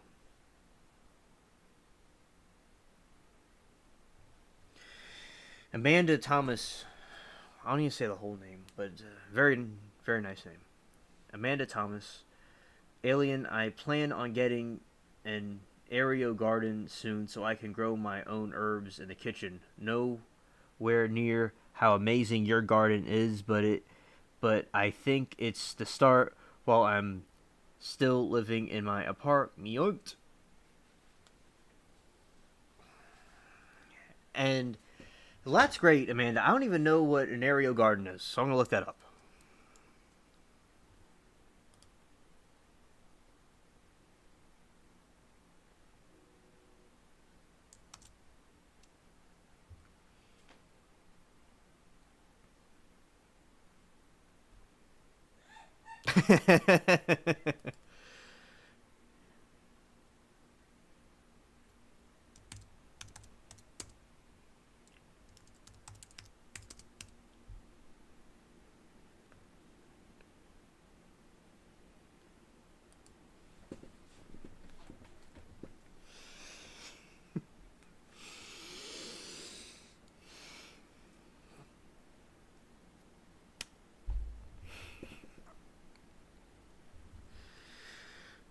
Oh, that's really cool.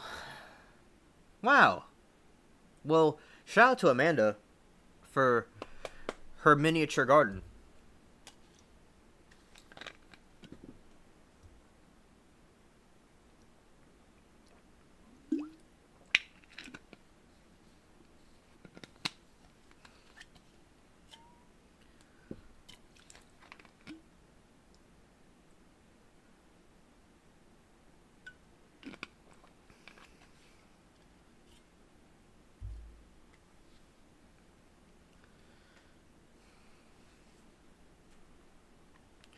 You're welcome, Amanda. And also, Amanda, back room, because I stayed cool in the back room. There's no electricity in the back room, but I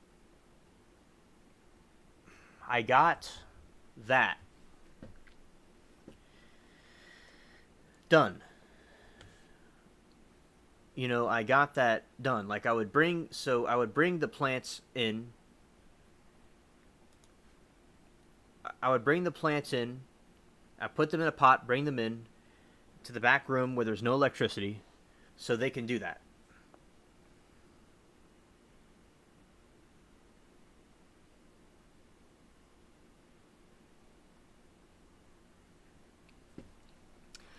So basically, that is what I do. I bring the plants in the back room. Also, some plants are just outside, and I have to cover them.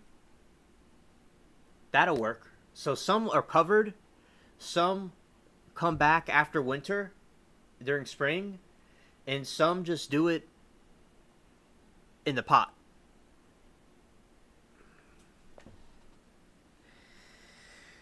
So that's to answer your question. That's what I do. And Amanda also says it has the seeds and dirt already.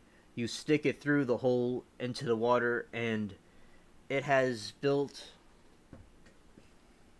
light. I had one a while ago, and she really loved it. Well, that's good, Amanda. I'm glad that it has seeds and dirt, and it's like a little miniature garden. That's really cool.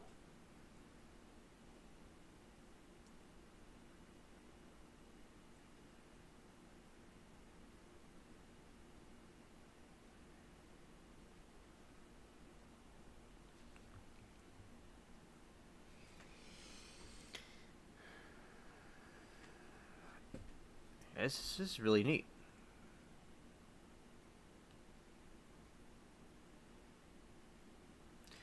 And also, the size of one of my pots is obtuse.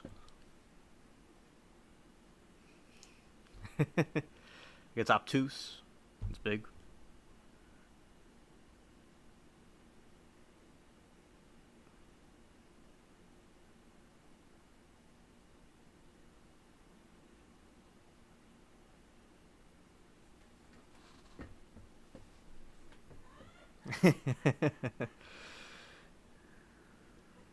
and and also, Amanda says, I love the biggest one, but my goodness, they're expensive. Yeah, yeah.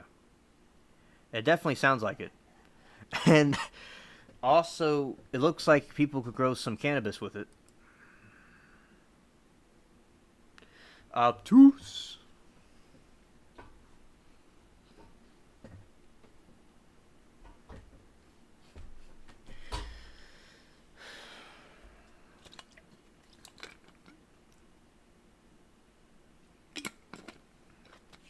Amanda, I'm an alien. That's a silly question, Amanda. I'm an alien. I could morph into different things. I'm a shapeshifter.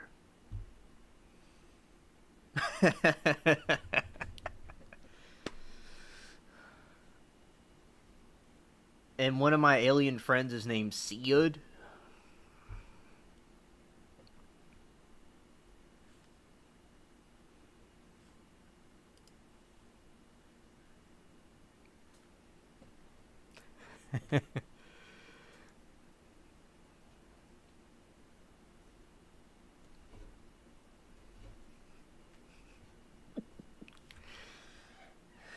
And also, yeah, but anyway, these little gardens are so cool.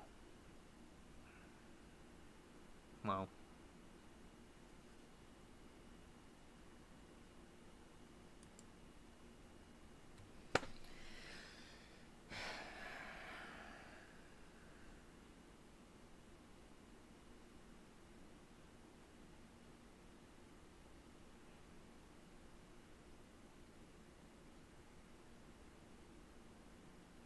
Right, Amanda, exactly.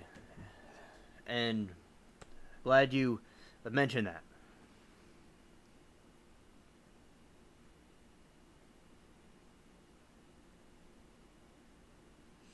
Yeah, you would need to replant it, right? And this little garden looks acute. Acute.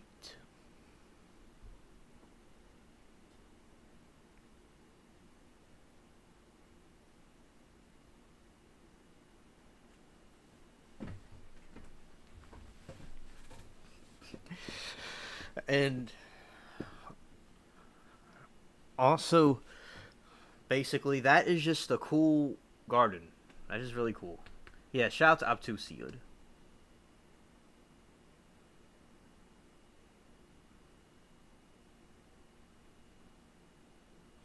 Yeah, Amanda, you're one of your bosses. She sounds like she didn't give the plants enough comfort. Comfort.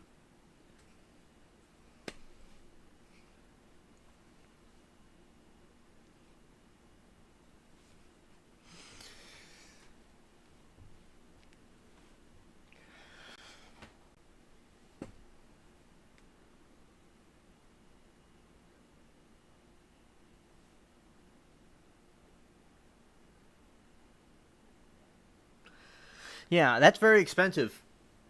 Yeah, yeah, I could see where that would be a lot. Yeah, it would be worth it though. To have that in the apartment. How you have all that. It's cool that they have the technology where you could have that in your house. People that don't have the garden.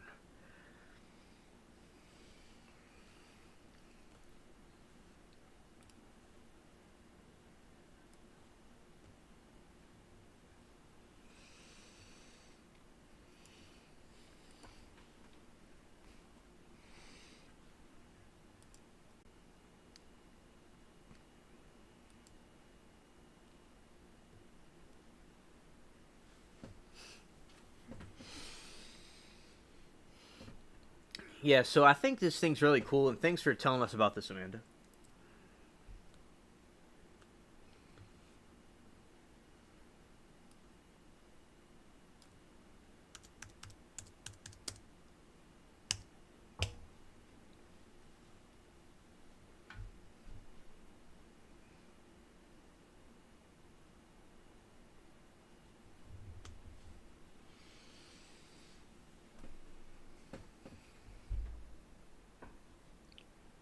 Juice.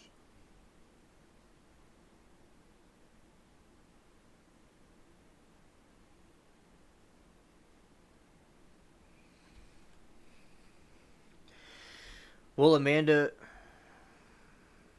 it sounds like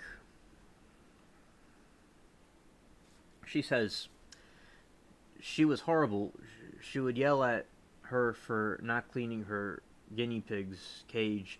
She would never clean it. She felt bad for little guy. Yeah, it sounds like your boss was the one that was selling crack to Hunter Biden.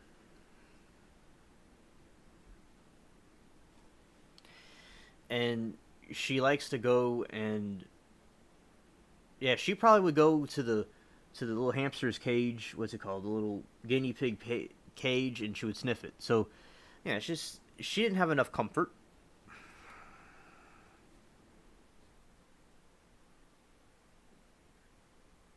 Oh yeah, man, the flying bugs. That sounds terrible. Yeah, the flying bugs.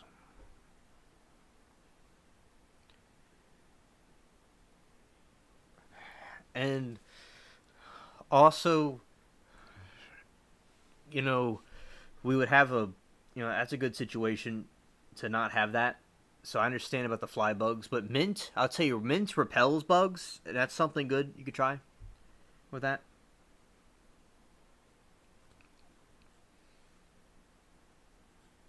Yeah, so these are the radishes, and like radishes versus turnips. Turnips. Turn it up on the spaceship.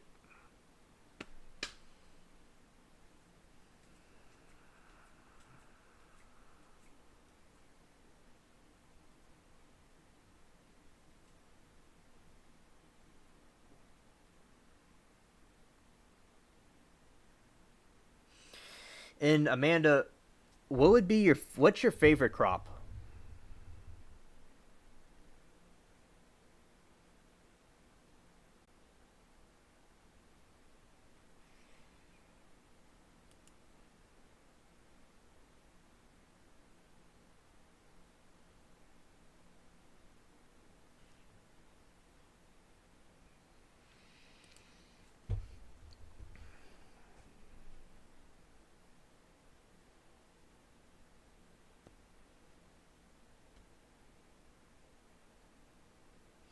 And Amanda says her real boss was her boyfriend,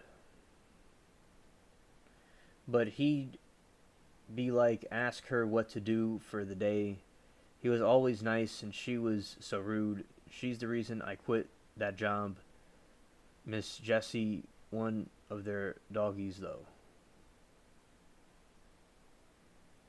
Yeah, it sounds like Jessie was a nice dog. And yeah, and it seems like he was nice. That's good. But he'd ask her what to do for the day. It's good for people like to make a decision. Like I say, like the man needs like to make a decision about something and not have like to be led around by the woman. So I think that you know you see how it leads to trouble, Amanda, with people like a Karen like you're around. Yeah, it's like, but I could see where it went wrong, and it's good you got out of that.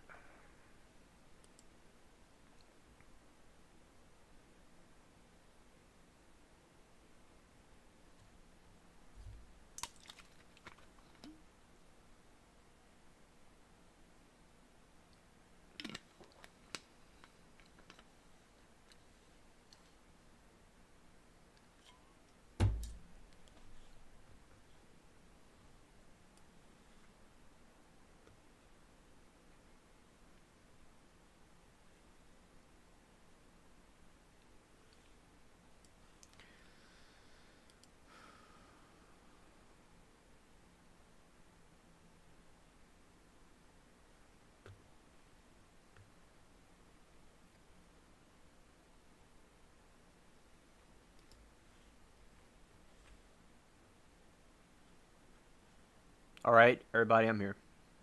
I'm here. I'm just thinking. All right, so Amanda says, "Oh man, cucumbers, radishes, green beans, cherry tomatoes, carrots. She really wants peppers like me to have her own hot sauce and spices." Yeah, Amanda, that's all. All that sounds great. I'm glad that you're interested in it. The first video you looked at on my channel was my garden update, and I spelled it wrong. Yeah, those are very good.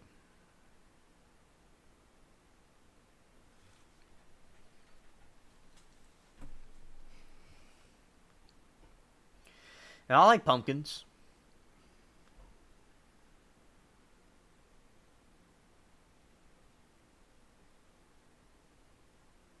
Amanda, that's really cool that your brother did that.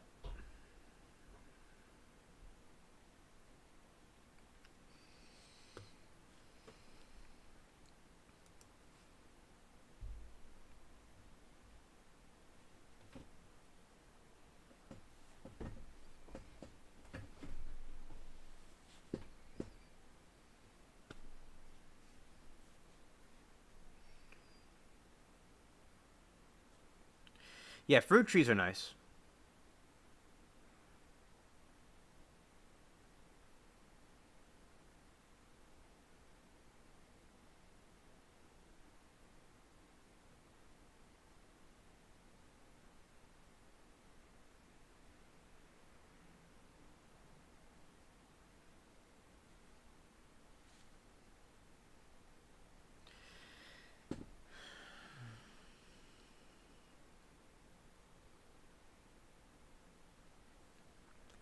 But yeah, pumpkins. I'm growing a pumpkin now.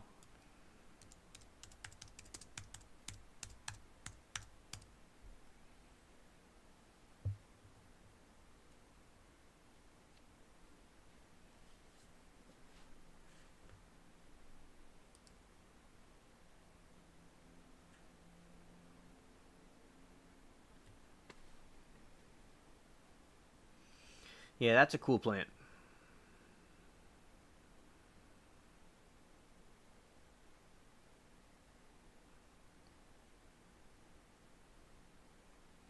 The thing with me where I am, I have to put like a net around the pumpkin so it doesn't like so the other plants won't eat it. The little like bugs don't eat it.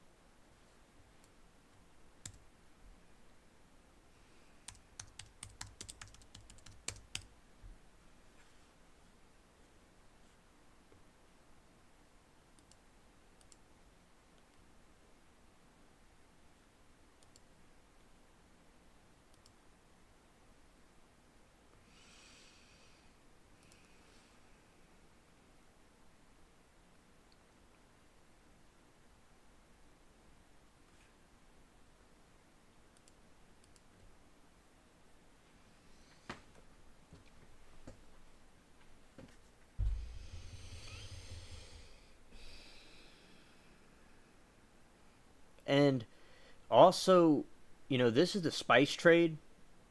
Like I was telling y'all before about how the Portuguese they brought that stuff to the peppers to the Asia and Africa, and that's where like it would go into how it would go into Europe.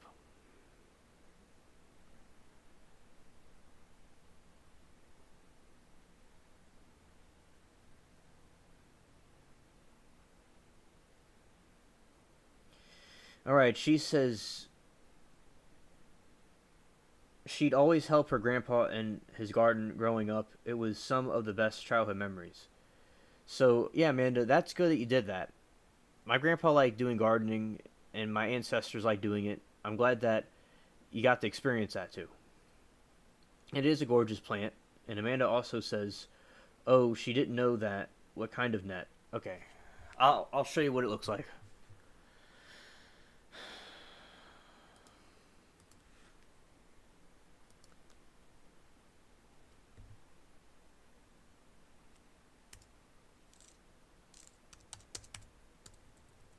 It's like a bug net. I could have saved pumpkin plants. I could have saved a lot of things if I'd known about this before.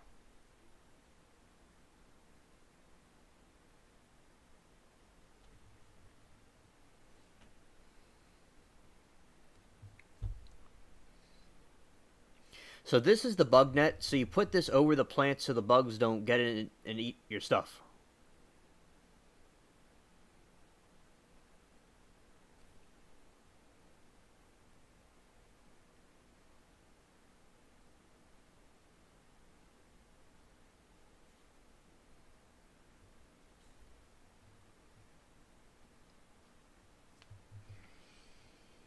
I'm glad you also like spices too, Amanda.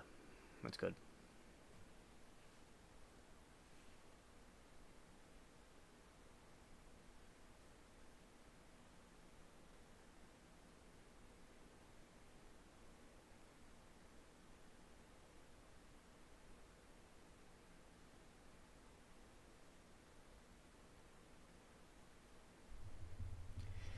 You put this over the plants so you don't have a problem with the bugs messing with the plants. I know, Amanda. I've learned about it recently.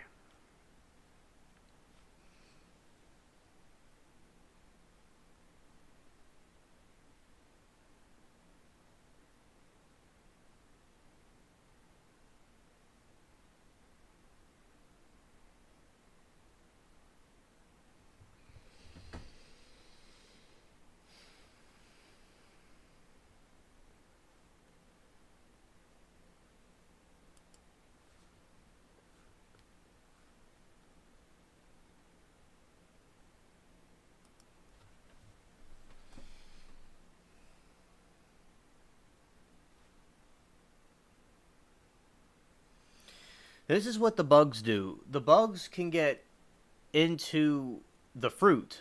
Like, so if you're growing a pumpkin, they eat the pumpkin. They eat through the pumpkin plant and they kill it. They'll eat through the plant. What's it called? The tomatoes, the zucchini, the cucumbers, they'll eat it. The peppers, they don't really eat the peppers because they don't like spicy things. So that's to answer your question. And also with bugs, if there's a large quantity of them, they can cause an infestation. That's why it's good to use natural repellents like mint, because bugs don't like mint. As a humane way, a humane pesticide.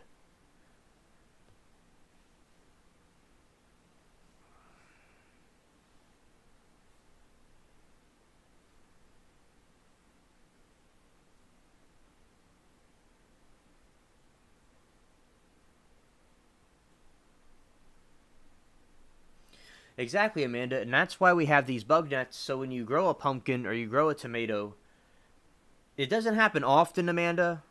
It just happens in certain seasons. It's like you gotta, these things are. It's to help, preserve the plant so it doesn't get eaten.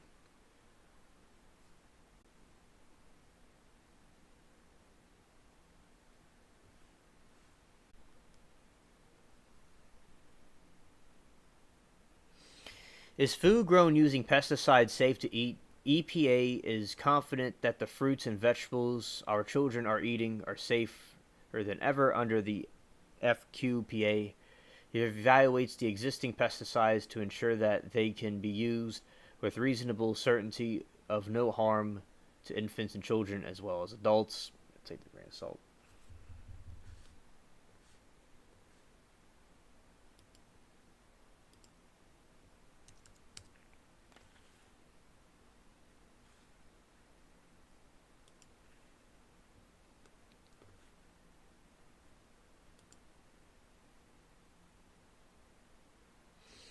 Pesticides can potentially be toxic to humans, and they can have reproduction issues or cancer issues.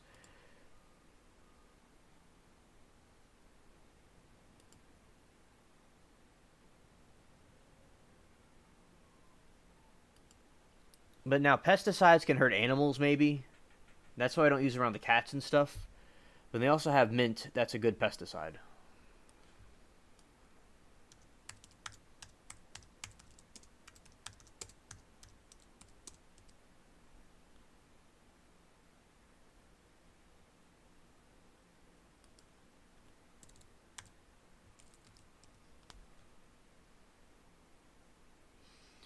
Yes, sometimes even careful use of pesticide can cause harm to sensitive, ill, or injured animal.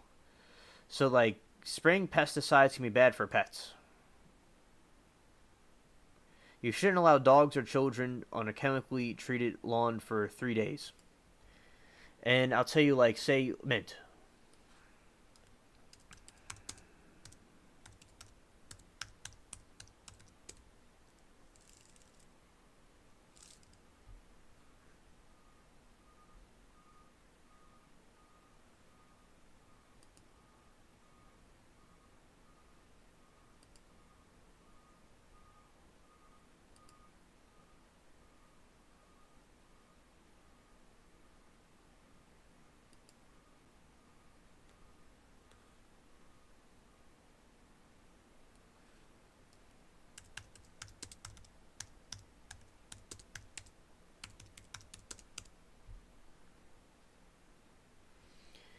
Menthol, an active insect fighting ingredient in mint and peppermint oil, has biocidal properties that help repel and control mites, mosquitoes, and various other pests.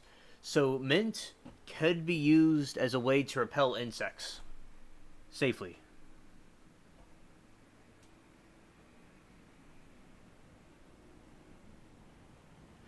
No, Amanda, with. Okay, there's something called mint, right? And mint repels the bugs. And also with mint, it can. But, like, you put it in a spray bottle. Like, you can buy it from the store or Amazon or Target. And it's like you get, like, a mint and you spray it. And they're repelled by it. Or you could grow it and they're not going to want to be around it. And also, marigold, it repels insects.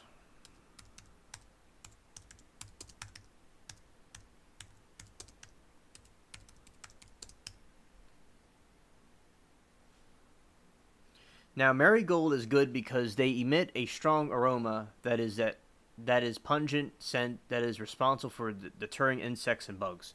So marigold repels insects from the garden, along with mint. They don't like it.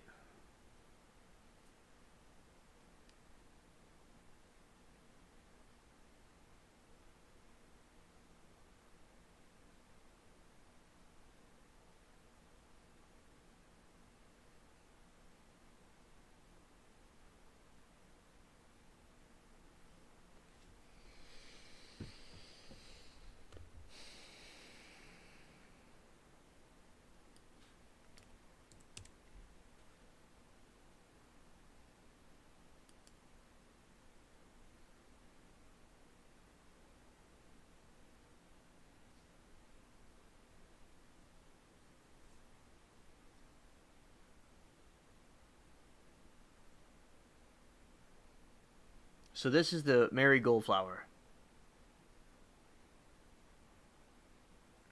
This repels insects too. You're welcome, Amanda.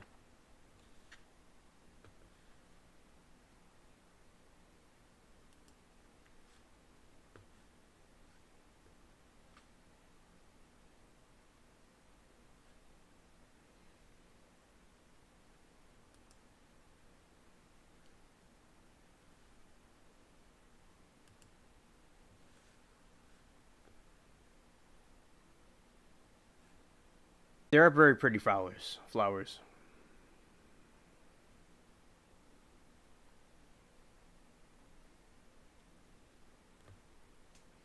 Remember, as I said before,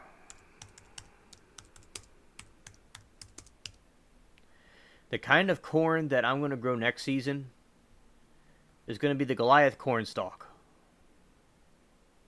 That's the kind of corn we see. It's not like this little tiny corn plant that I was growing.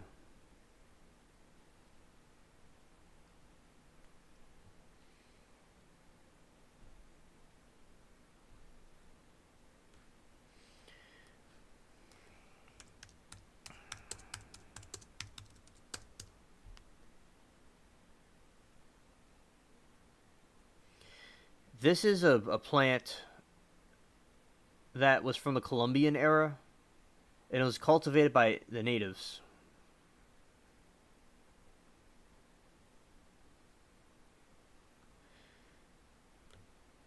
It's like a wild plant that grows around the south.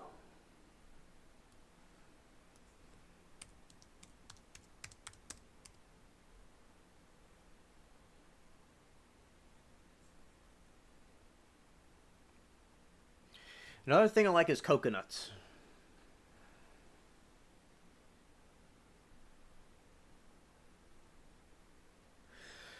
Thanks, Amanda. I'm glad to know that. Favorite flower, lily of the valley of Oriental Lilica. I'll look that up. Yeah, but coconuts, I think that's another plant that I like. Not a plant that I know I like. That's what I meant to say.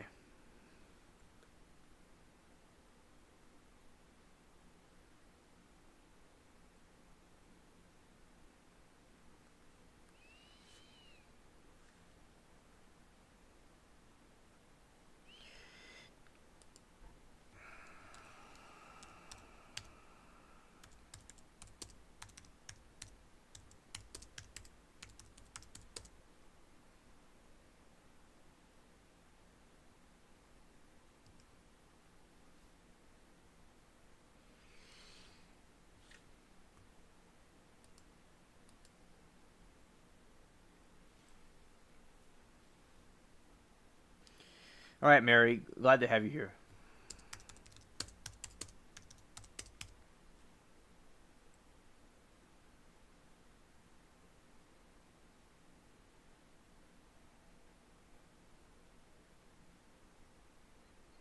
Yeah, this is pretty cool, like a coconut tree in a pot.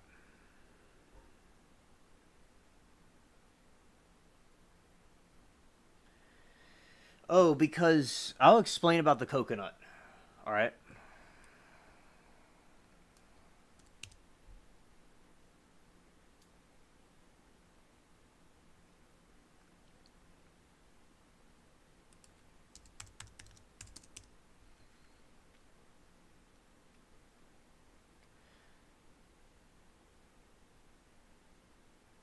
So, like, basically, with the coconut, you like the brown thing is inside of there. So, like, the green thing is a. So, the coconut we see was inside of another coconut. Like, the brown thing is the core of the coconut. So, they take the green stuff out, away, and then the brown coconut part, the part we eat, is there for us. So, like, you see the coconut, it's like the green thing is like the coconut's outer shell.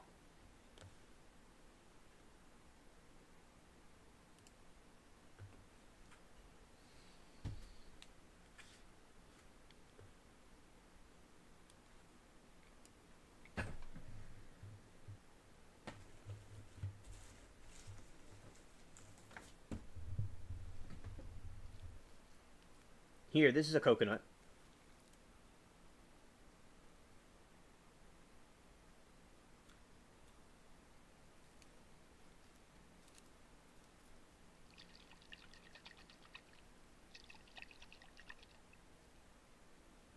Really cool.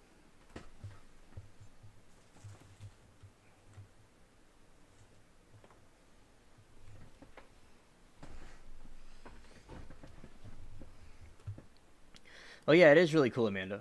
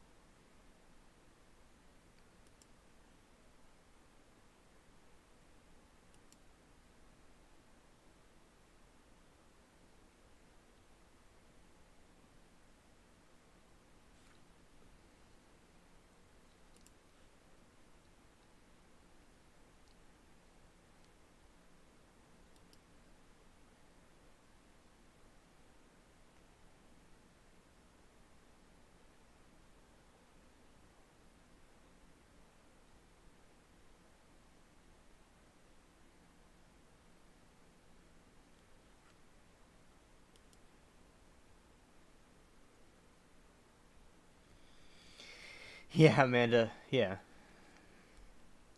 In reading about the green coconuts, also called young coconuts, are harvested before they develop their tough, fibrous brown shell. Thus, both brown and green coconuts are harvested from the same coconut palm, Cocos nefaria tree. Coconut palm is one of the most important crops in tropical regions.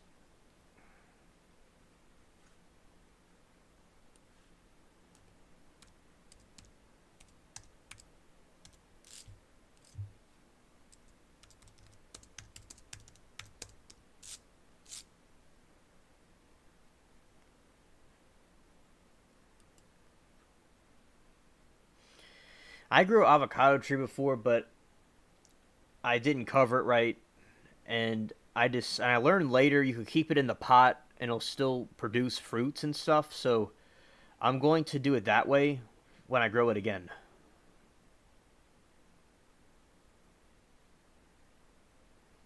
Yeah, so I'm gonna do avocados and I like coconuts too.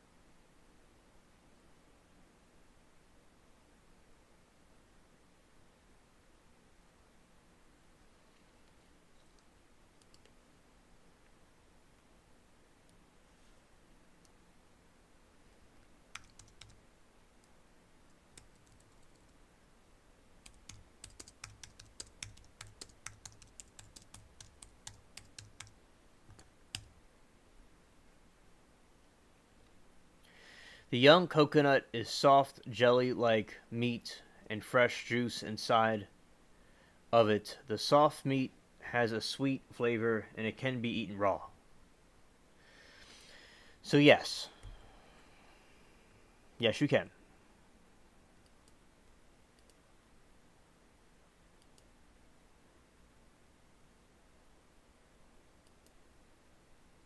Green coconuts are young coconuts that haven't fully ripened, turned brown.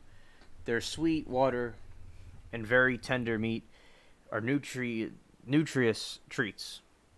They're great for preventing dehydration and contain nutrients and compounds that may offer antioxidants benefits, helping reduce your risk of metabolic syndrome and heart disease.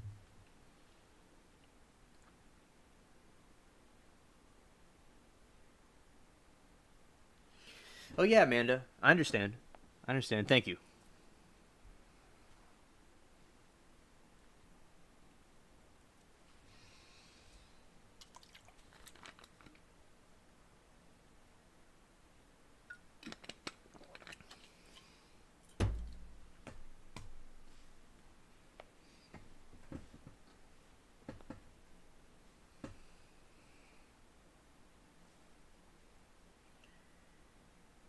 Yeah, Castaway.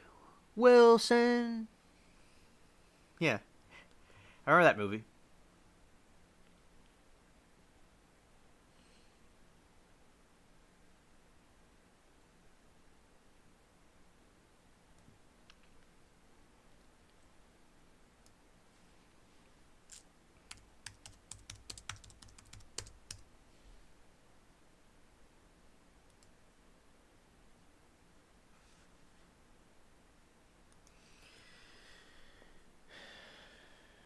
Yeah, so this was the spice trade.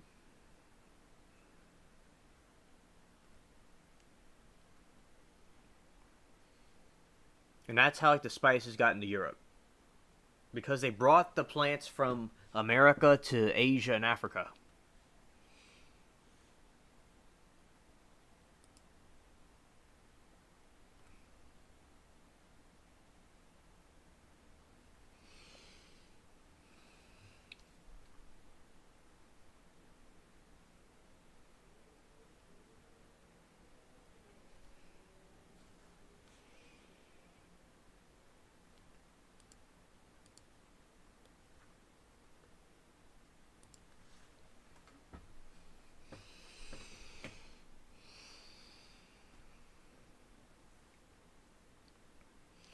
Yeah, Amanda says, I have coconut water in my fridge, but I don't like the taste. I know coconut milk, though. She loves coconut milk. I love coconut milk. That's what I drink. Yeah, coconut milk is great.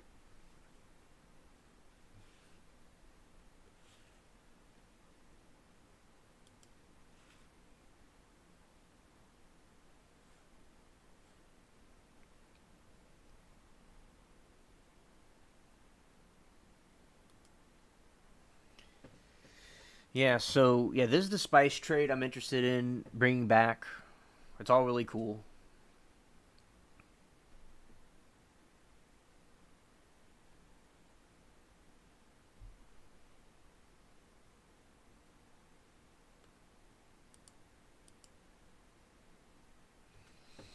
Oh, there's some peppers I'm drying out right now.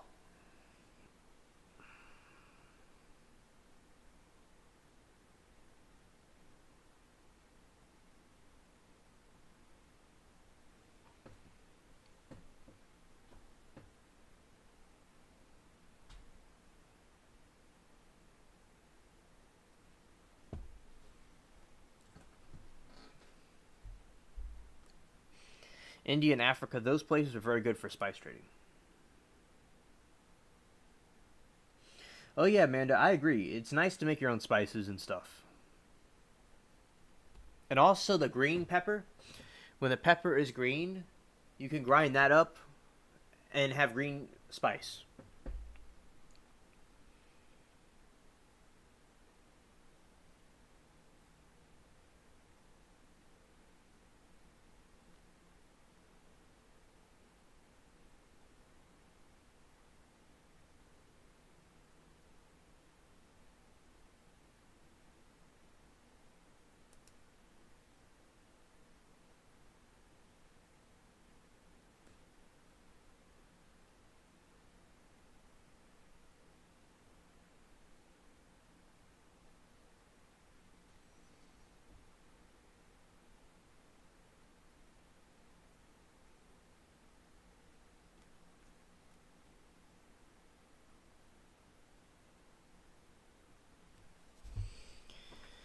Yeah, so those are some spices, and that's like how they would grind it up. That's so interesting to me.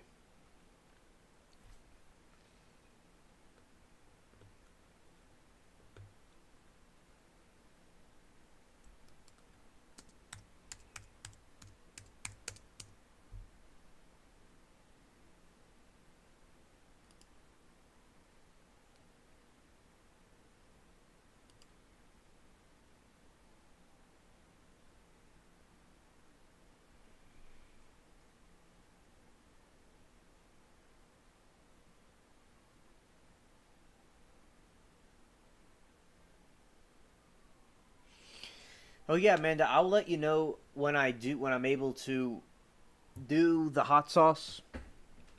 I'll let you know how that tastes. And when do I have to plant the new corn? Next season, like in the spring. That's when I'll do it.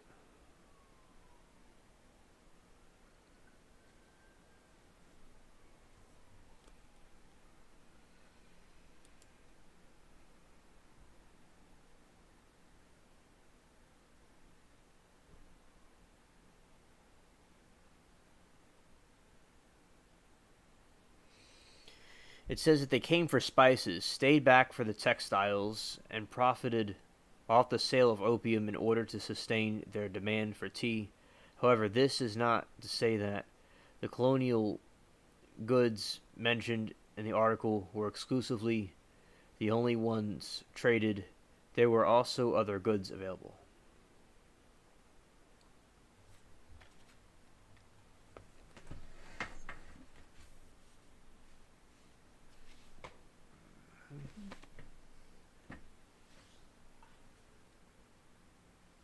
Alright, I was wondering what that was.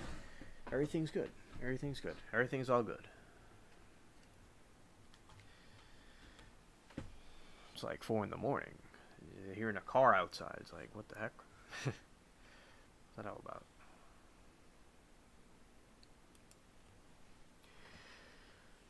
Yeah, Europe was too cold in the winter for spices, so that's why Europe didn't have any spices.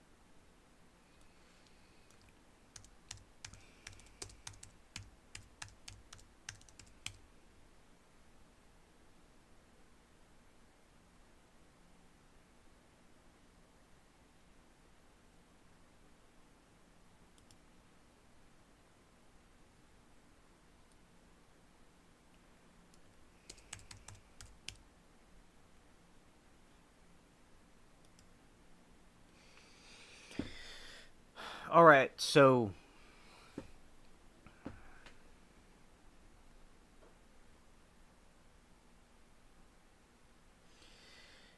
Amanda says alien. Amanda says, how did you decide on this type of corn to grow? The reason why I heard the reason why I want to grow that type of corn is because I always see, like, my corn's very small looking. Like, the corn itself is beautiful, but the corn stalks are very small compared to corn you see on a farm. And it's like, the reason for that is because it's a different variant of corn that's taller than the one I have. So I want the one to look more like I want to get the bigger one because it's like the corn will be bigger and it's like a farmer's corn. It seems like that kind of corn, it grows bigger and it looks different than the one I have. But the one I have I like, and it's very good sweet corn. But I also want to try the Goliath corn as well. And yeah, Amanda, you see, like where I am, it's kind of like a country area, sort of. It's real secluded, although it's in New Orleans, and you usually don't hear car people getting out of a car at 4 in the morning. I just was wondering what was going on. It looks like maybe somebody's doing something, like the neighbors or something. It's a small little community, that's why. But where you are, there's a lot of activity where you are. It's a little bit different out here. So these are just some pepper farms.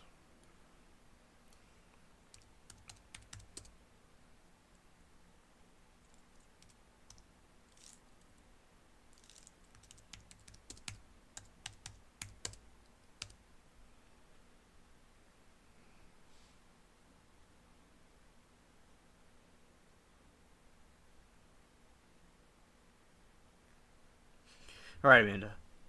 I'm glad you understand. All right.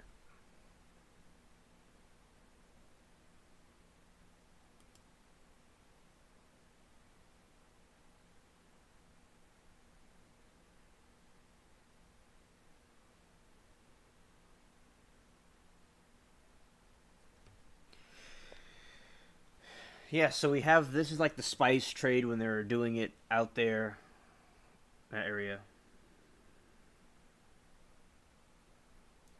Oh yeah, man, those rude neighbors are, yeah, I understand about the rude neighbors. That could be annoying.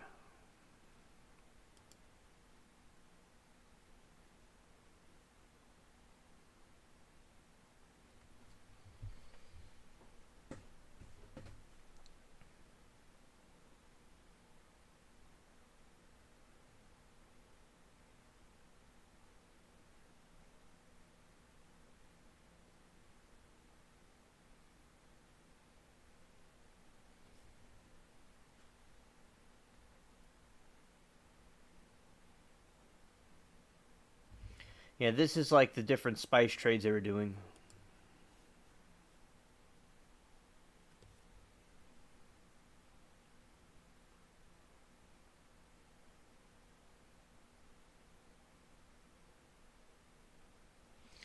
Oh yeah, Amanda, that sounds really annoying, and it's good that you did that.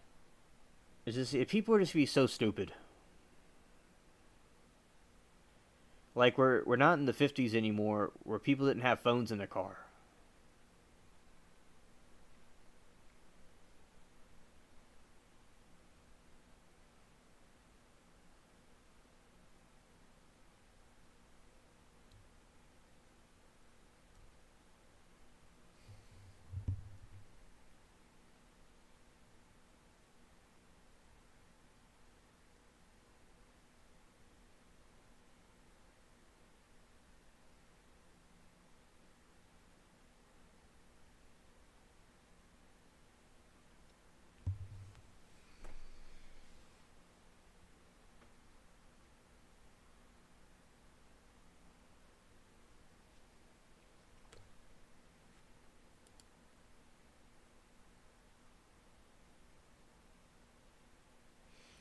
Yeah, so these are different ships they use here in the spice trade. I just think the spice trade's really cool.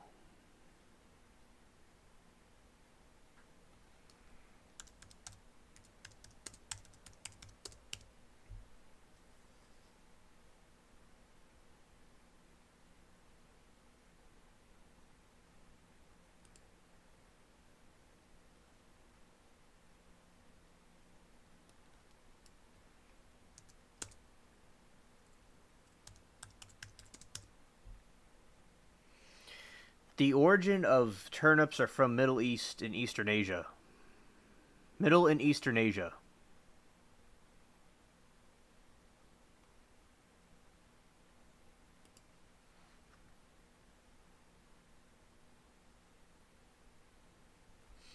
You see, look like the turnip. It's like a jack o' lantern.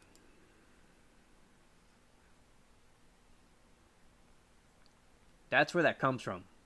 Then later on, they used a pumpkin.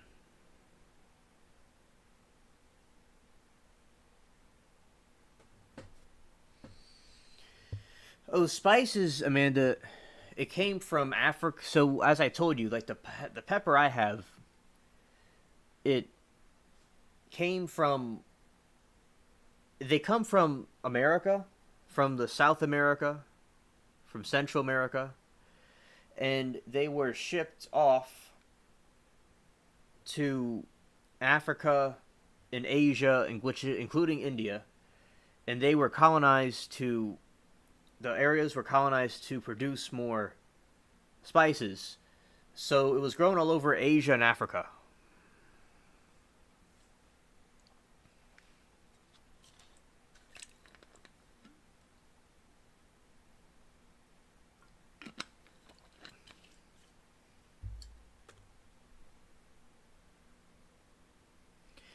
Oh yeah, the turnips are very nice. They're easy to chew, and it's like nice and soft and a little crunchy.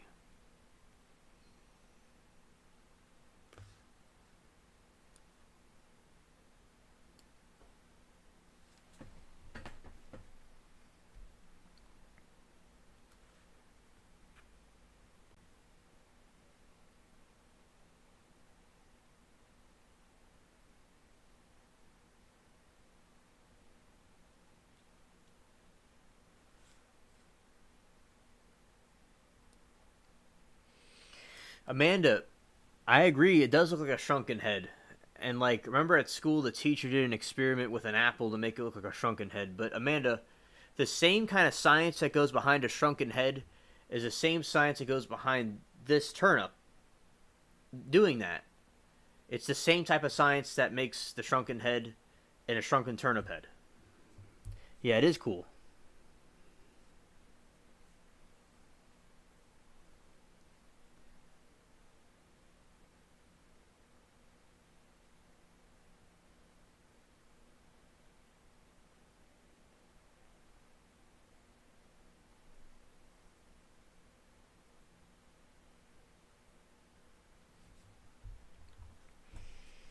Like, there's an Aztec whistle that makes like a screaming noise.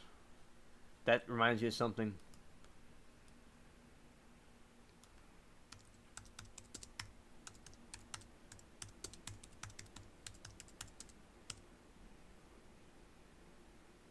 It's called the death whistle, and it like makes a screaming sound.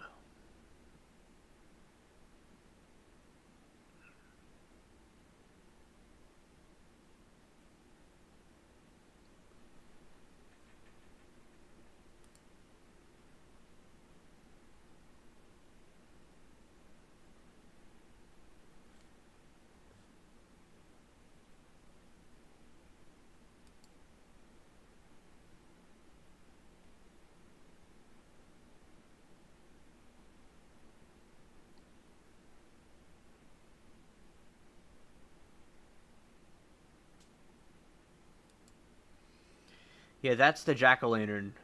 That's the original jack o' lantern.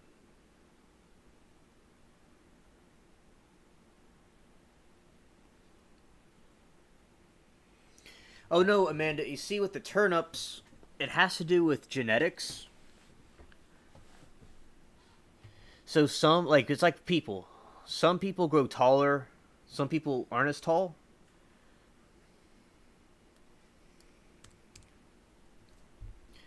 So another thing is with a turnip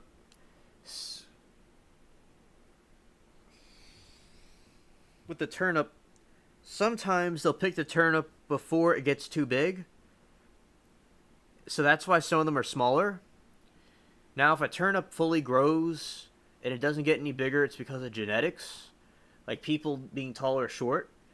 And another thing is that when you leave the turnip in the ground, it gets bigger and bigger and bigger, like a pumpkin. So sometimes you see turnips smaller than others because they picked them. Yeah, it does look like a mummy, Amanda. Yeah, it did look like a mummy.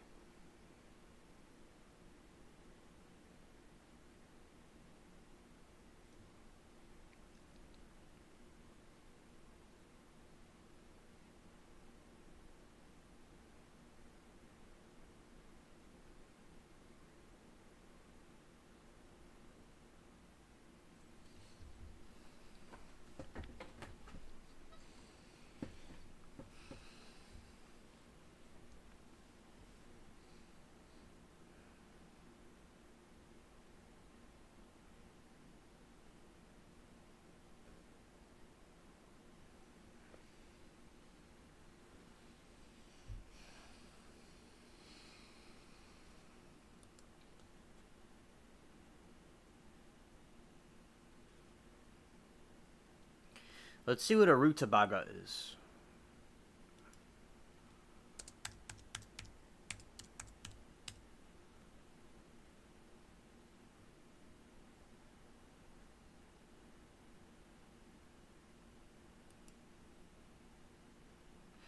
Rutabaga are also generally much larger than turnips.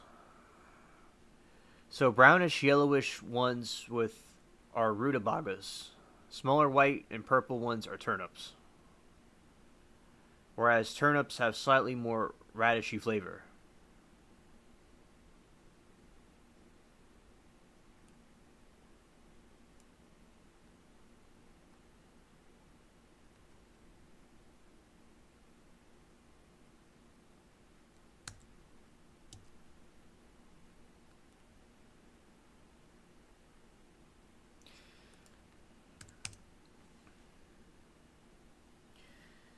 So the rutabaga is a giant turnip, and a turnip is smaller, and it's kind of like a yellowish look to it.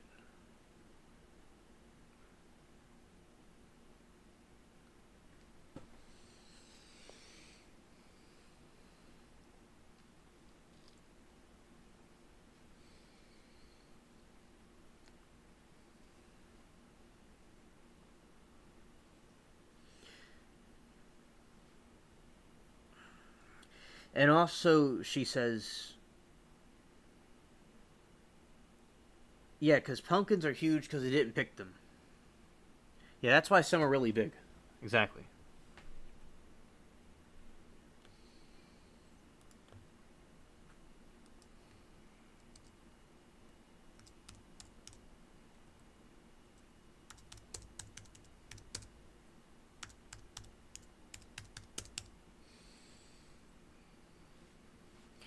Rutabagas are also generally much larger than turnips.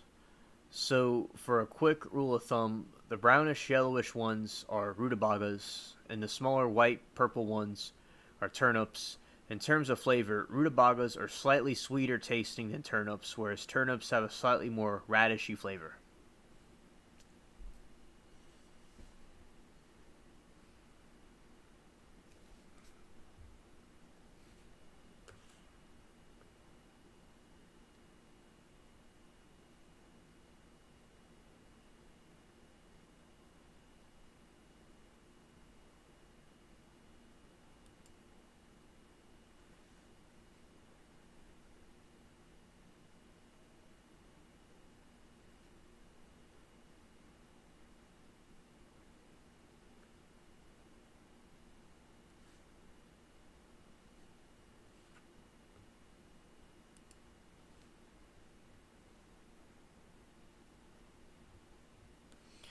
Oh yeah, the tiny pumpkins are really cool.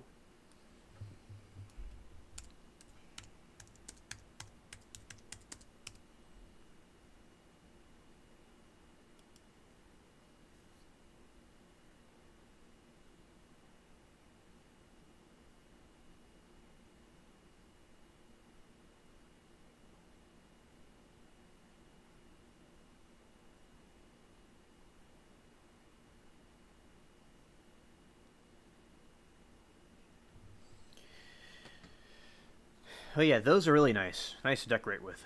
I agree.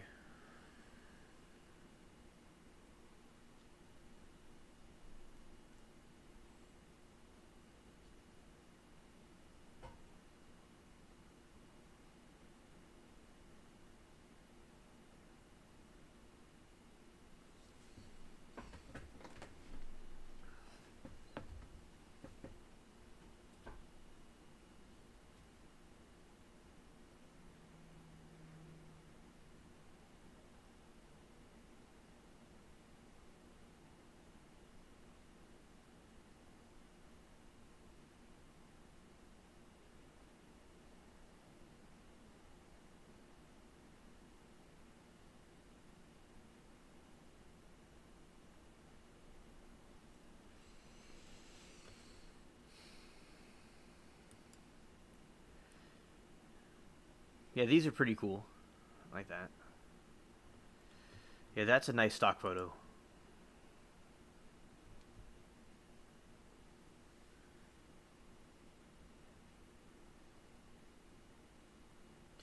Oh, I decorate for the holidays, like with Halloween. I have some Halloween decorations. I don't have all of them up, partially because the tree's too high. I have to get a ladder to get up there.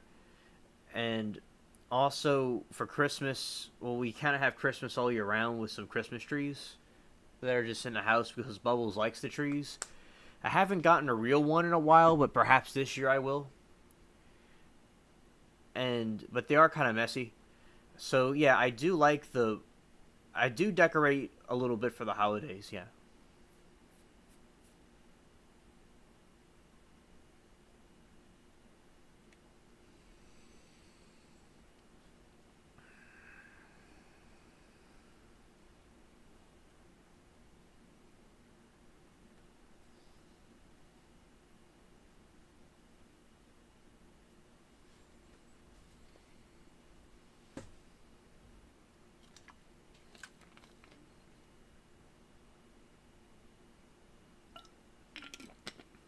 Oh, I love jack o' lanterns.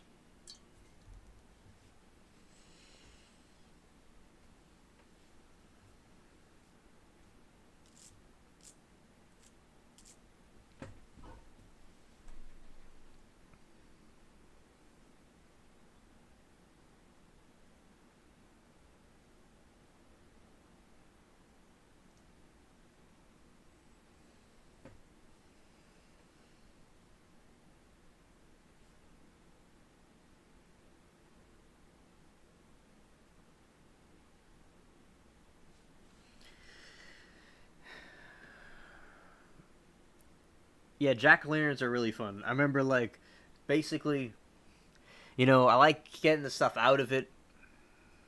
And one time I was practicing axe throwing, and I threw my axe at a pumpkin. I remember that. I still have the picture of it.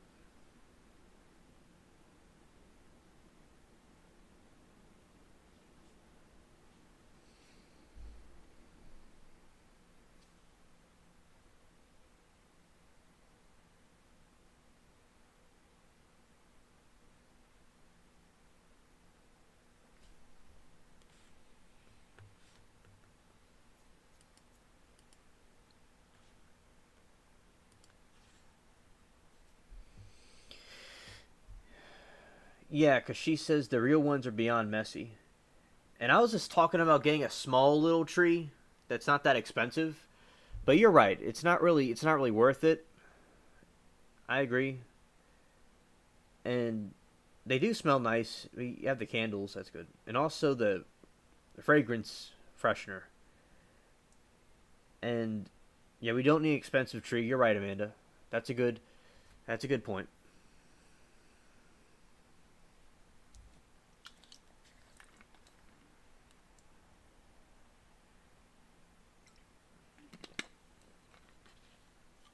Oh yeah, that does sound good, Amanda.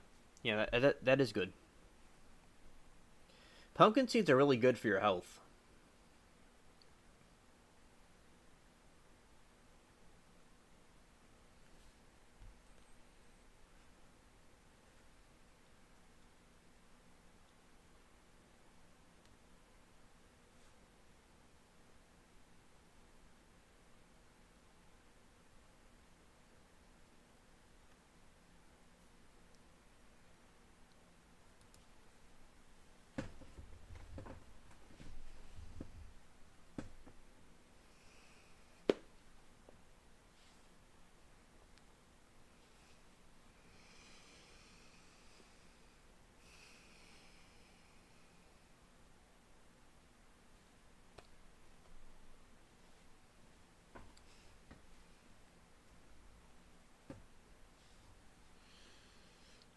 Mm. Yeah, so I like those different plants and things that I grow. I like herbs too. Mm. Excuse me. I'm so fascinated that I have peppers and I'm doing the spices like they did. That's so cool.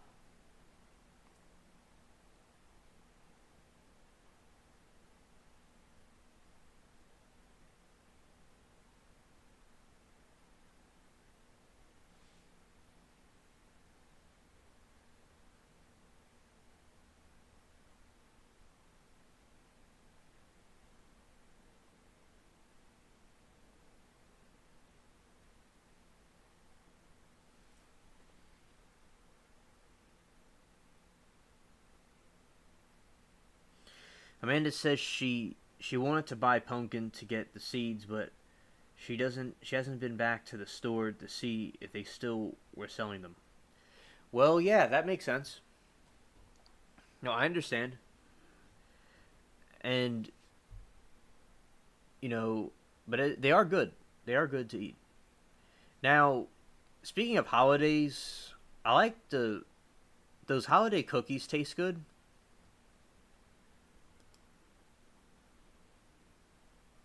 And I like the different things of the holiday season. It's pretty cool.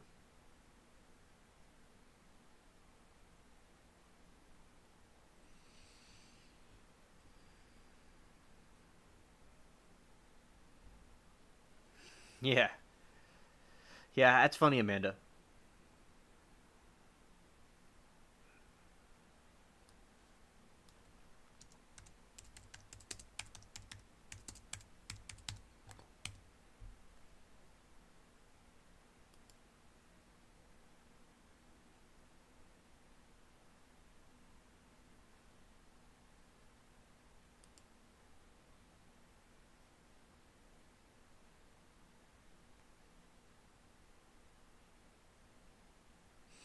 Yeah, I like those pumpkins.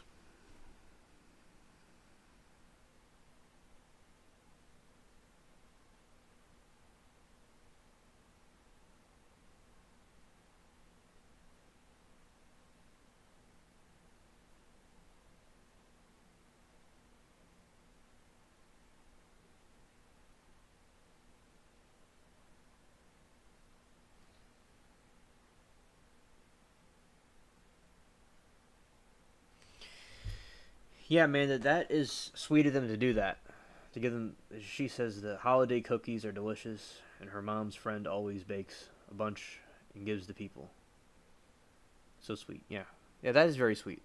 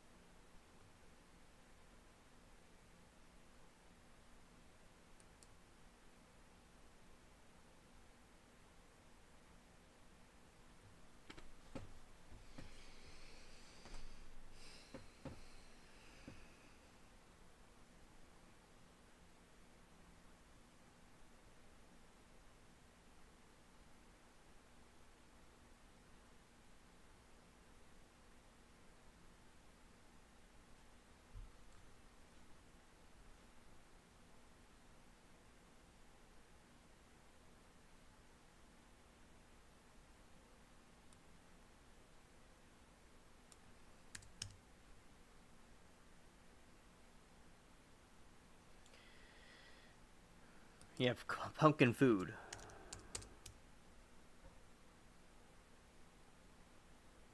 Yeah, the little white ghost one is cute.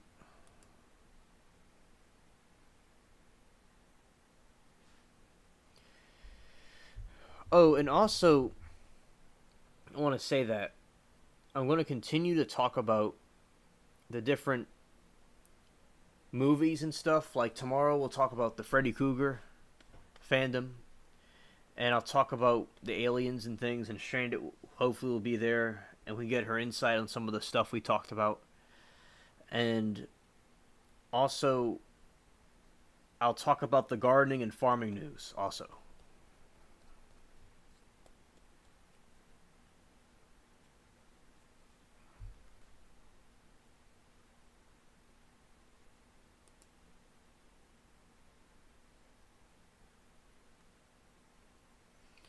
this is very good.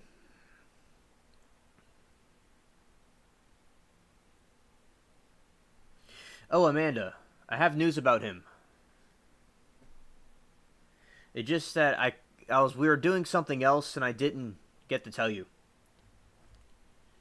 Fox News says Jonathan Gillum, main shooting suspect, could be dead somewhere. They think he might. They don't know where he is, but he might be dead somewhere.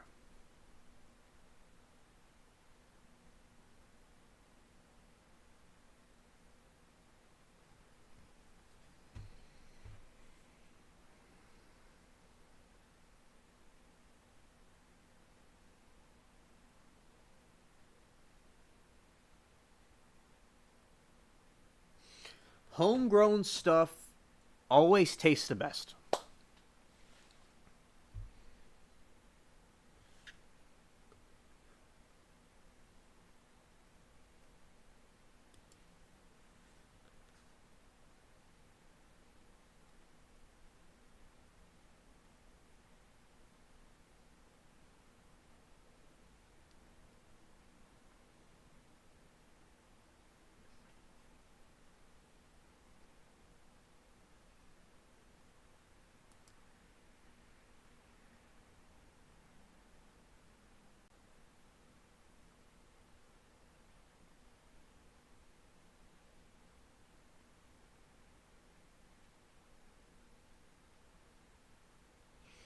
Yeah, like suicide, Amanda. Yeah, that's what they're thinking he did.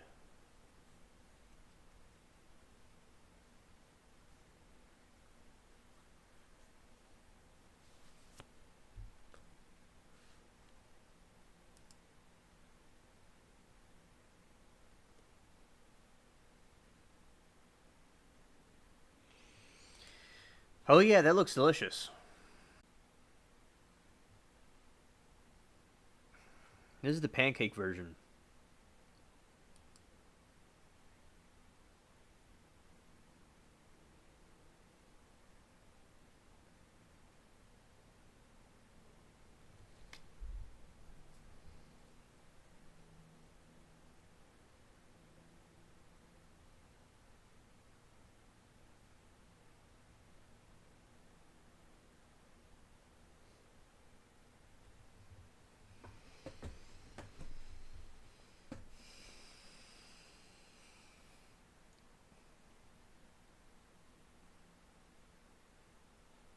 You're welcome, Amanda.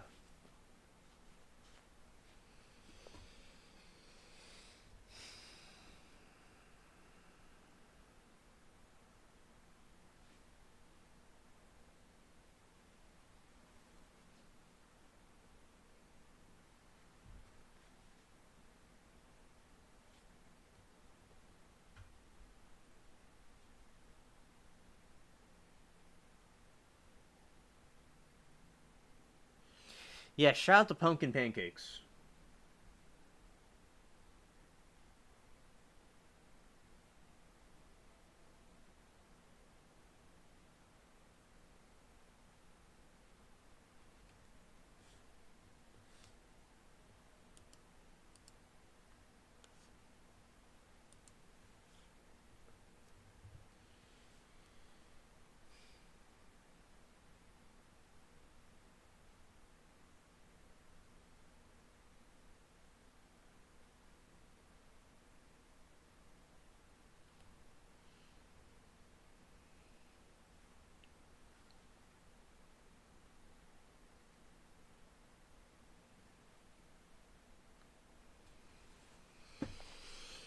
Oh yeah, those are some good pumpkin pancakes.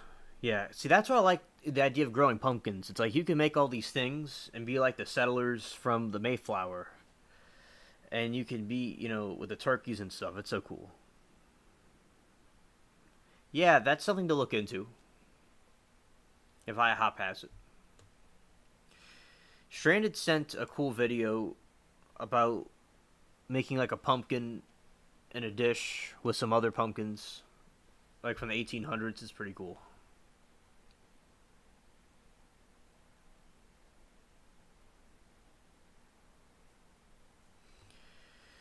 You know what I like?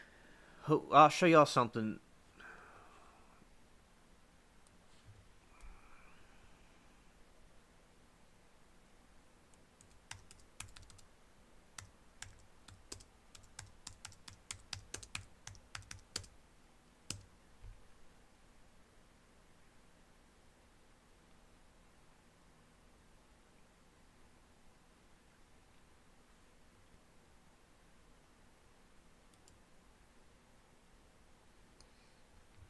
This I found in a picture in a book at school during the literature class, and I bumped into it on my first day at the ninth grade. I think it was ninth grade. Yeah, and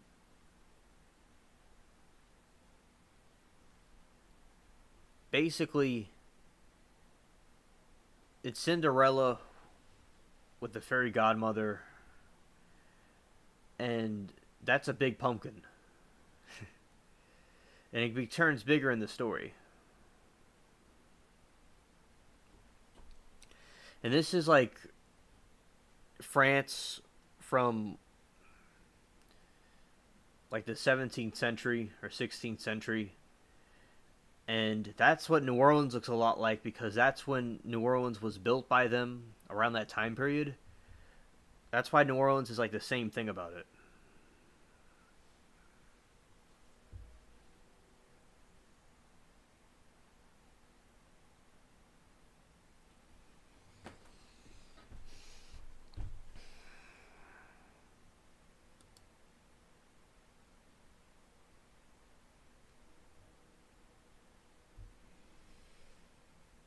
Yeah, that's so cool. I like this depiction. As I said, it's a lot like France, from that time period.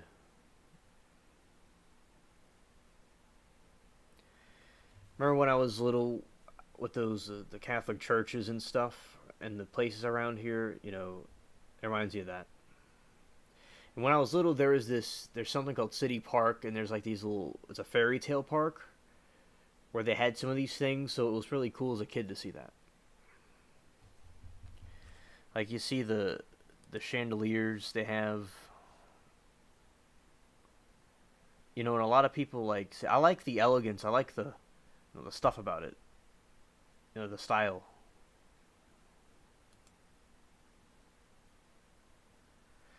Yes, these artistic pictures were done by Gustave Doré. He's one of the greatest illustrators of all time. He's depicted things in the Bible and stuff. And also, so it was in a book, because it was in my literature book, and they're talking about Cinderella, and they used that picture in there. So that's where I got it from. And that's how I learned about Gustave Doré. Nice, school to learn things from about the world. It's private school.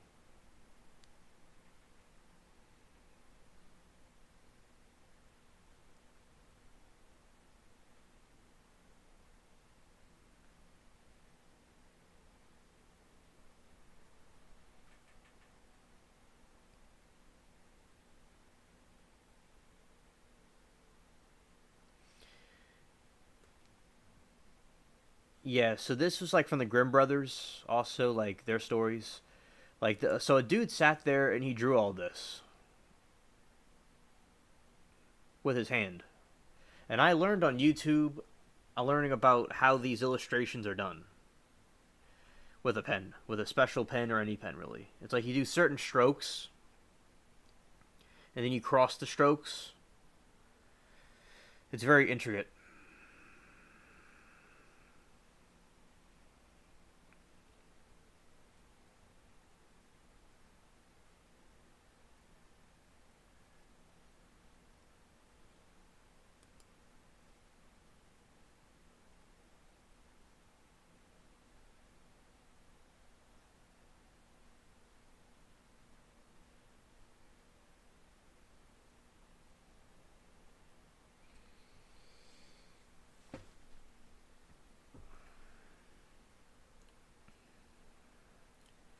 Yeah, shout out to the artists. Very talented.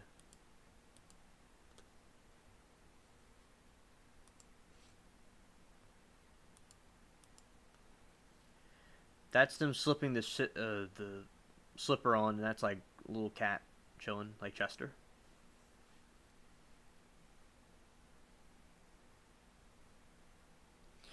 This is why I like history and things from Europe and stuff, and like the elegance with like France and things like that. And governments and things weren't perfect, but I do appreciate the class, the culture, that they had. And as I said, it's a lot like New Orleans.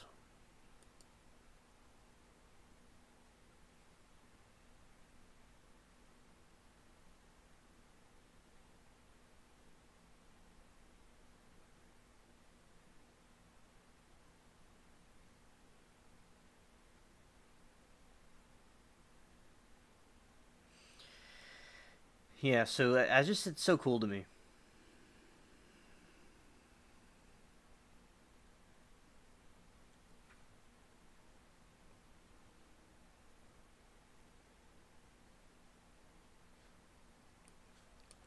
He does depictions of the Bible.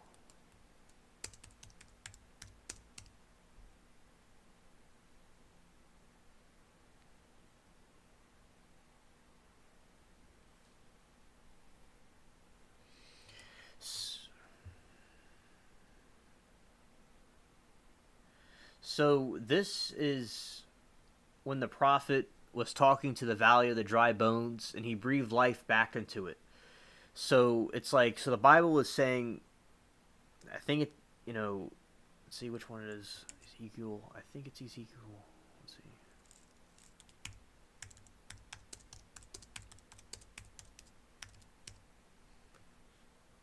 Yeah, I was right. It's Ezekiel. So this is when Ezekiel was speaking to the dry bones and he breathed them back to life. And the Bible was saying, your words have power to bring the dead back. Pretty much. Like, your words have power. That's what the symbolic meaning of it was.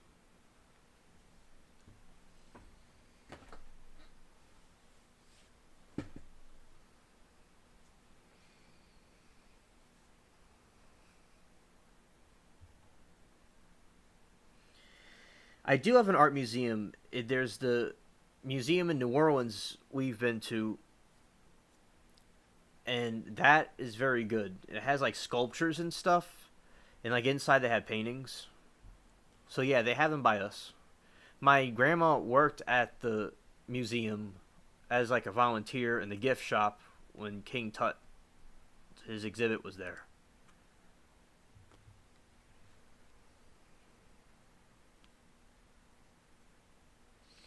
And this dragon thing's called Leviathan. Next online, and I used to talk about it because I saw it when I was reading the book about Moby Dick. They talk about Leviathan in the beginning. It's very interesting.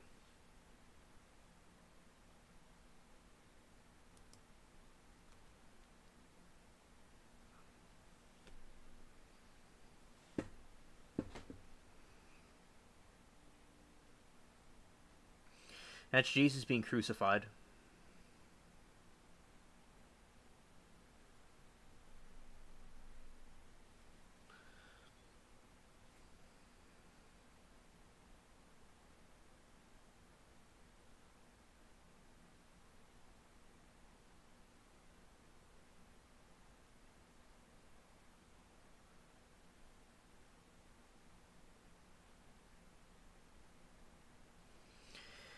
Yes, it is a dragon. The sea monster. Now that probably was Satan.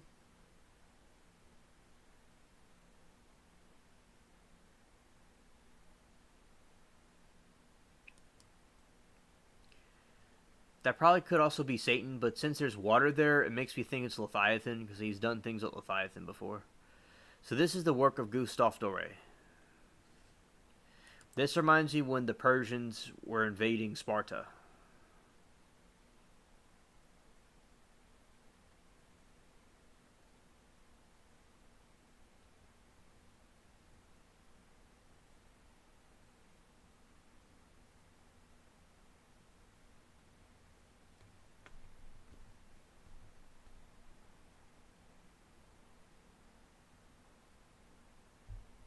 I know, Amanda. It's just, people are cringe.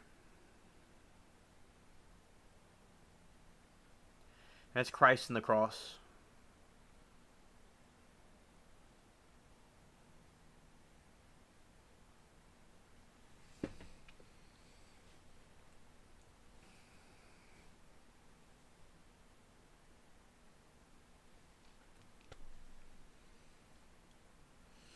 Oh yeah, exactly. You see, like this was from another time period, and how people were, things were different back then. That's David and Goliath. Synchronicity. We were talking about the Goliath corn stalk.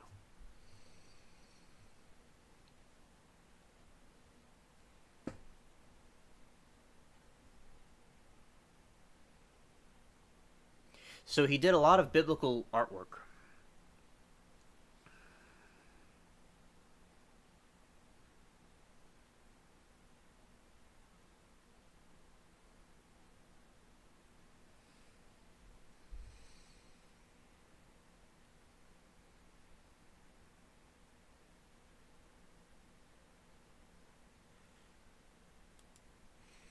And this is the book of Revelation, like what we're talking about, like the different horsemen of the apocalypse. This was his depiction of it.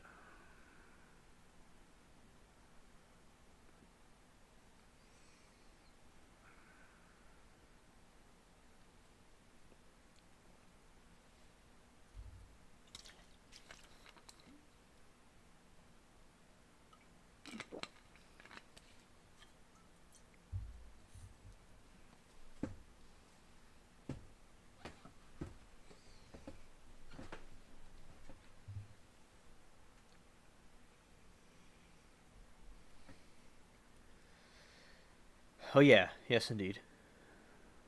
I'll show you the Leviathan one.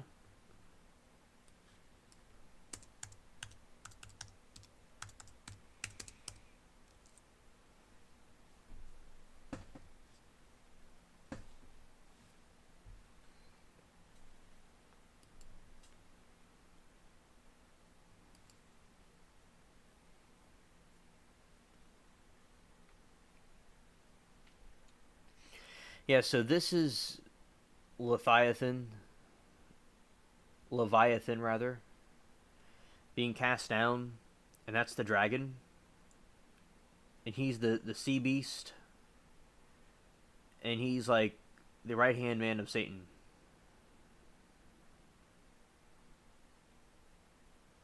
And that's God destroying him.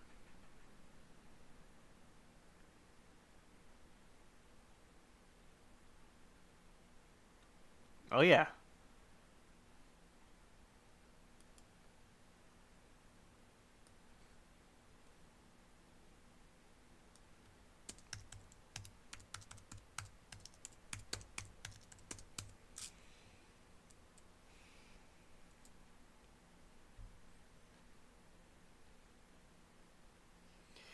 Yeah, they have, these are some of the examples of books they have of his illustrations.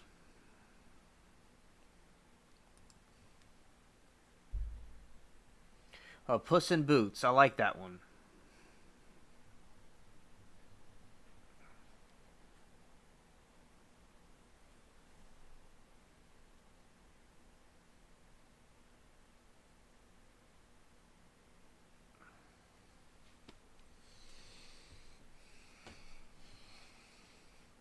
So these are all the numerous books that he has.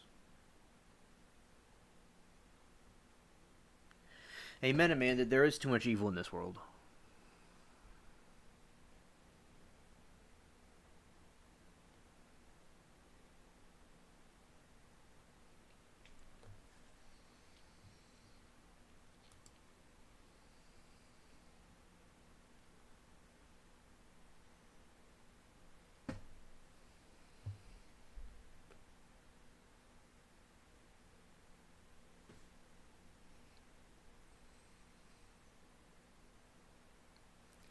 So you can look online or Amazon or anywhere. There's thousands of books that have his illustrations.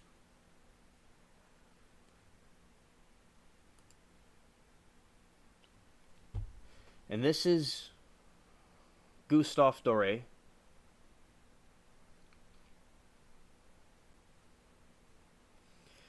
This is Puss in Boots, and that's Puss in Boots yelling at the moon.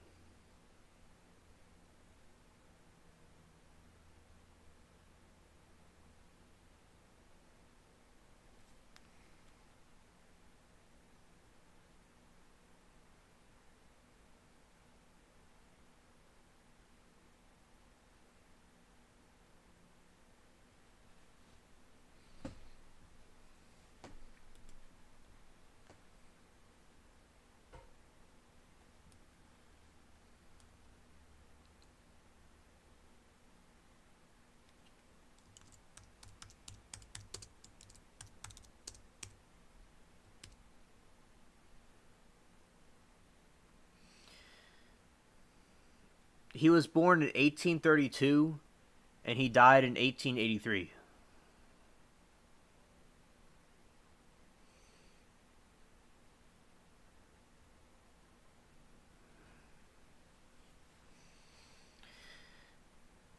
Yes, so he was.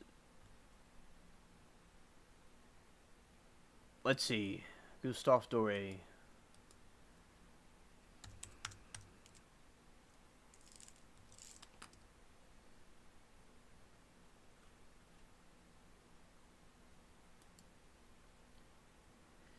He was 51 and he died of a heart attack.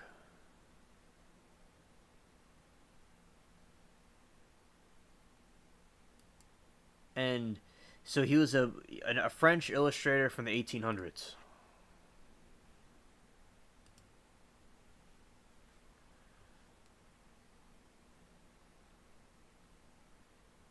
That was him.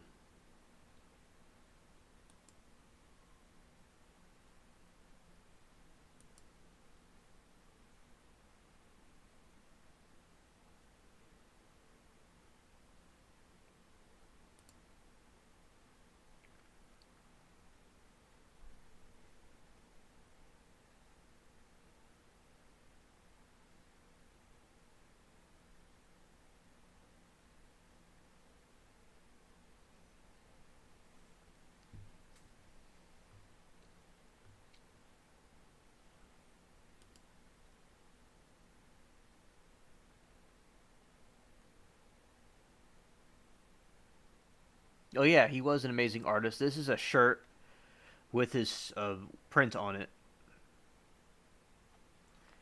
and he certainly, yeah, that's Christ when he passed away in the cross, and that's very good. You know, very good drawing.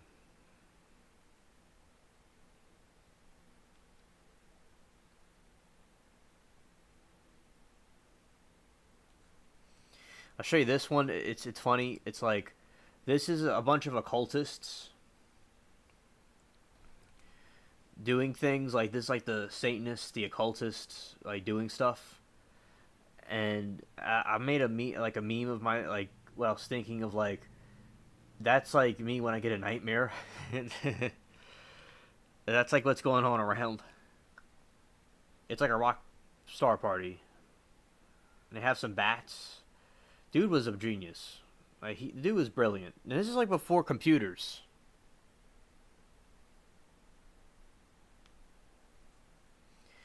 And this was Satan. His depiction of Lucifer, Satan falling to Earth, being a Karen.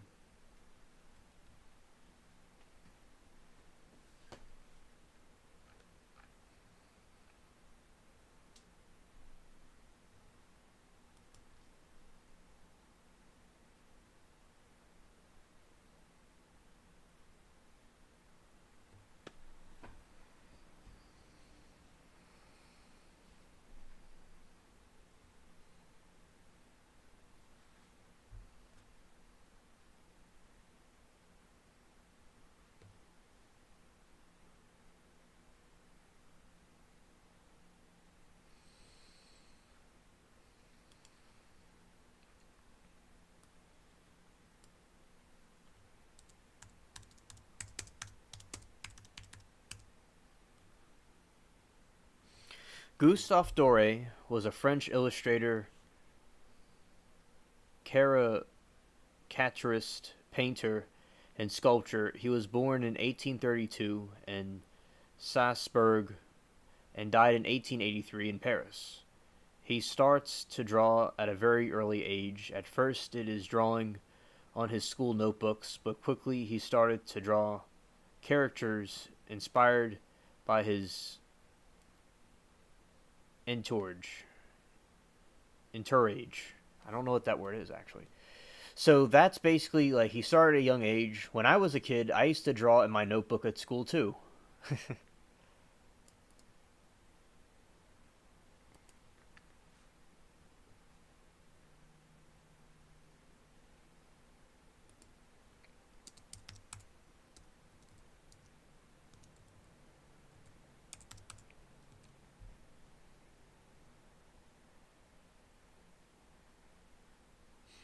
A group of people attending or surrounding an important person. Entourage. Interesting.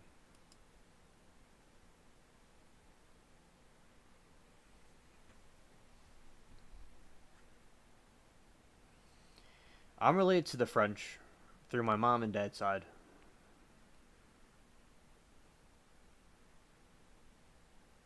Yeah, I like Paris too, Amanda.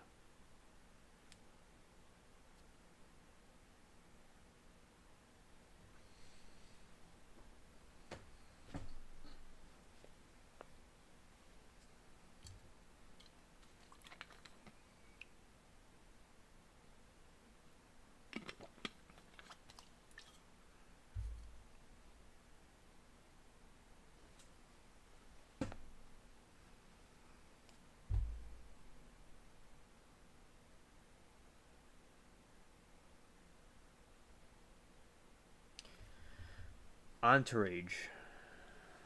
Like the TV show. Alright, Amanda, thank you. Thank you.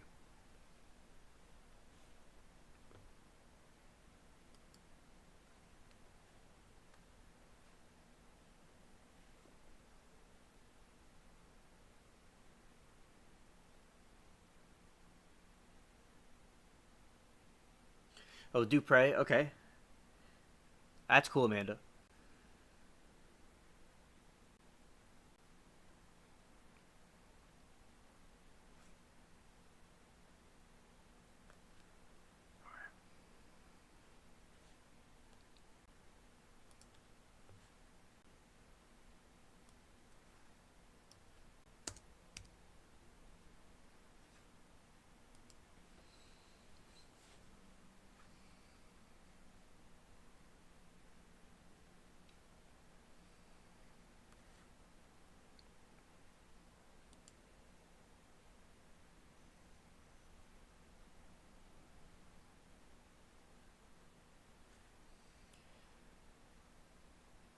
And this is one of like Merlin.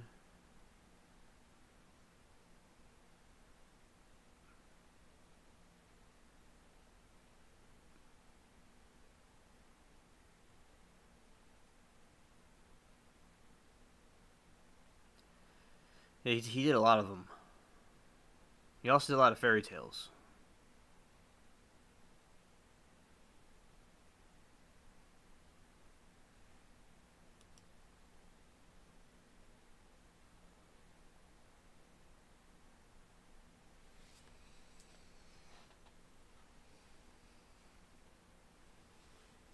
It's like a hermit.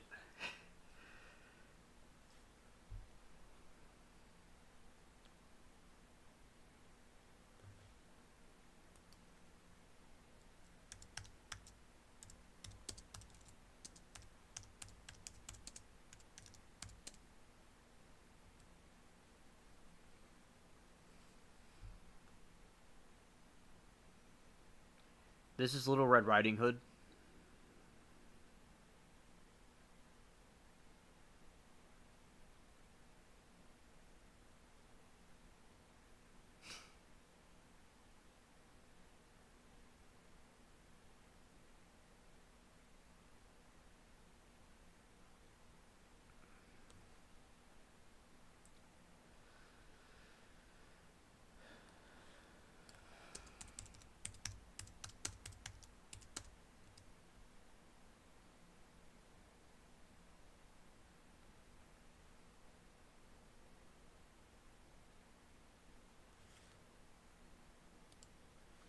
Alright.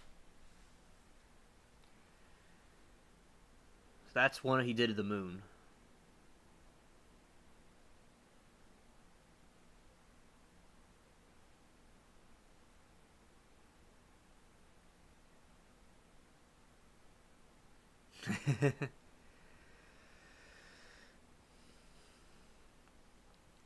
Yeah, and also, yeah, that's really cool. And also, Amanda, I remember I told you before about my drawings. I'll send you an email about my drawings. Let's see. Now, I think I can show one. Let's see.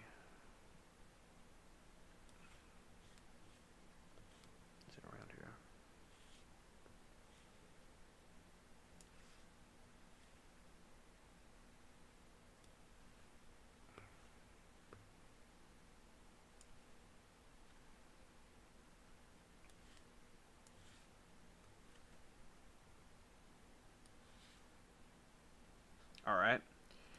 I'm gonna show some artwork I did about like kind of comic book looking stuff about Halloween. All right, let's see how this goes.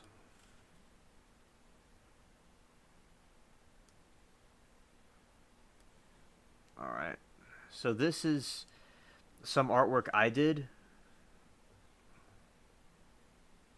and it's a pumpkin with like these vines that turn into like these flowers, like the opium flower that turns like a snake, with a rose with a spiky rose underneath. And also that's Jack Skellington. I did that many years ago.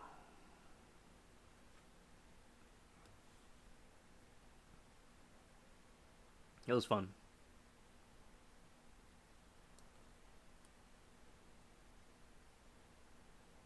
See, like that's the his head, his face. Yeah.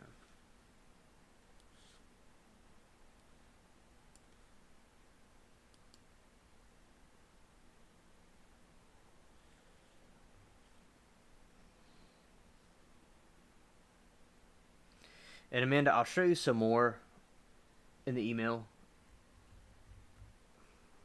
Oh, there's some that this was, one for now. All right. Yeah.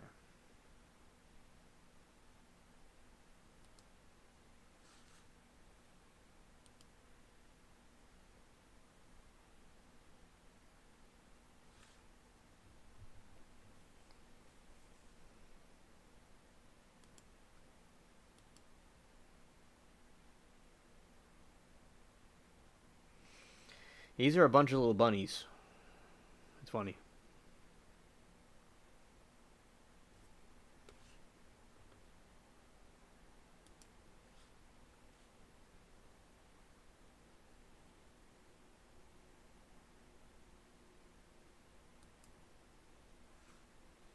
All right.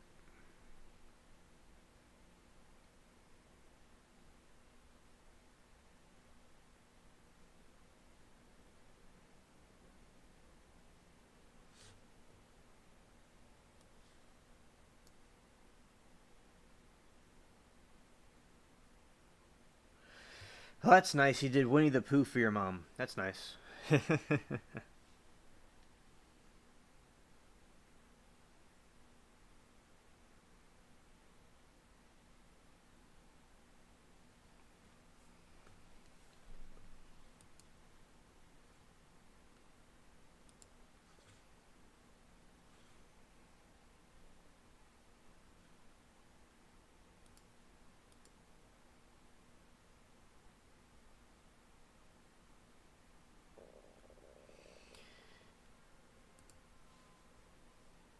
And we have this. It was some dramatic thing from coming out the grave.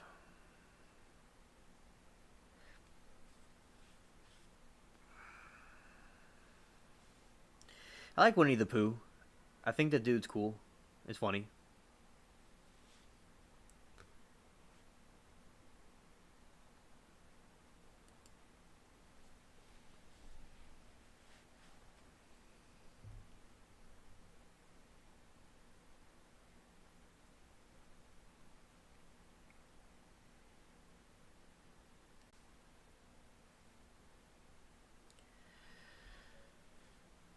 All right, Winnie the Pooh.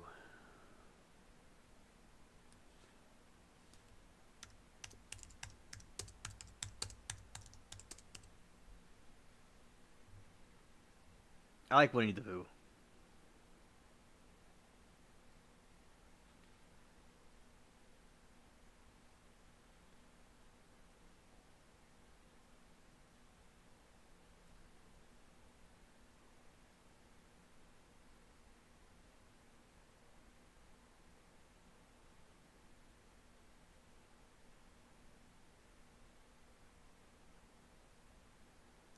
I used to watch that as a kid. That was nice.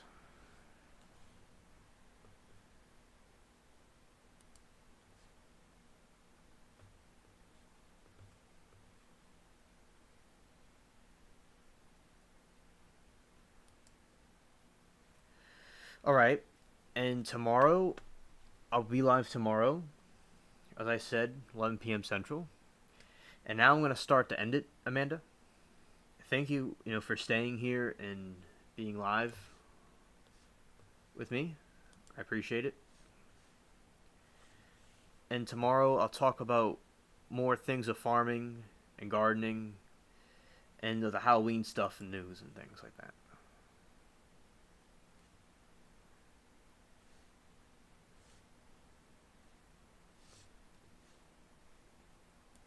Okay.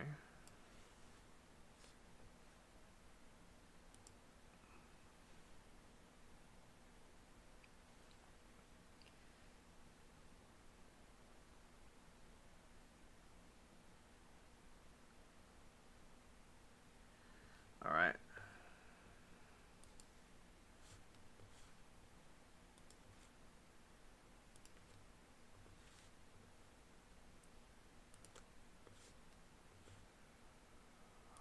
Now I'll be switching the screens in a moment for this late night special.